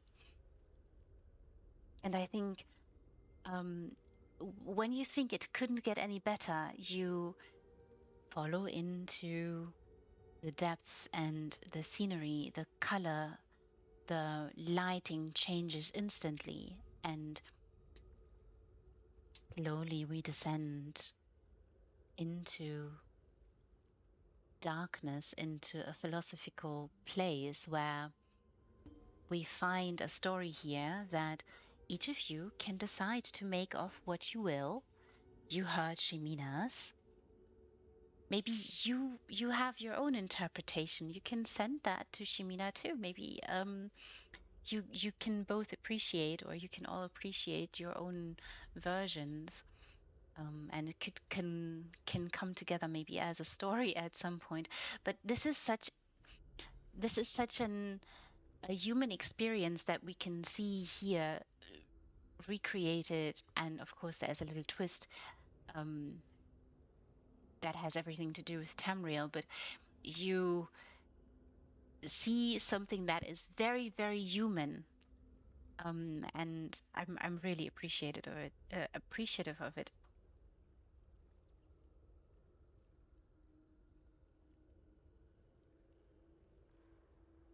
Hmm. Oh, you guys, you're so sweet. You're such lovely, wonderful beings, all of you. Look, look. Aha, aha. It is indeed a system, an intricate system in one and not so intricate in the other. Ooh. Oh, little shrooms. Hello. Oh, am I stuck? No. Little shroomsies. I think.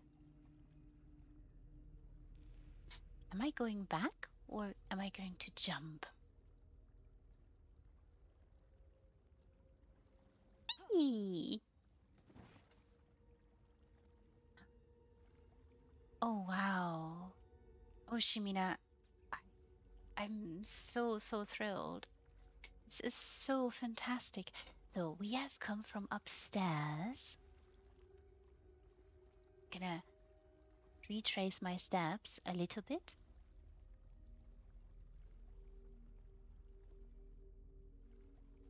Wow. We've come from up there, everyone. And we're in a system here. Oh, hello.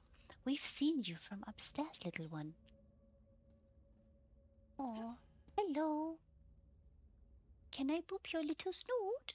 Oh, their little heart is pumping so, so fast. Oh, such big eyes you have. Boop! You're so cute. Is this your little hiding place? All right, so it shall be. A little hiding place. Oh, good night, little one. I shall not intrude upon your sleep. Oh, wow. Oh, wow, everybody. I hope you can see this all. This is so, so glorious and fantastic. And I'm so, so thankful you've entered this house. You've brought it here for us, for all of us to see.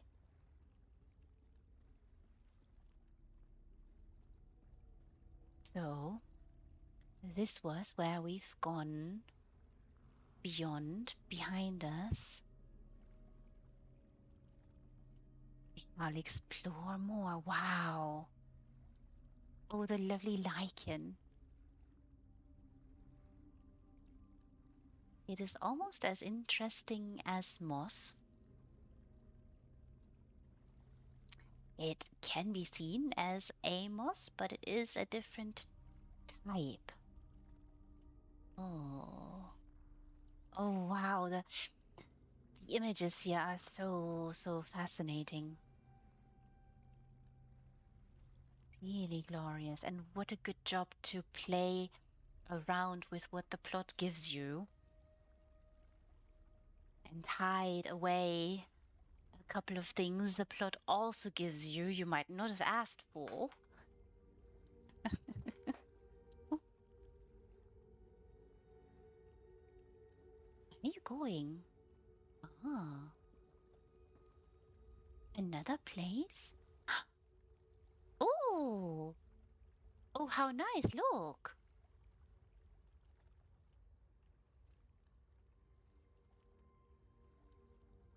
Beautiful, glorious lighting here, everyone.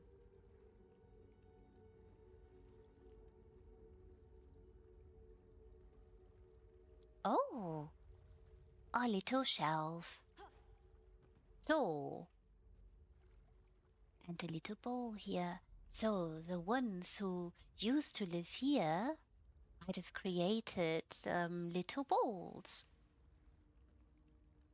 Oh, and there's more wonderful vases and glorious amphoras in here too. Can you see in the rubble?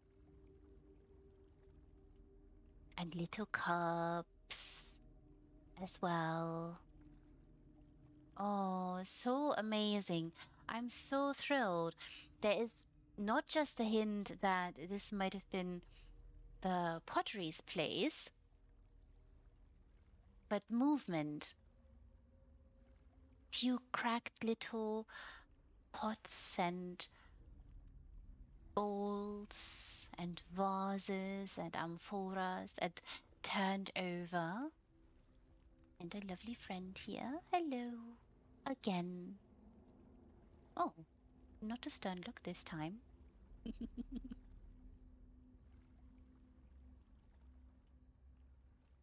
Why did they have to leave? Turned over cup here. A lovely use for the shelves. And can you see the textures? Everyone, can you see? Oh, this is so fantastic. So beautiful.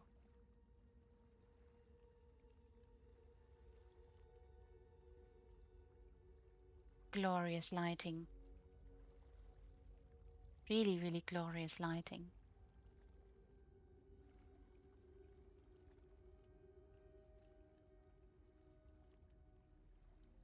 Oh, so stunning and so amazing.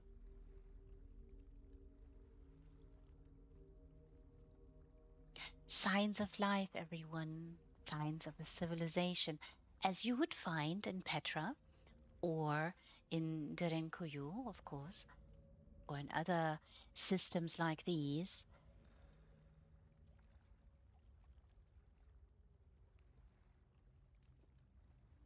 Different kinds of signs of life. What an amazing layering job here with the different rubble and walls and lichen and shrubberies.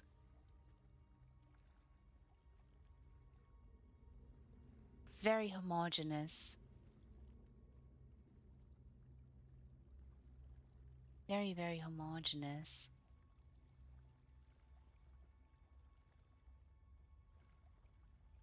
Beautiful lighting. Just really accentuating also the contours and intricacies of the furnishings here. We can have a glance back here once more.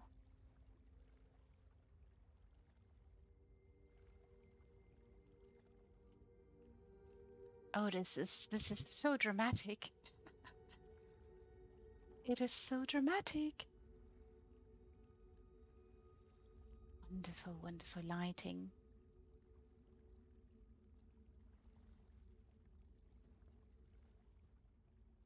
Oh, fantastic vines here. Beautiful, beautiful vines. Oh, and another wonderful jar. More jars and pots here in the rubble.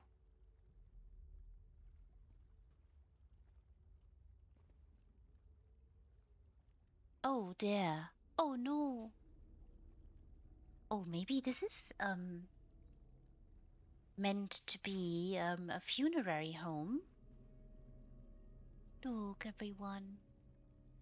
They were sleeping.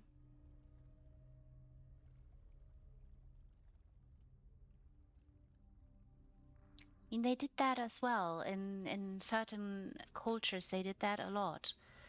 Um, not all were keen to be in necropolises, but there are a couple of very interesting,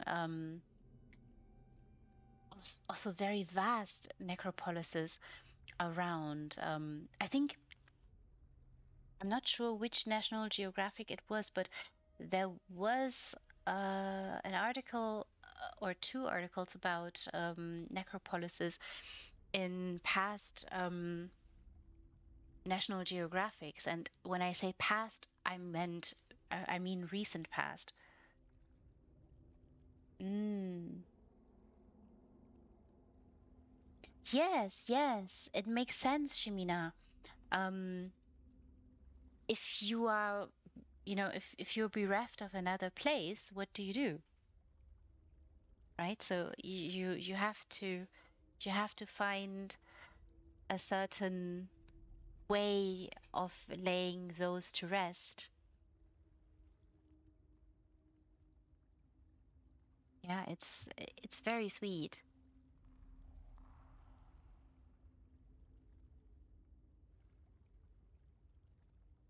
I mean, you know, certain cultures were very keen on um, certain rites.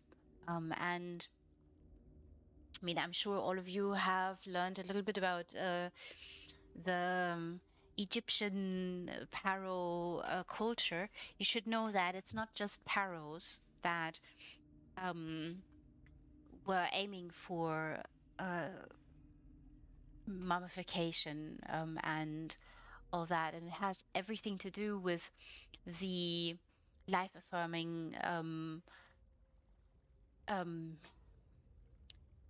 philosophy that lies or that underlies the Egyptians' worldview. So there are other cultures around the world that have similar approaches, and this particular This particular one reminds me of the Mayans, whose mummies have often been conserved seated. So they are kind of squatting, or you would think that they were squatting, but it's meant to be seated. So I'm always a little bit reminded of that here. It's quite interesting. Oh, a funerary home, of course. And then you would have, of course, a lot of them here. And now, of course, a few not broken, um, and still sealed resting places here.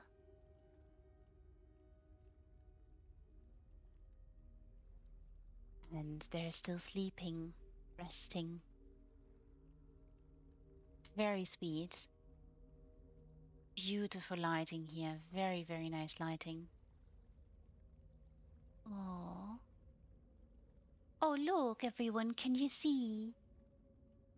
A little lovely figurine here.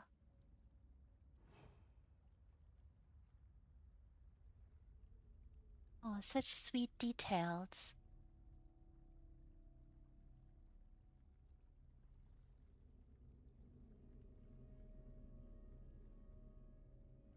Gorgeous details. Hmm. How beautiful. There she comes again.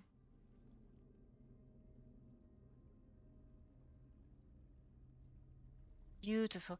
This is, I'm not sure if all of you are familiar, but the pathing is so difficult, and you're in a way you're limited with the pathing too. Oh, wow. What a lovely job. What a fantastic job. We've seen this little place because that's where the little gerbil sleeps. Hmm. Wow, amazing. Amazing, everyone. Can you see? Can you all see? There's a path here. Is there? Is there a path here? Oh no!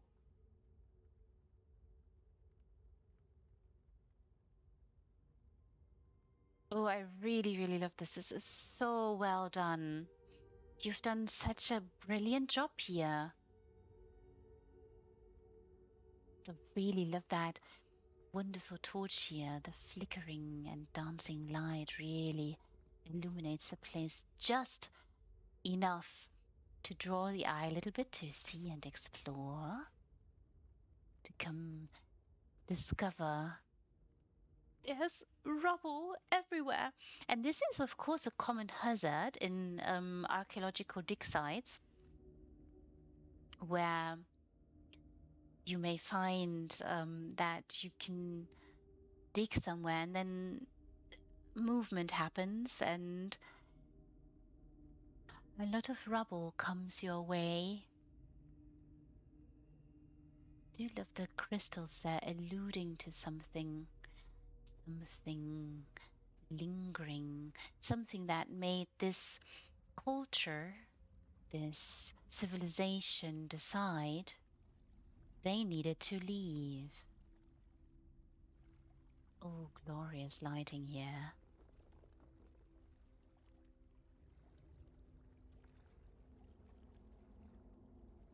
Fantastic lighting. It's so dramatic.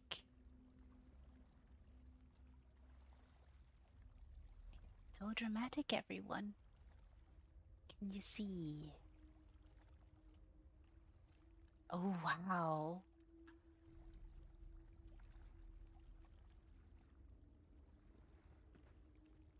Oh,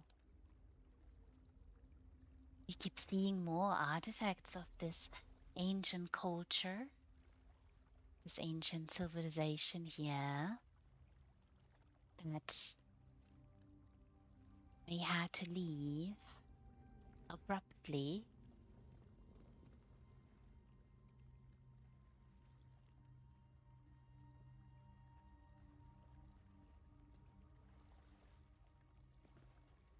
Ooh. Oh. Oh, look. Looks like these were sleeping quarters. Oh, there's a little doll here. Can you see, everyone?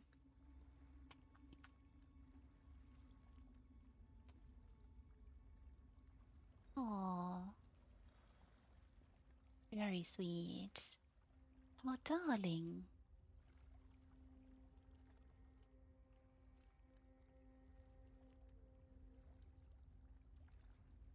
Wonderful sculpture and art piece that got toppled over a little bit. Beautiful, glorious lighting, and the glow. The glow is so on point. So spot on.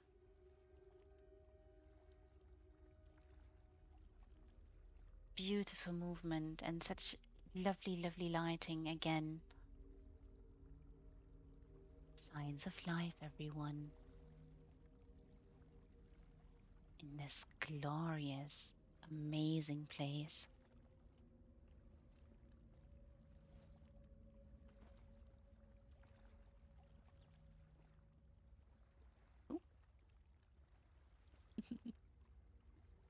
Mm. It's so dramatic. It's so dramatic, everybody.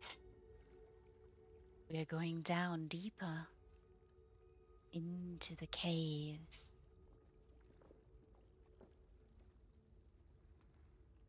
Oh, can you see? Can you see the little Jabba there?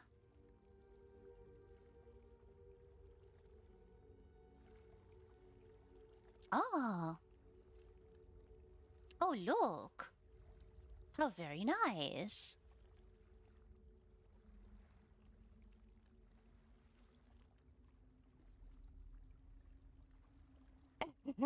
No more rooms. Well, but this is also such a, um in many of those particular civilizations, you always have the necessities met. And I do love that the water here is something you didn't decide to cover up entirely.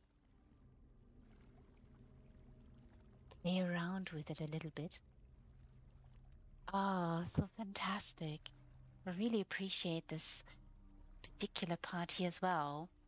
Little seating area and the little bowl here. Oh, it's so beautiful. So beautiful. And of course, the water in here has such a lovely, glorious glimmer to it. Magnificent crystals. We do see a little piece there.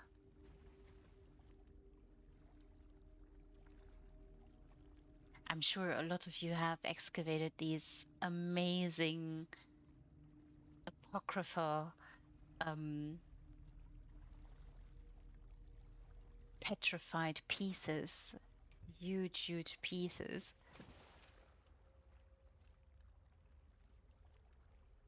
Just look, everyone, look. Look what a dramatic, glorious place this is.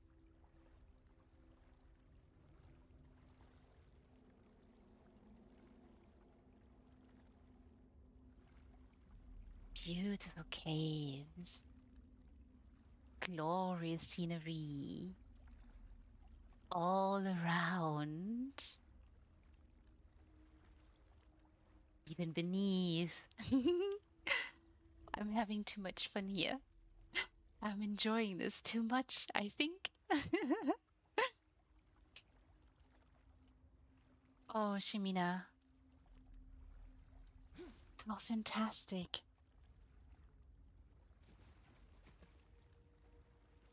How amazing.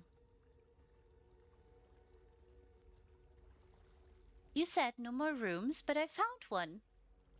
Little one. Oh, it's all right. I'm not going to do anything to you. You can hop and get some water. Remember, I booped your snoot. Hmm. Oh, look, everyone. Beautiful, gentle lighting again. And this glow, this soft orangey glow. We were talking about this earlier, Shimina, and of course this is... Oh, you left the bucket functional? Oh, that is interesting. So everybody, you don't have to climb the stairs if you don't want to. You have a fast way back up. Wow, that is very convenient. I was just meandering about this glow that I kept connecting to Dorenkuyu, and this it I don't know, I have just warm images in my mind about it. Mm, look, everyone. So very nice movement here also with the ivory.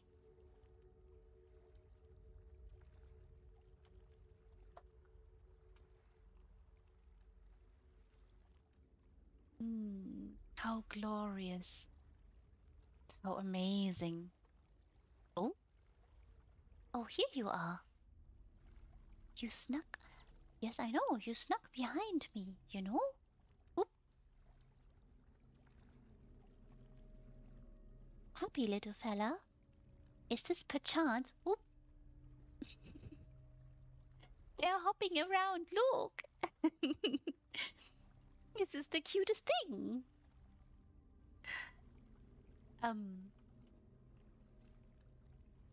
is this perchance maybe a place where mm, maybe a... It doesn't look particularly like a ritual. Oh, hello there. Buonasera, Priscilla. Welcome, welcome. I hope you're doing well. We are in an amazing, fantastic design. You have to come here. Oh, this is so fantastic. Look, I was wondering, maybe this is um maybe a former holy site to this civilization where they might have come, brought maybe little offerings. Or maybe it was also the laundry room and they went to wash their laundry here. Hmm. Maybe we have to do some more excavation to find out. Oh, Shimina, this is so fantastic. What a lovely job you've done. Mm. Shimina has given us this amazing site. Look, this gorgeous, amazing site.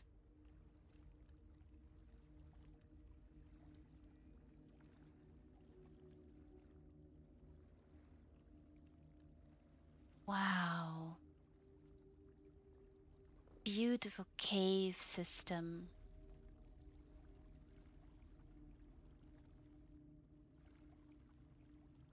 Once there used to live a civilization here, everyone.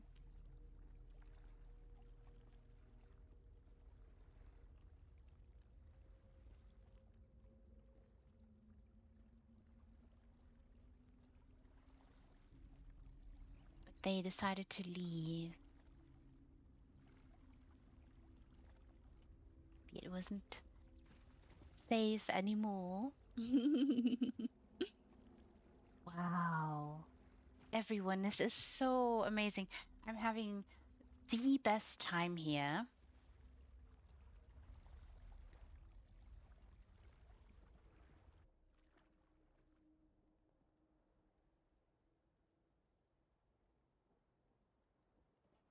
Oh, wow.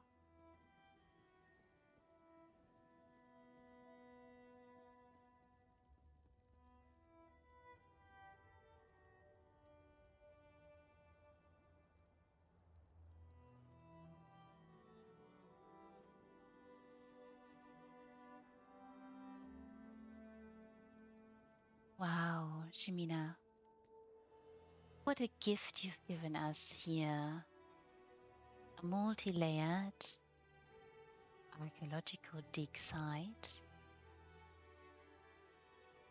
embracing features here of the Sword Singer's redoubt, creating such loving details and beautiful story bits for all of you to discover, for all of you to see, for all of you to find out and make up your own stories, maybe.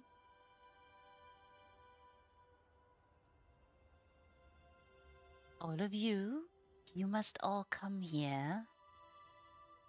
Bring all your friends. Meander carefully around. Find your favorite spot.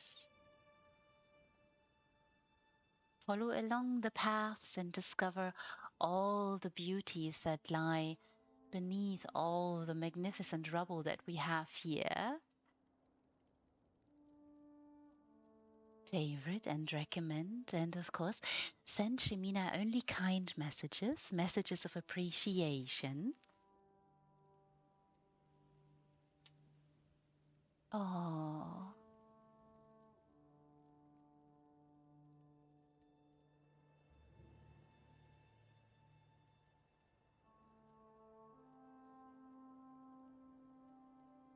this is so amazing. I'm still so stunned. So, um, now everyone, for tonight, we will see one more house. I've alluded to it already. We do have the designer here with us as well, which is such a gift. But before we will go there, and of course I shall have a look where we will go next in a moment, I will go refill my tea in the kitchen. All of you should do the same. Get up, move around a little bit, grab a snack. Maybe give your significant other a hug. Boop a few more snoots, give scritches. Refill your drinks. And I shall be right back.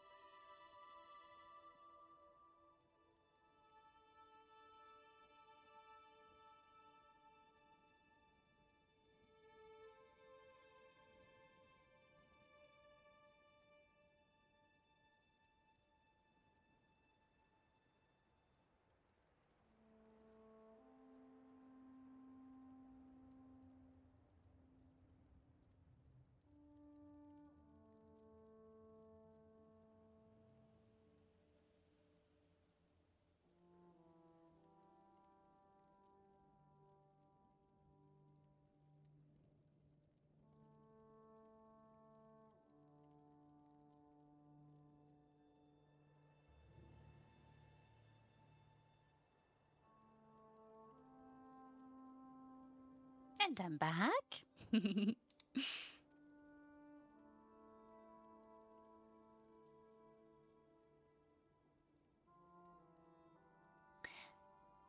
And for tonight, for today, for this slow walk, the last one or the next one, depends on how you see it, on my nifty little list is an Eleanor Crest townhouse.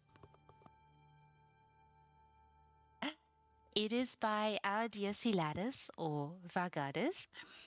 And there is a little note to it. Oh, I'm so thrilled. I'm so thrilled to see this. I hope all of you have gotten up, moved around a little bit, have gotten a cup of tea, coffee, or maybe something stronger, depending on what you like. And there's a little note here, well, a description, I should say. And I shall read it to you. Inside Tokyo's crazed tiny apartment, as seen on Tokyo Lens YouTube channel, this is the crazy tiny apartment. The real deal is even crazier than my build. Due to the stairs and my wish to build up, up, up, to get the beautiful Eleanor view, I had to make the apartment a little longer than the real apartment. It's outside on the courtyard of the Eleanor townhouse, and other doorways are blocked, so only one way to go. Thank you so much. The idea is to build at least one more tiny apartment in one of the rooms. Oh, how interesting. Ah, okay. And in the note, I'm going to read the note as well because I think that's quite interesting. In the guild community that our dear Siladis is part of, her good friend and the leader gave her a challenge, or that is how Siladis took the challenge. He linked a video to Tokyo Lens and said, an interesting ESO housing challenge. More crazy tiny houses from Japan. It's very crazy, actually. And Siladis, of course, replied, challenge accepted.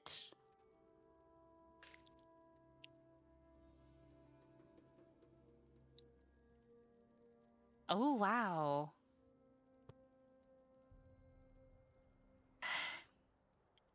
I read craziest tiny apartment and I read Eleanor Crest townhouse. I was like, okay. Okay.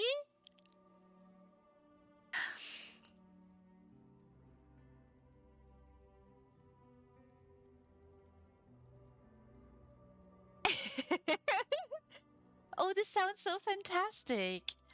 I'm so glad. Um, I hope you say it was a very fun build. I hope all of you are always going to have fun builds like this one. Can I? Yes, I hope I can. I have spelled everything correct. There we go.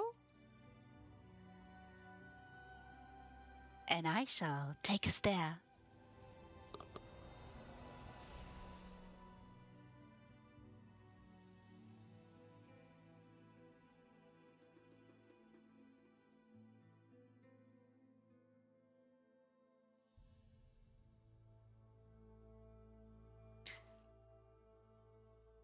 All right. Oh, of course, little guest book. Oh, is a little bit virgin, this little guest book?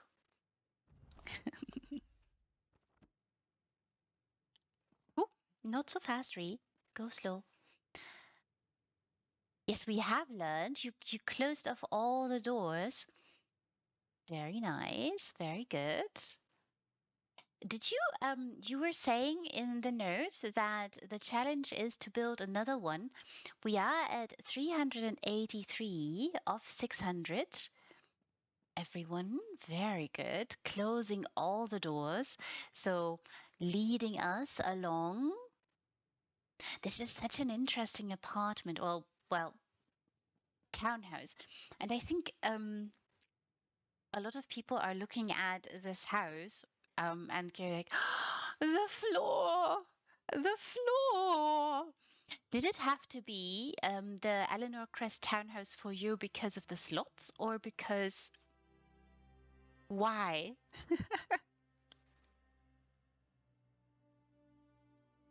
Ah, very good. Oh, oh, so everybody watch this space. When Siladis returns, you shall see another tiny apartment from Tokyo Lens appear here in one of the rooms. Ah, the view, I see. Yeah, it makes sense. It makes sense. I mean, we're talking about Tokyo. Hmm, interesting.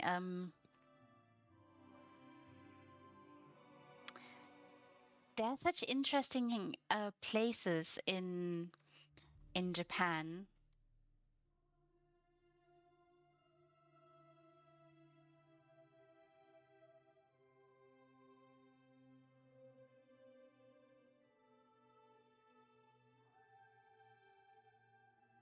Oh, really?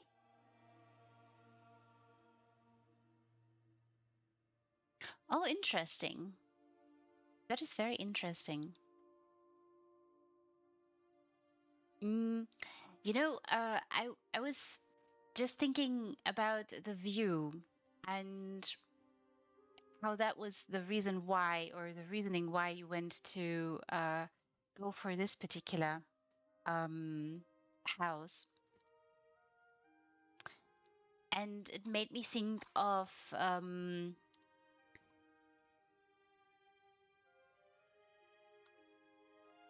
it made me think of Kyoto, not of Tokyo, but Kyoto.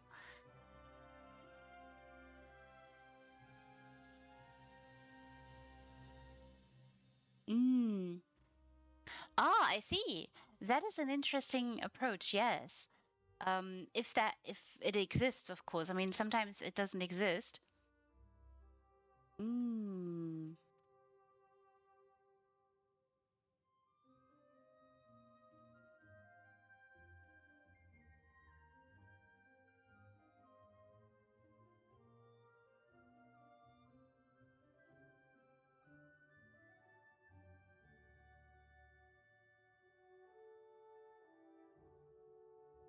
Tiny, a tiny apartment.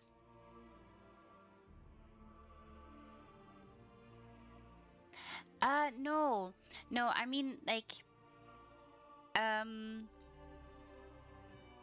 So what I was thinking in regards to view, because the Eleanor Crest townhouse has a very particular view, and it reminded me more of Kyoto than it did of Tokyo.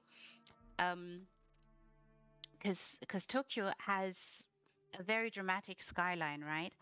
And Kyoto does too, but in Kyoto you do have traditional Japanese buildings in the mix with all the others too, which gives the town a very different look, also very very Japanese look. Look, everyone.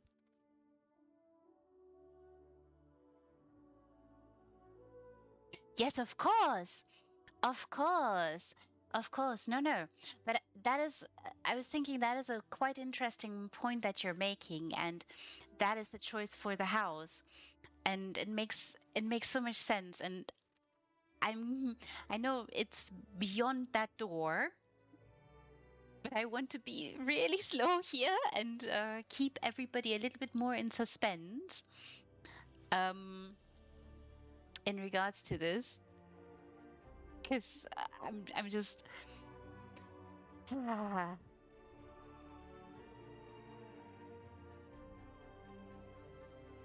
it is so difficult.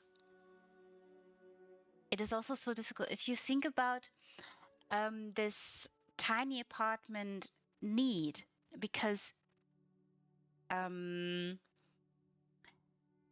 Tokyo is such a huge, intense place, and it's there are so many people crammed inside that town or that city, and you have very, very little room to work on. Presentation angst. Oh, darling, you mustn't be you mustn't be at all. And I have seen the blueprint for that little apartment, and I think it's really intense. The bathroom situation kind of reminds me of the bathroom situation on a boat.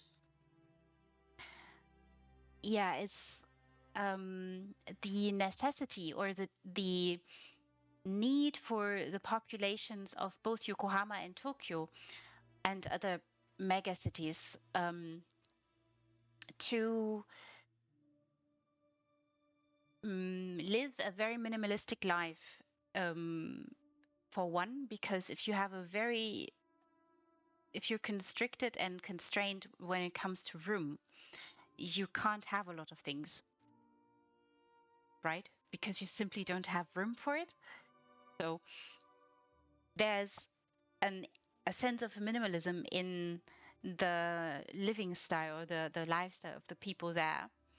And then the buildings, not only do they have to comply with everything regarding earthquakes, because Japan is an earthquake prone country and tsunami prone too. So the buildings, the structures have to be architecturally designed in a particular way so that they can withstand situations like that. And you have to cram in a lot of people in very, very small spaces. And yeah, very fascinating. Intense fascinating. Yeah.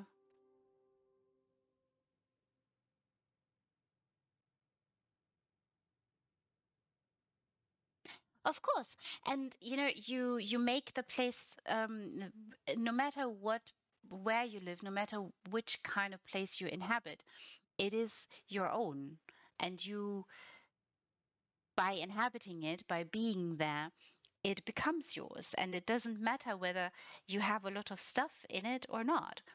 It is because of you that it has the characteristics, or it becomes your place.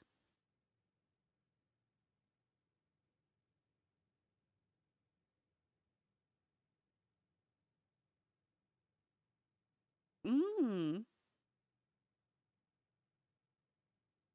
Aww. This is very sweet. This is very sweet, Siladis. Now, everybody is, of course, on the edges of their seats, and they all want to know. Crazy tiny apartment.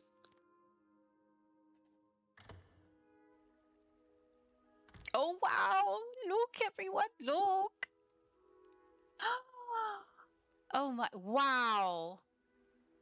Okay, wow. Oh, my, wow. Okay, yes, yes. Very tiny place too here, and ah, gorgeous, gorgeous sunlights out.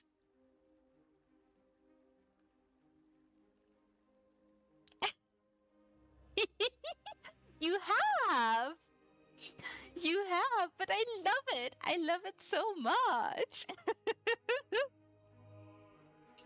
It is such a beautiful space indeed. I really appreciate you're sticking with the um, Eleanor theme here. Ooh. Little overgrown hedges here too.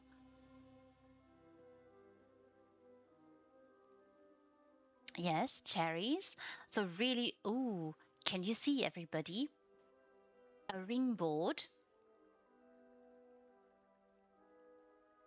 and there's a little light up there too. Oh, this is so interesting, and I really appreciate that marble. The Eleanor walls are just glorious. Oh, wow.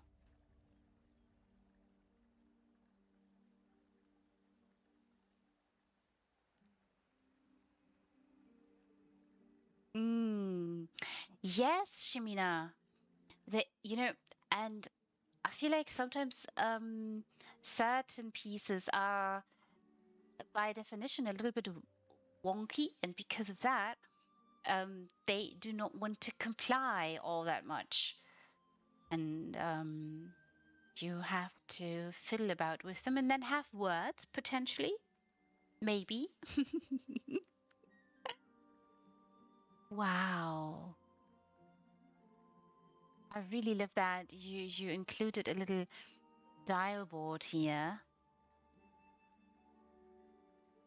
Oh, up we go.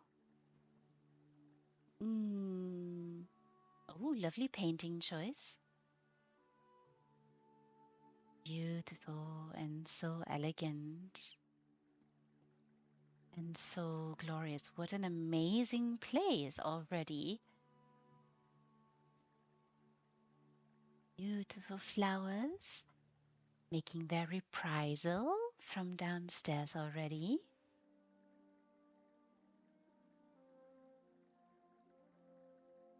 Really,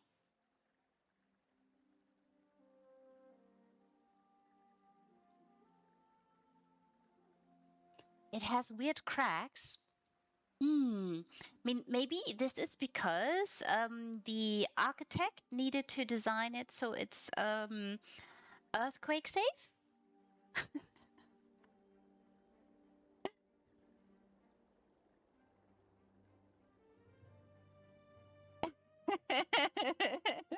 If we find some, we know it must be because it's about earthquake safety.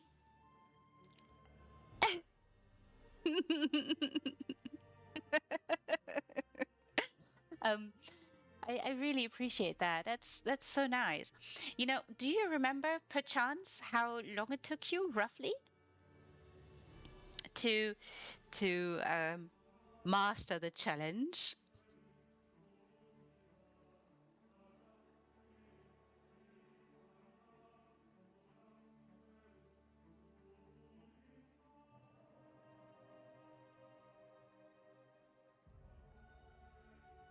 Oh, so glorious.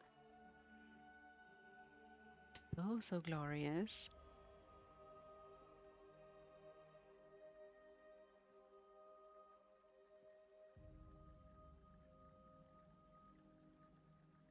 Oh, and another lovely painting there.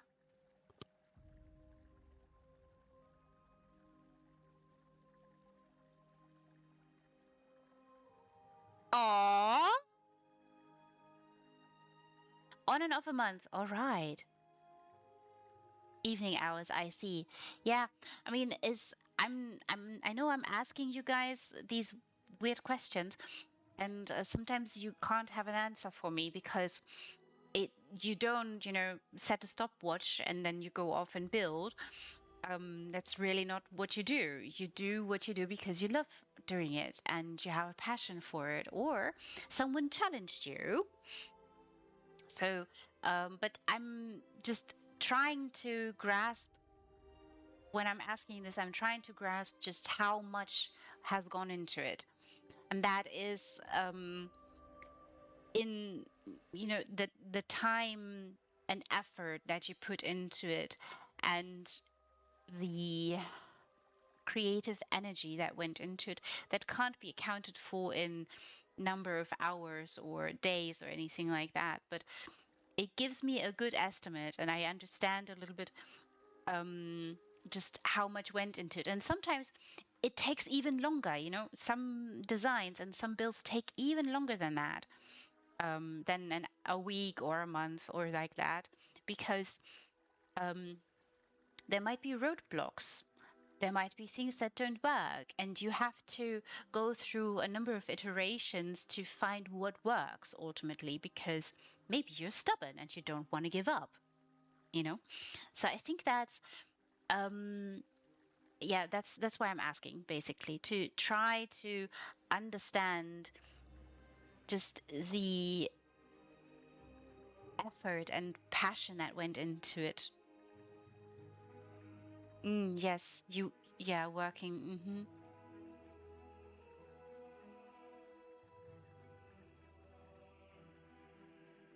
Right. You really, Priscilla? I think there's absolutely nothing wrong with it. I think everybody designs in their own pace. And because of that, um, your designs always stand out and have their own touch to it, have their own beauty to it. And I think, there's people who really, really thrive and love challenging themselves, building really fast. So that's also why there might be a speed building challenge in the future over on the Real End game if you're into that. But I understand when you want to do your thing and you do you. No ifs, no buts, no coconuts. Unless you live on an island and you're into coconuts, then have all the coconuts you want. Um, that's and Siladis, that makes so much sense, but it speaks to something. And I have alluded to you um, before that there is a weird discrepancy in many of our societies where work and chores and taking care of a child um, are two different things. But try to wrap around your head that raising a child and doing chores at home, those are two separate jobs, and they're two separate job descriptions. So not only do you have a day job you went to, you did two more jobs at home. And the thinking in our society often is that the job you do at home is not a job, it's not labor, if that makes sense. But it is, and it is always a labor of love. And that's where we need to talk about equality a little bit. And we need to understand that the home and family is a component of a we. And if that is so, all have a part in it.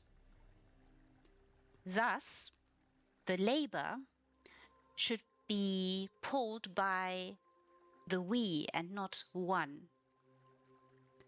And there should be an understanding for that labor being exactly that. And sometimes it helps if you reverse roles for about a week.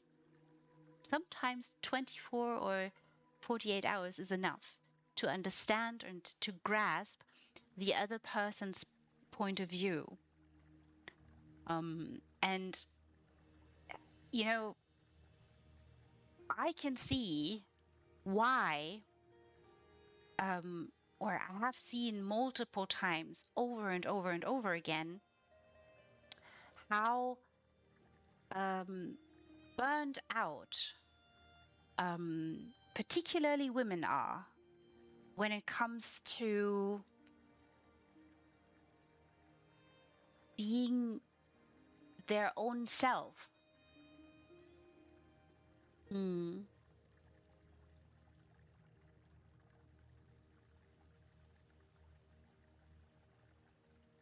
Mm. Yes, darling, you are, and I see you. Mm.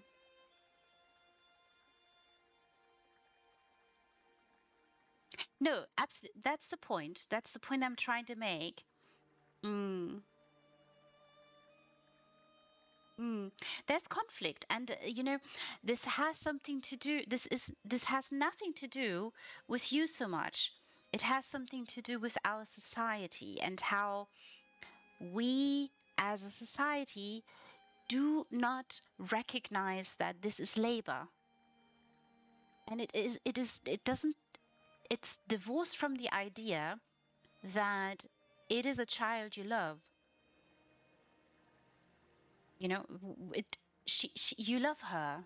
She's your baby, right? But and you are willingly doing things always for love, right?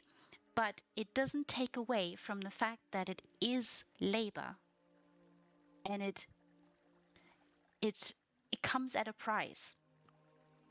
And I want you to understand how crucial it is, how important it is that you listen to your body and realize you can only give the care and love to your child if you can give that to yourself, and accept that you can share in the responsibilities.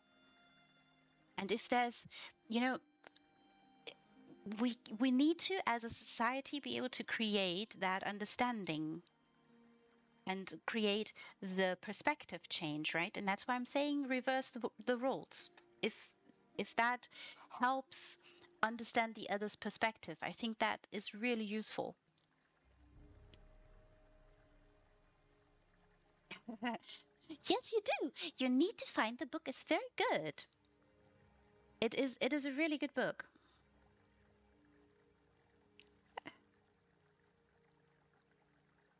Oh, I see. You have started training her in the ninja ways. You know what I also want to remind you of? I've had this pleasure and opportunity of being able to show lovely abodes by a mother-daughter team on stream. And it's the sweetest thing. Just think of it as think that maybe one fine day, yes, isn't it? One fine day, maybe there is something you share, the two of you, so much, and you have a passion for it that you two decide to do something together.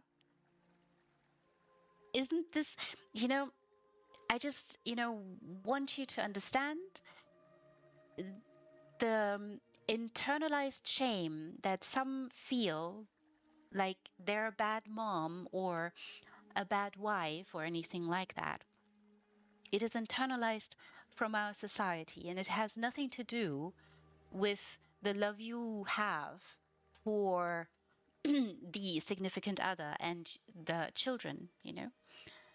These are two things, and is also should serve as a reminder that this world is dual. Two things often can be true at the same time. And there's conflict there, but we can accept that they both exist at the same time, and we can slowly find our way to accept them and to handle them. And it starts with getting help when you need it, and all the sleep too. Well, and I'm so thrilled. I was so thrilled to hear that you are getting the sleep that is so necessary, and you can rest and return to yourself. Maybe it's in the cards. You never know where she might go. You might be surprised. Mm.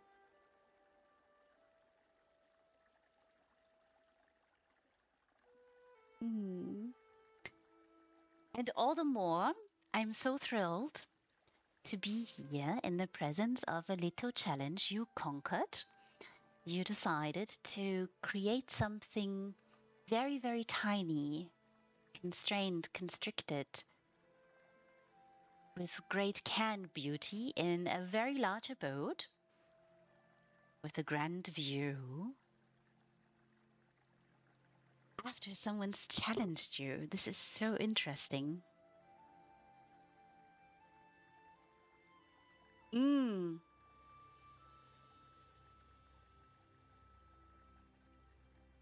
Wow. Oh, wow. Oh, wow. This is a small thing for some of us, but such a huge, huge step for you. I'm so glad. I'm so glad to hear it, Siladis. Slowly returning to yourself in in the course.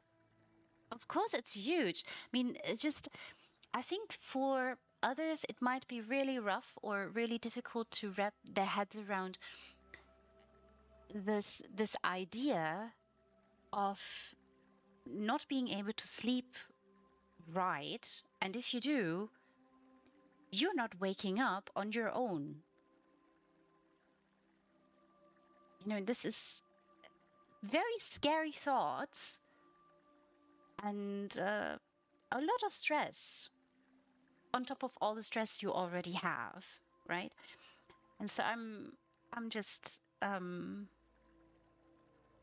really glad the path is there, and you can finally sleep, rest. And it's I think when after a stressful period, we finally are able to sleep restful, peaceful, and wake up, it is a miles difference. Oh no, darling, thank you, because you're here. You're giving us this piece with lovely, wonderful paintings. And I'm sure this must have been a little bit finicky. We have already discovered that these Eleanor furnishings tend to have a few peculiar, peculiar little um, characteristics, shall we say, that may have resulted in you maybe having words. Maybe you have had to take a pause and a break and decide, okay, I shall return to this and fiddle about with it. But for now, I had enough. Or maybe you've approached it a little bit more gentle. Oh, and also for those of you who are interested in seeing what the layout is to this particular apartment, it's in Siladis's showcase on the house folio. You can find it there for sure. A blessing and a curse, I understand. And we have already agreed that if there are a few little cracks and crevices, they are there, of course, on purpose to ensure safety. Oh, yes, true. We should mention this. It is Vargadis on the house folio. Yes, yes. In game and on Discord, you can see the showcase being named that. And there are screenshots, and there's a screenshot as well of the layout and sort of blueprint of this particular little tiny, tiny, tiny apartment.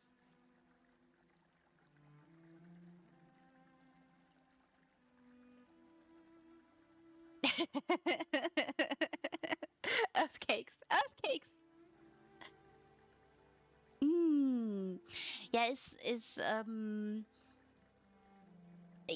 I mean, uh, do we know what we live upon? We are hurtling through space on a little rock that is somehow holding together, and there's lovely, glorious water on it, and all different forms of life. But not only are we hurtling through space on this little, glorious little rock, but the places we live in are on tectonic plates that want to move around from time to time, either alongside each other or one slips under the other. And when that happens, the earth shakes and everything upon it shakes and rattles.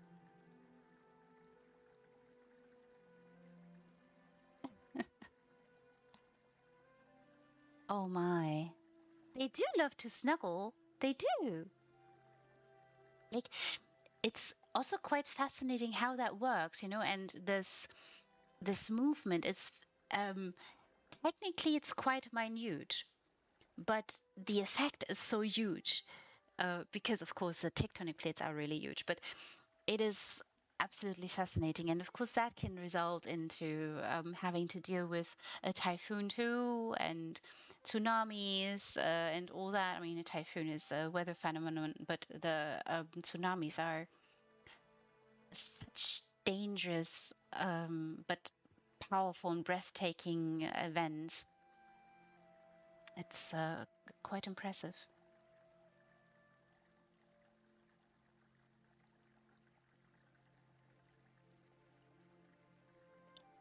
They do. They do. And, sometimes they don't smooch, under one another, but they create glorious mountains. Isn't that fascinating?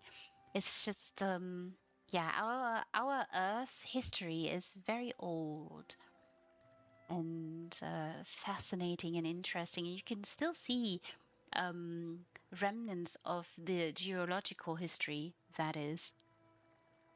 Mm. Mm. They're quite hot for each other. This is so funny. Silanis, this is so hilarious.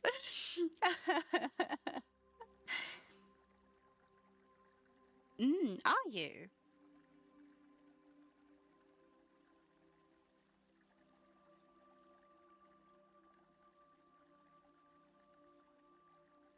Oh, oh my.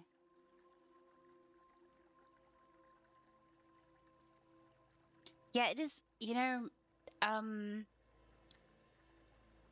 it is fascinating. Yet, of course, there's this sense of loss and devastation that these natural events cause.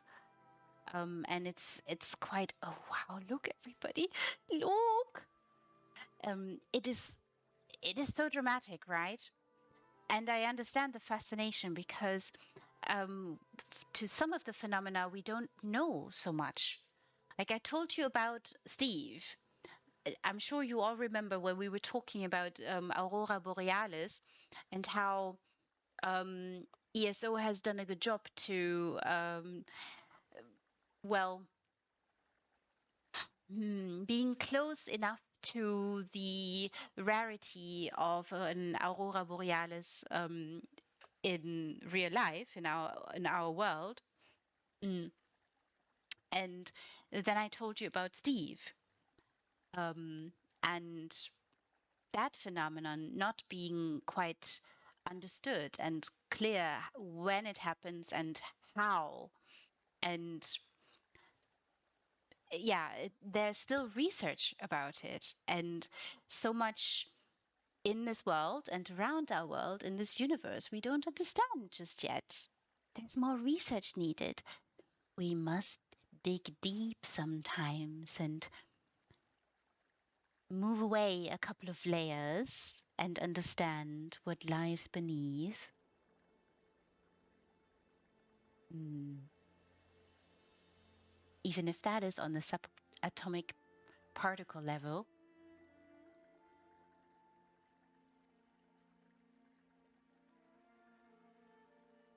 Yes. Mm-hmm. Like a magical creature. Yeah, like something that you don't um you don't see very often, that yeah is a phenomenon that can be quite fascinating. I mean, in other places you do have them quite often, right? And then that it has become something of a, well, yeah, it's a usual kind of thing here, you know. It's not something special in a sense, but at the same time it still is, just because there is more occurrences doesn't mean the event isn't um, any less special or any less fascinating. You just get used to it more. Everybody, are you ready? I really love the lighting here, and I can't emphasize enough how much I appreciate you sticking to these particular walls.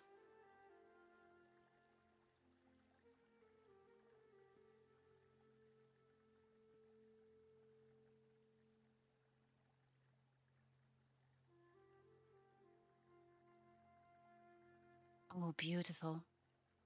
Oh, how lovely. Oh, look, everybody, look. Oh, can you see? Beautiful window here. Glorious view, what we can see through the door. Little lovely, wonderful light on the ceiling, and of course there's a little doormat. Now in Japan, you would, of course, pull off your shoes, take them off, leave them at the door.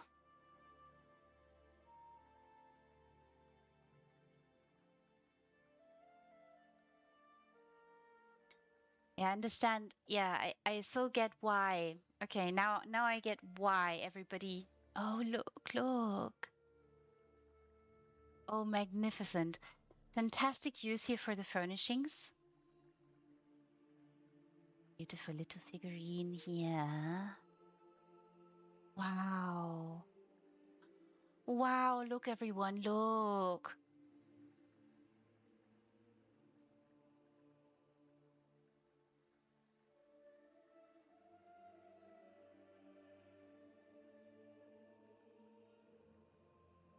Oh, that's very nice.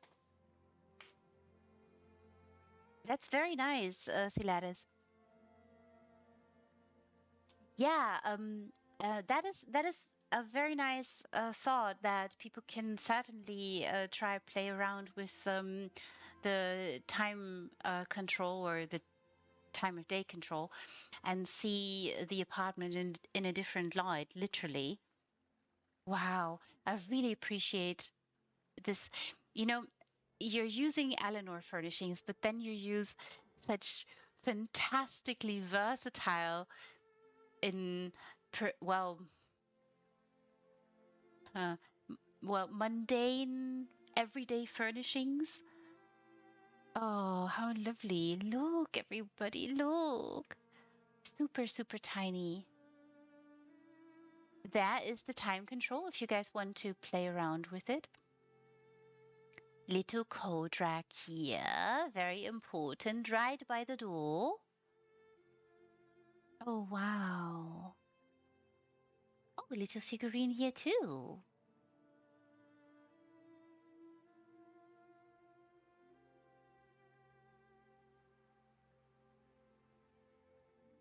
Maybe you all recognize who that is. Sai Sahan.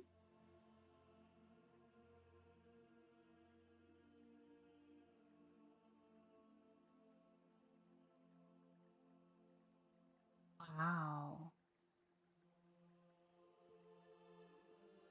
Wow. Oh, yes, very, very tiny. Look, everyone, look. Oh, wow, okay. Look.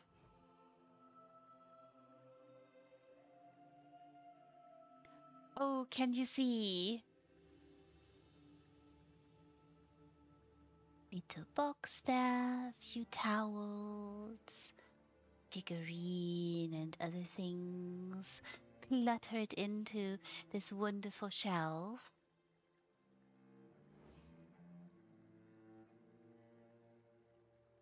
The wonderful, beautiful figurine up here, too.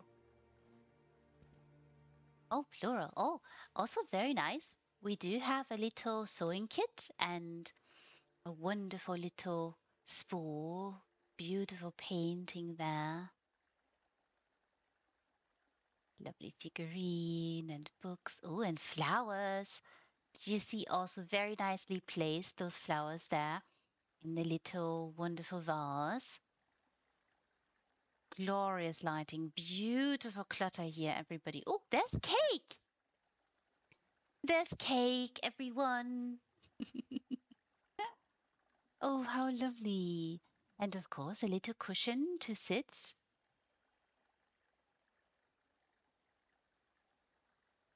Beautiful little cushion to sit.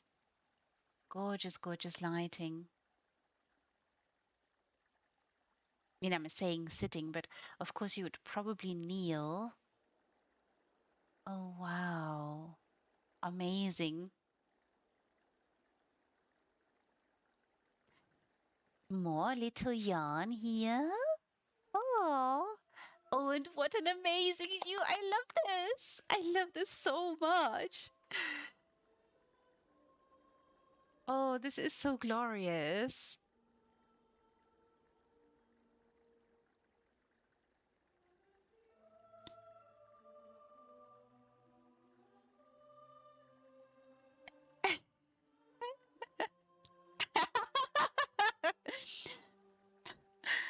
Aww. I love cake. Um, in we had we visited this wonderful, glorious snow globe home. Maybe you guys remember. And there was cake on the bedside table. And I thought, what a glorious idea to have cake before bed. A little bit of sweet on your lips, sending you off to glorious, sweet, lovely, lovely dreams.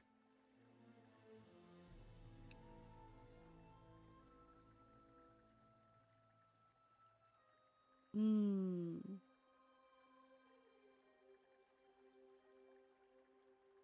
It is truly, truly stunning. I would agree with Totsi. It's beautiful.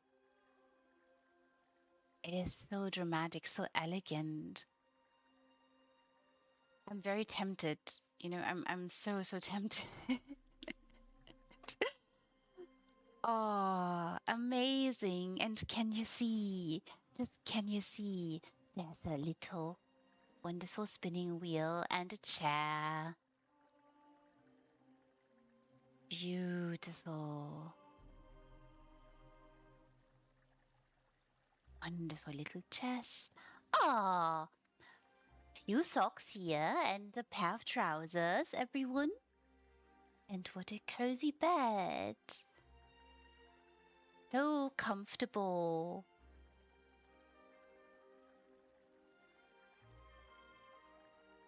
Cheeses of Tamriel, everyone. Cheeses of Tamriel.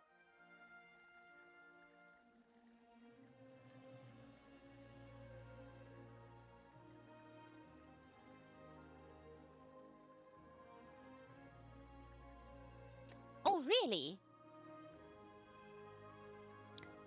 Gorney Estate?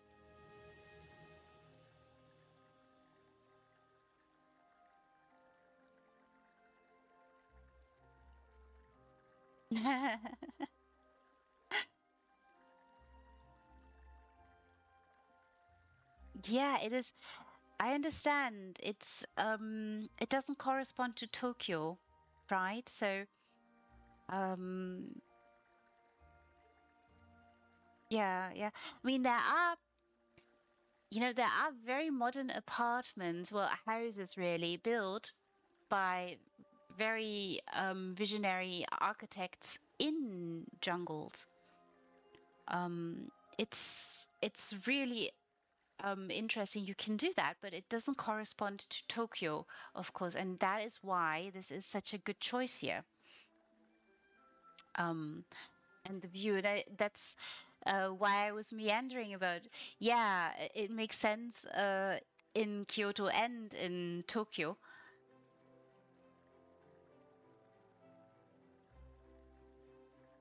because of course um, in Tokyo you are often very, very high up in a skyscraper in a super, super tiny apartment.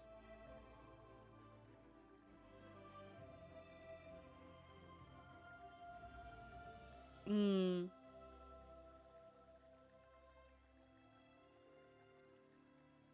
Ah, I see. Okay, so you didn't have to like scrap everything and then start here from scratch. That is a good thing. I mean, of course, you sometimes, you know, looking at different houses and finding out where certain things will work best. That is part of the process, of course. Mm. Oh, good. That's very good. I mean, you still have a lot of slots left here, and of course, everybody knows to keep their eyes peeled for when Siladis returns and builds the second crazy tiny apartment in another um, part of this abode, because there's still room, literally. Oh, I really appreciate the cheeses of Tamriel here. They make me giggle. Amazing. Really amazing, glorious lighting too. Very dramatic painting here.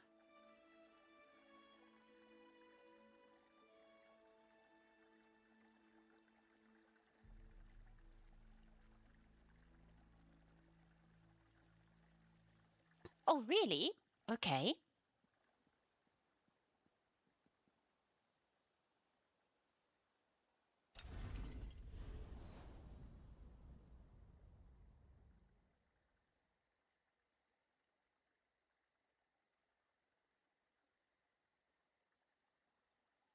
I see, I see.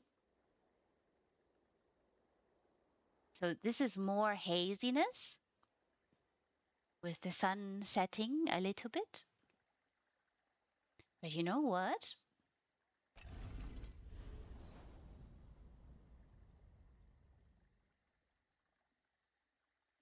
What do you think?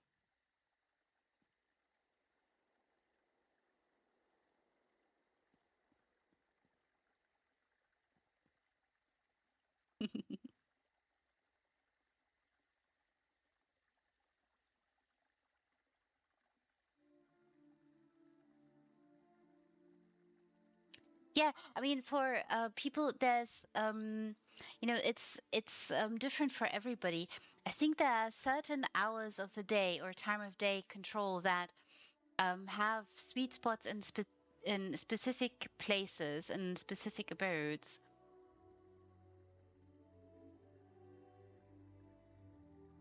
And I think in some, also it depends, of course, highly on the build. Um, but yeah, it's quite interesting to see the difference. And in certain places, the haziness, um, in my opinion, has can add like a lot of atmosphere to whatever it is that you're building. Like the Gornier estate has a little bit of haze around in the dusk and dawn hours, in particular. And similarly, in abodes in like the Merry Estate, for instance, there too. But there, we've talked about how they've gone a little bit above and beyond with the haze and the glow in that particular area. Mm. Oh, very good.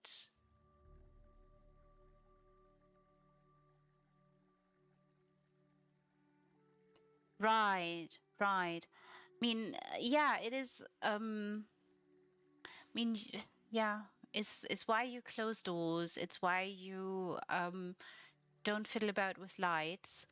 But if you can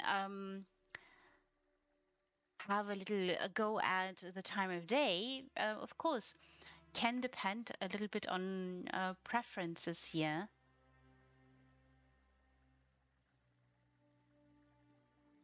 I think, midnight is sometimes really, really nice for certain builds to help them shine a little bit and to help them stand out just a little. But that's just me, right? Mm. I really love that you fill the shelves and you decided to fill the shelves. Did you see there's also a little dagger there? There's a little scabbard. So much lovely detail here. I really appreciate that. This is so nice. Oh, so lovely. And think of what an amazing view you'd have in here. Going to sleep, gazing out a little bit into the amazing city, reading a few words about the cheeses of Tamriel. Yes, it so is. It absolutely is. So fantastic. Oh, look, everyone. Oh, look. Washing machine. Is it the washing machine? This looks so much like the washer. Oh, look. Yay! Washing machine, everybody. Yay! Oh, and I do love all the fabric there. Oh, and the construction. Look, there's knobs. There's knobs too. Yes, the laundry basket. Look. There's clutter in there too. There's more trousers and dirty socks and other clothes that need washing. Oh, fantastic. What a lovely detail too. Can you see, everybody? I know I'm geeking out about dirty socks and trousers, but it's I just really appreciate that. It's a tiny piece, but it is so. I'm sure all of you, when you go to bed, you pull off your socks, and maybe other things too, and maybe you have a shower before you go to sleep. And those are everyday objects that we all lose before we turn in and read about cheese. Um, it is so fantastic. I really appreciate this.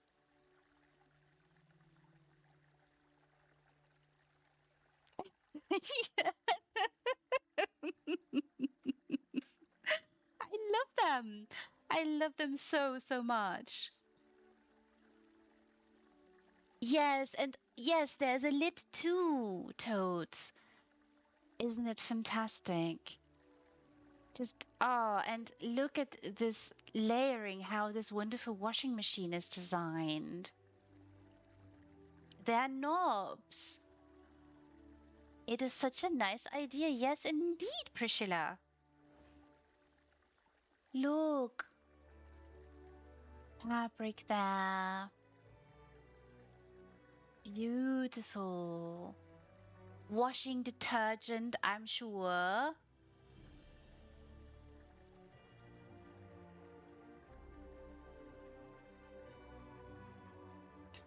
Yes, it is. It is precisely, it's slot commitments, and you have to consider um, what it is that Siladis is designing here. What we're seeing.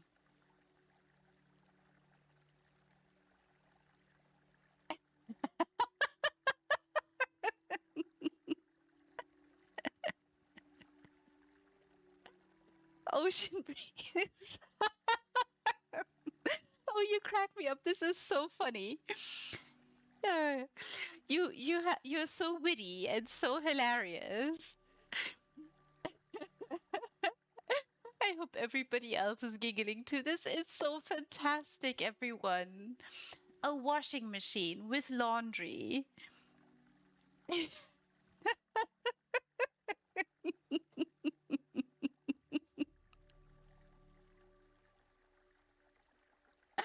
Yes, so and that is indeed hilarious and fantastic. I really appreciate this.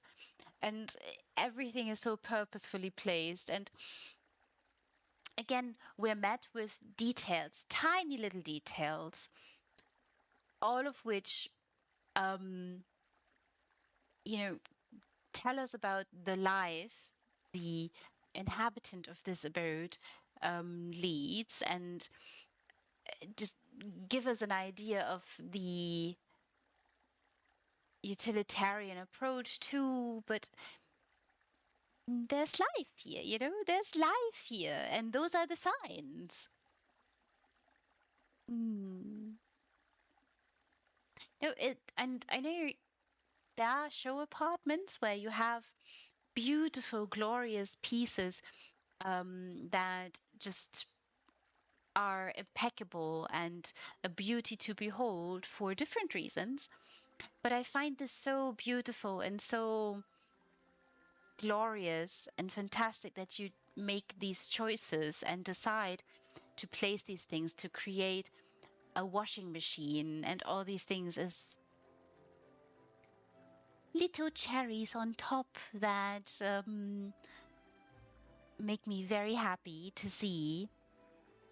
Not only do you create such amazing abodes, but you also show that they are inhabited, lived in, and you do this by utilizing very tiny small pieces. Mm. All of you do this, by the way. Every single one of you do this, and it is another sign for this abundance of passion, joy, love, um, and maybe obsession you all share for housing and recreating something interesting and special that, in this case, architecture, obsession, yes.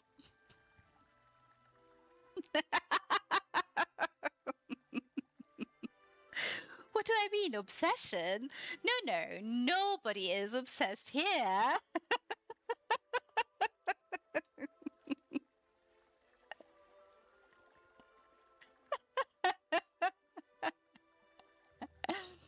um, you know, sometimes I feel like people think, oh, they're obsessed, but it depends on how you say it. I have such a lovely, wonderful obsession with you. Is a very different thing, is it not?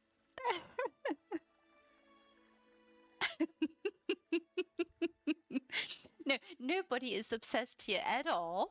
But there are certain societies for rubble and all sorts of these kinds of things.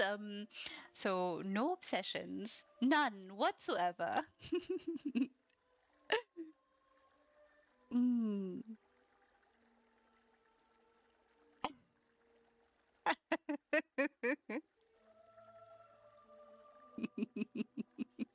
Oh, you guys. All the giggles, all the laughter. And why? Because tiny little things, they all matter. And guys, this, ladies and gentlemen, everyone, y'all, not only do we have an amazing, wonderful washing machine, no, look, a tiny, lovely kitchen with a little oven here. Can you see? The oven has a knob. There's a little knob. Oh, look. And a stove, also with knobs. Also really, really tiny pieces. And utensils there, and herbs. And of course, there is a little wonderful sink and a couple of dishes.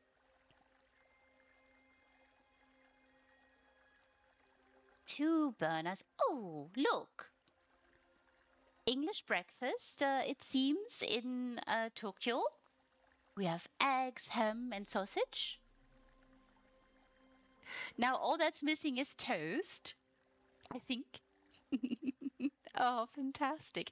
I really appreciate this so much. This is so elegant. Look, everybody. Just look, the little knobsies here. Because two of them you have to have because there's two burners. Can you see?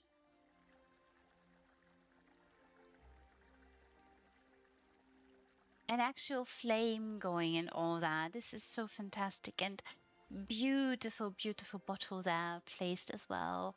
And up there in the little shelf, can you see the lighting? Necrom lamps, fantastic lamps, by the way. There's more dishes there.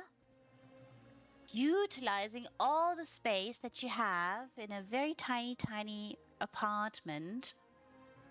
Oh, glorious. Beautiful use here also for the furnishings. Very inventive. Yeah, so many little details. So many tiny little details in this amazing little abode. Oh, and more little ingredients. Yes, me too. It's also very elegantly illuminated. I mean, I will say that these particular lamps, I think before them, a lot of people used the vampiric lamps too.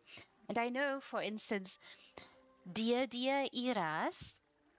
Irene used the vampiric lamps too in this particular way, except she would have them in the floor in her amazing abodes. What what a what a beautiful idea. I really appreciate this. This is so fantastic.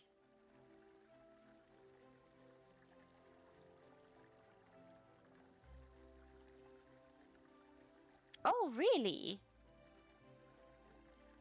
Oh, that's interesting, Siladis. I've seen it in your showcase. I had a little sneak. Yes, of course, why not? And I have talked about recycling. And of course, when you find a cobble that works for you and it works in a certain build, it can work on another. And why not recycle? Of course, please always recycle.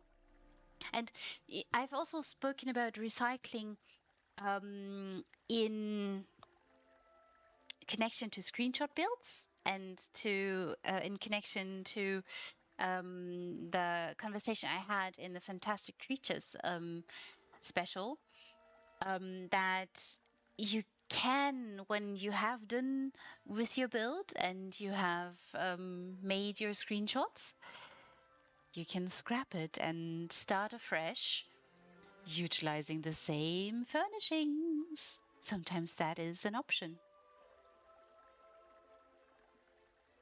Oh, this is also perfection, right?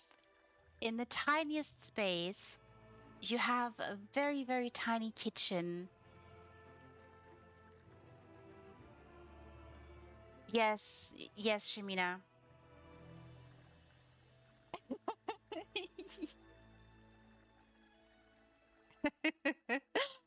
All about it. Yes, you all have to come here and visit in person. Oh, lovely flowers again.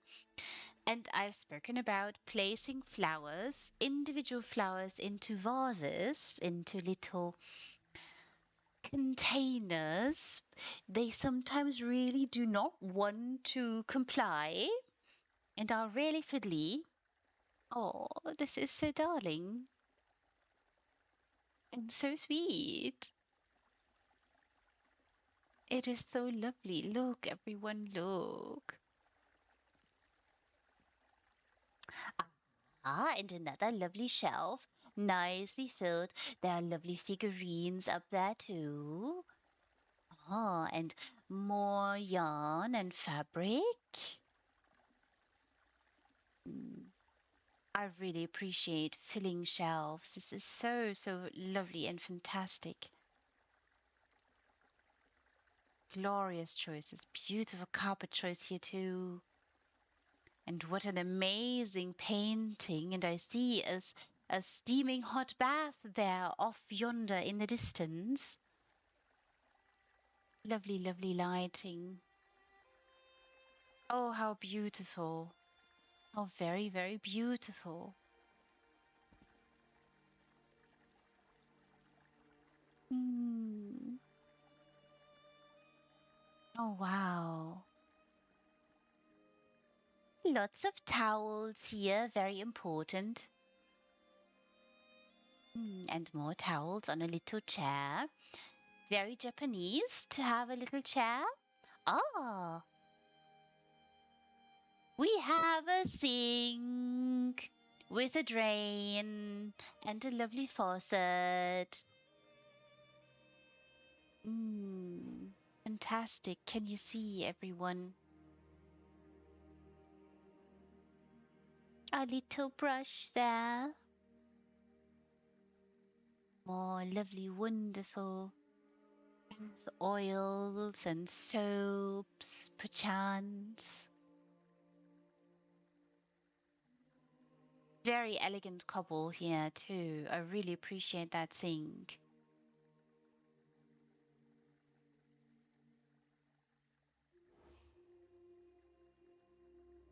All the towels and a lovely, wonderful mirror, wonderful lighting here too. Really, really elegant and glorious. And a very nice hot bathtub. Amazing! Fantastic! And there's a little bit of privacy too. And this is such an interesting architectural idea, right? To have windows all over so that there is an illusion that there's wide open space too.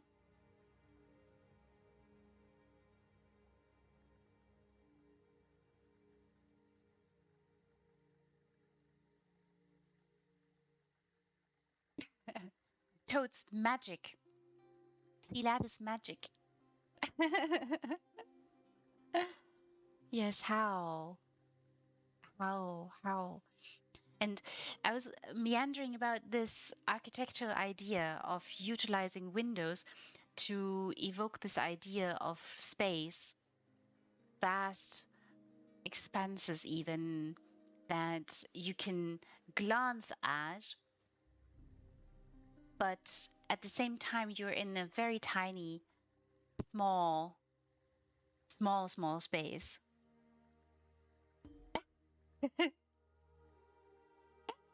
Yes. See, Lattice, what kind of magic did you use?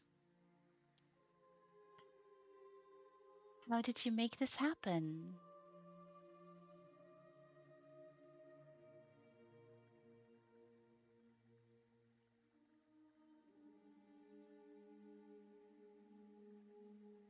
Right, right. But I mean, that is quite difficult to do.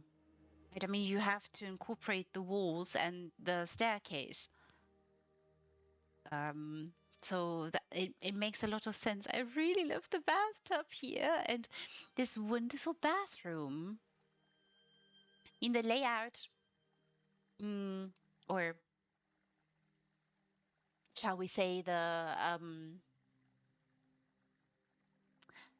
layout of the apartment is quite interesting. I mean, you do have squarish um sort of um mm, place, but the staircase is inside, right? And the apartment is all around.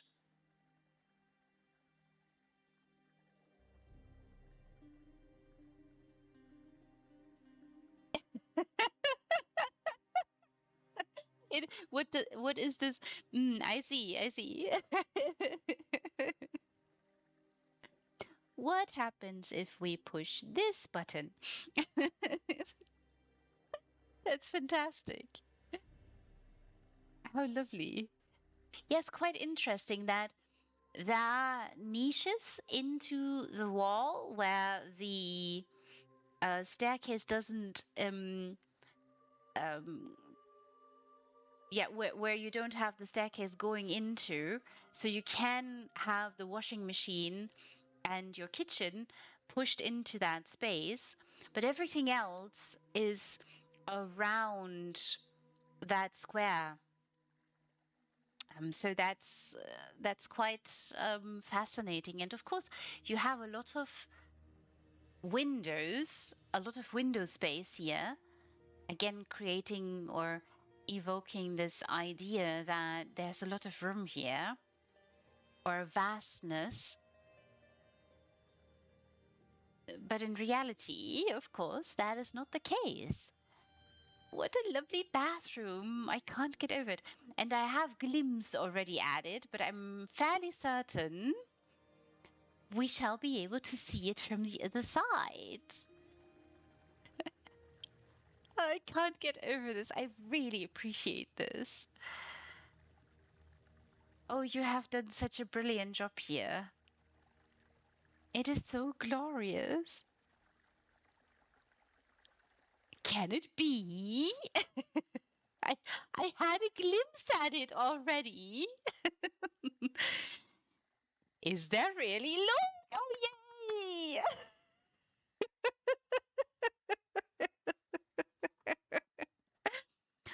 I'm I'm so sorry everybody, but I really do enjoy toilets. They are a very mundane thing, I know. We all have it, we all use it. It is a part of our daily routine and our daily being. But somehow, I mean, until recently, they haven't existed. And so all of you went and designed your own. And this in particular, it's the golden ribbed Lou, yay! Oh, I love this so much. This is fantastic. How lovely. And there's, of course, toilet paper. Lots of toilet paper, very important.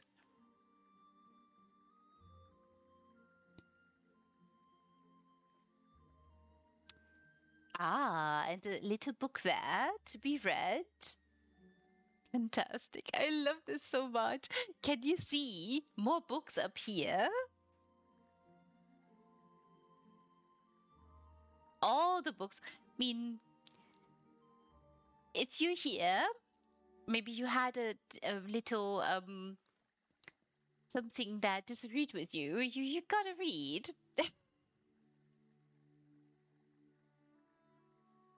Oh dear. Oh dear. Well, that's all right. That's all right. You can always come back to it later. I really love that you have so much so much toilet paper here. I mean, the dress cup, right? But everybody knows it's toilet paper. Or, I mean, a lot of you have also found different uses for the dress cup. I really appreciate that.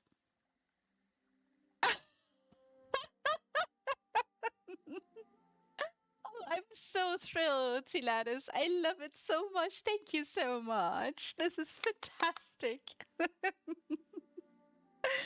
Oh, oh, fantastic. You have such what a glorious apartment, everyone. What a glorious minimalistic utilitarian yet so cozy and beautiful apartment filled with so much joy, happiness and adoration, passion for this thing called ESO housing. It is fantastic. It is lovely. Yes, you've done a brilliant job here with the toilet, and the apartment is fantastic too. It's even glorious. All right, Priscilla. Thank you so much for joining. I hope you have a lovely, lovely night. Buonanotte. Have glorious, wonderful dreams. And I shall see you next time, hopefully. Also, say hi to your lovely, wonderful, significant other. Aww.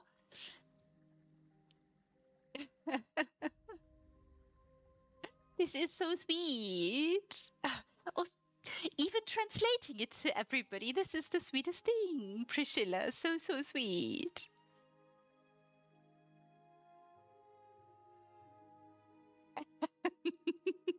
Yes, of course. Of course. Very good point, Siladis. If you have something you can share, even if it's just toilet paper, share with your neighbors. Being kind goes a long way. It really does. Ah, how fantastic. Hmm.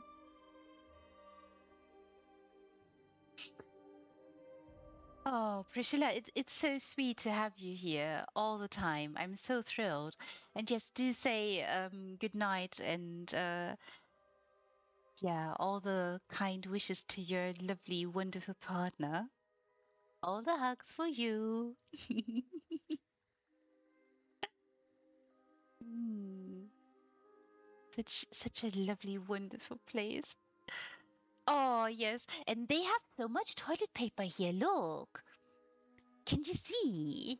That is a lot of toilet paper. They wanted to be extra sure. Also extra sure they have enough to share.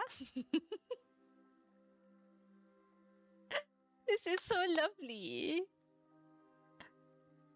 The golden rimmed toilet, everybody. I can't get over it. It is so fantastic. Also, really appreciate this particular piece here. Fantastic wall decoration. Ah, and of course, you have a little handle for the toilet paper too.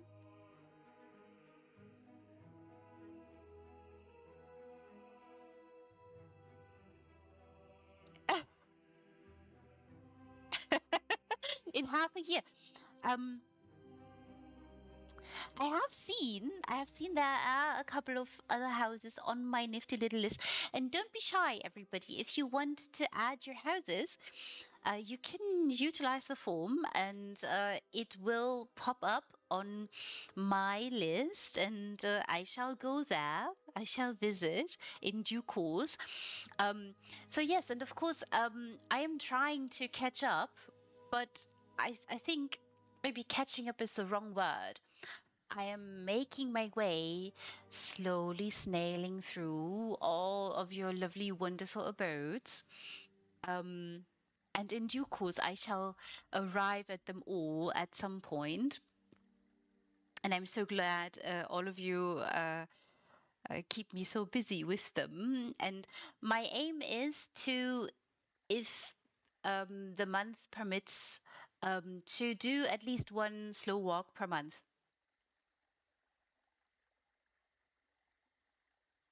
The next house you added, I'll have a look see.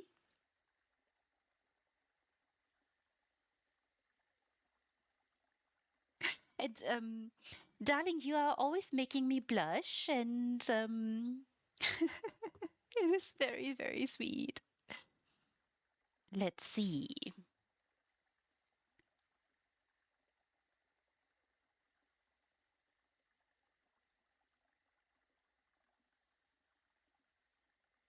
Let's see.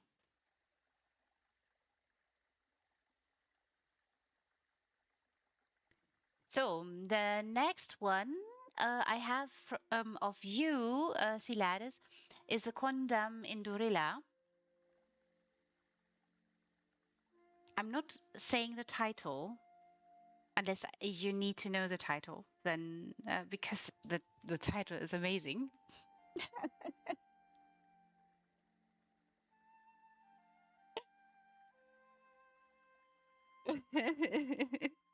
Fantastic.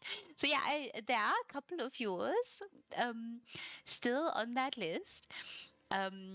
Of a lot of you others as well. And do not worry, I shall get to them all. It's just going to take me a while. And in the meantime, don't be shy. You can, of course, enter into the little form if you have a house you wish to be snailed through.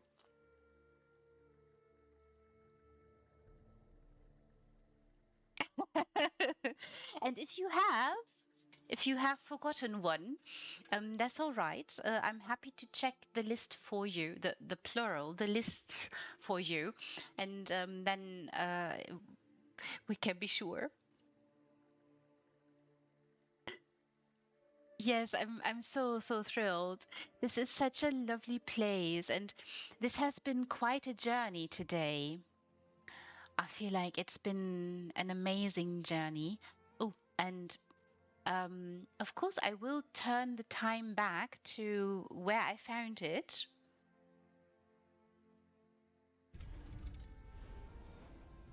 This was normal time, but it was not normal time.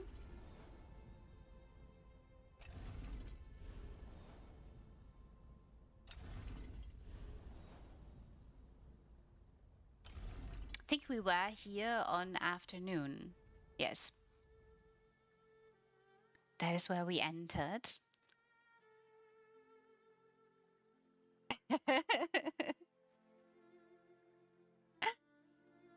mm. Oh, really? Oh, really? So that is going to be very interesting then, everyone. I'm very thrilled. I'm always curious what you guys design wherever you decide to participate, whether it is in a slow walk or a Crips episode. You should know that in April, I'm going to do a Crips episode. This time it's themed around anything spring. So if you have anything springy, it can also be a guild hall or a house that is designed to host activities a guild wants to host, for instance. That could be an auction or a party house. If it has anything to do remotely with spring, it will fit. You can message me in a DM, or you can put it into the Ethereus Art Discord because that is the guild I'm doing it with. And you should see it in house tours if you are on the Ethereus Art Discord. You should see it there.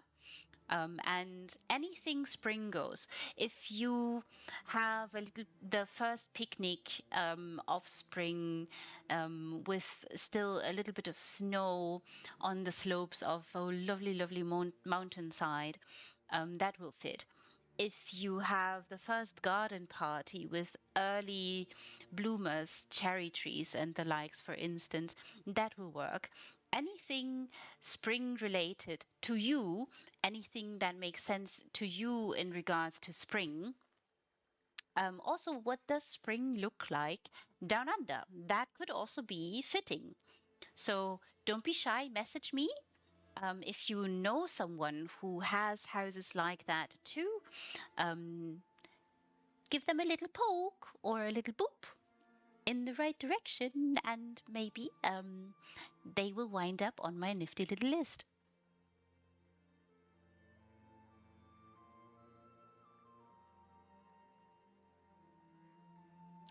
The poem builds go. So I am currently editing like a madwoman. So I'm done filming. No, no, I'm not scrapping it. I'm recording. So I have, I think, two more to record to get really good recordings. But I have done audio recording for all of them already. So that's in the can. I am editing that particular part because, you know, when you read something, you might make a few mistakes, and I have to edit out the breathing part. You know, in these, it sounds like you don't breathe, but yeah, it doesn't help in an audio, so that's why I usually edit it out. And yeah, I'm blowing up the sound a little bit because the microphone that I use is different. So it's not scrapped at all. If you have other poetry, if you have other builds that are synced with that, so if you have something that fits literature and housing, it is still going. You can add your designs there as well. Um, Remember, please, if you want to utilize a specific piece of literature, it has to be in the public domain. Otherwise, we are getting into trouble with copyright, and we do not want to deal with copyright. So, yes, still going. And there, there are quite a number of them in there. And I had to, I think I did 3 or 4 takes for all of them because I wanted to make sure I'm getting the mood right. So yeah, I love doing that. It's so much fun. It's so much fun for me. It takes a while, but I'm getting there. I'm getting there. No, not butchering them. I hope I'm doing them justice. um, yeah, so still there's a little bit of recording that still needs to happen, but besides that, mostly editing. So I'm in the post-production editing part of it, and once I'm ready to release, you will see a message.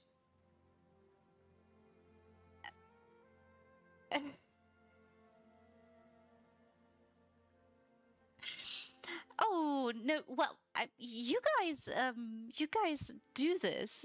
It's I'm just the lady with the camera, and yes, when it comes to literature, I'm paying extra attention to how it's read and all that. And I really love doing that because I like to play around with words a lot.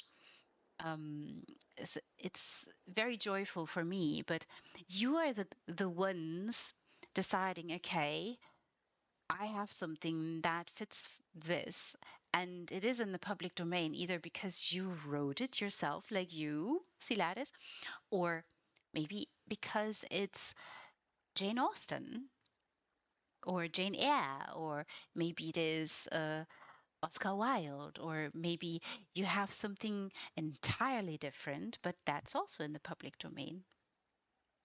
So, yes, still going. And I am also working on more audio to be released this year. Um, I have had a couple of suggestions by people who have shared either childhood favorites or favorites in general that they have found an adoration for. So yeah, and for some of those, I still need a little bit more time to read them and do them justice and giving it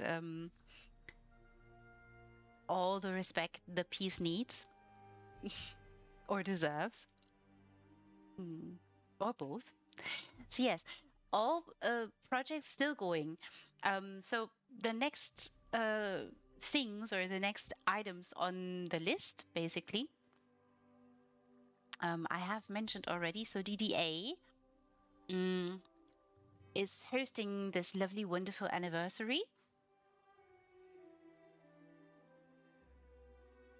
And of course, the Housefolio is going to continue doing wonderful showcases. Mm. So, certain results you can hear. You have hopefully seen the links either to YouTube or to Spotify, because certain audio only things are going to be on audio only platforms. But what we just discussed will, of course, be on YouTube. So there's that. Mm. I just want to remind all of you, don't forget to participate. And I know some of you are still in hibernation, maybe, and slowly, just very, very slowly waking up. And I know also that it is a hectic time and you mustn't feel pressured. I'm just glad all of you are here participating in this capacity here with me, with all of you. And I can't say how much I appreciate this. And thank you so much, Siladis. Um, thank you so, so much for opening your door here, for adding so much joy and gloriousness into this very, very tiny space, opening it up for all of us to come visit. And all of you, you should all come visit and bring all your friends. Show them around, gaze out at this lovely, amazing, gorgeous view, and also play around with the time of day setting. And of course, if you could be so kind and leave the apartment as you found it, peruse away in the cheeses of Tamriel, of course. Aw, yes, of course. It was my pleasure, Siladis. It was my distinct pleasure to seeing all of you lovely people's homes tonight. Winnie's, Shimina's, and you, Siladis. It's been really fantastic, and what a journey. We started out at an adventurous hall, set out on a magnificent excavation, diving deep into humanity, really, discovering things, learning things, being mesmerized too. And then we have come here, ascending to extreme heights into tiny spaces filled with so much passion, joy, and happiness, and with a spectacular view. Truly, truly magnificent. And of course, all of you, when you come here and bring all your friends, you must find your favorite spot. You must favorite and recommend and send Siladis here only kind messages, messages of appreciation. And maybe if you have questions, then send those too.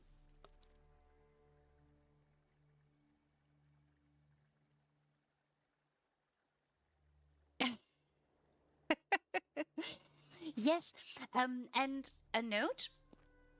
So right now, so tonight, I can't create a highlight because the don't worry though, the VOD stays on Twitch for 2 weeks, I'm sure. And within that time frame, I'm going to be able to save and transform some of the video, some of the highlights, and bring them over to YouTube, freeing up space here. So there will always be highlights on this channel. I will always create highlights, but of course, within the limit that Twitch gives me. And when I'm getting close to that limit once more, I will move highlights over to YouTube again, and so on and so forth. And that is how I'm going to do it for the foreseeable future. And now, everybody, it gives me great pleasure to send you all off. If this is evening for you, then I can send you off to a wonderful night. Sleep tight, have lovely, amazing dreams, and a magnificent day tomorrow. And if the day just started for you and you just had your morning coffee and it's about midday, slowly closing in on you, I hope you have a lovely, fantastic day, whatever you are doing, whatever you plan to do. And I hope to see you soon on another episode of Ree's Slow Walks, or on a different episode of maybe cribs, or I'm showing you a little bit of house folio showcases, or I have the pleasure of showing you DDA showcases. Either way, I hope to catch you all soon. Oh, it's been so lovely to have you all, to have you, Toads, and everybody else in chat. You have a lovely, fantastic time.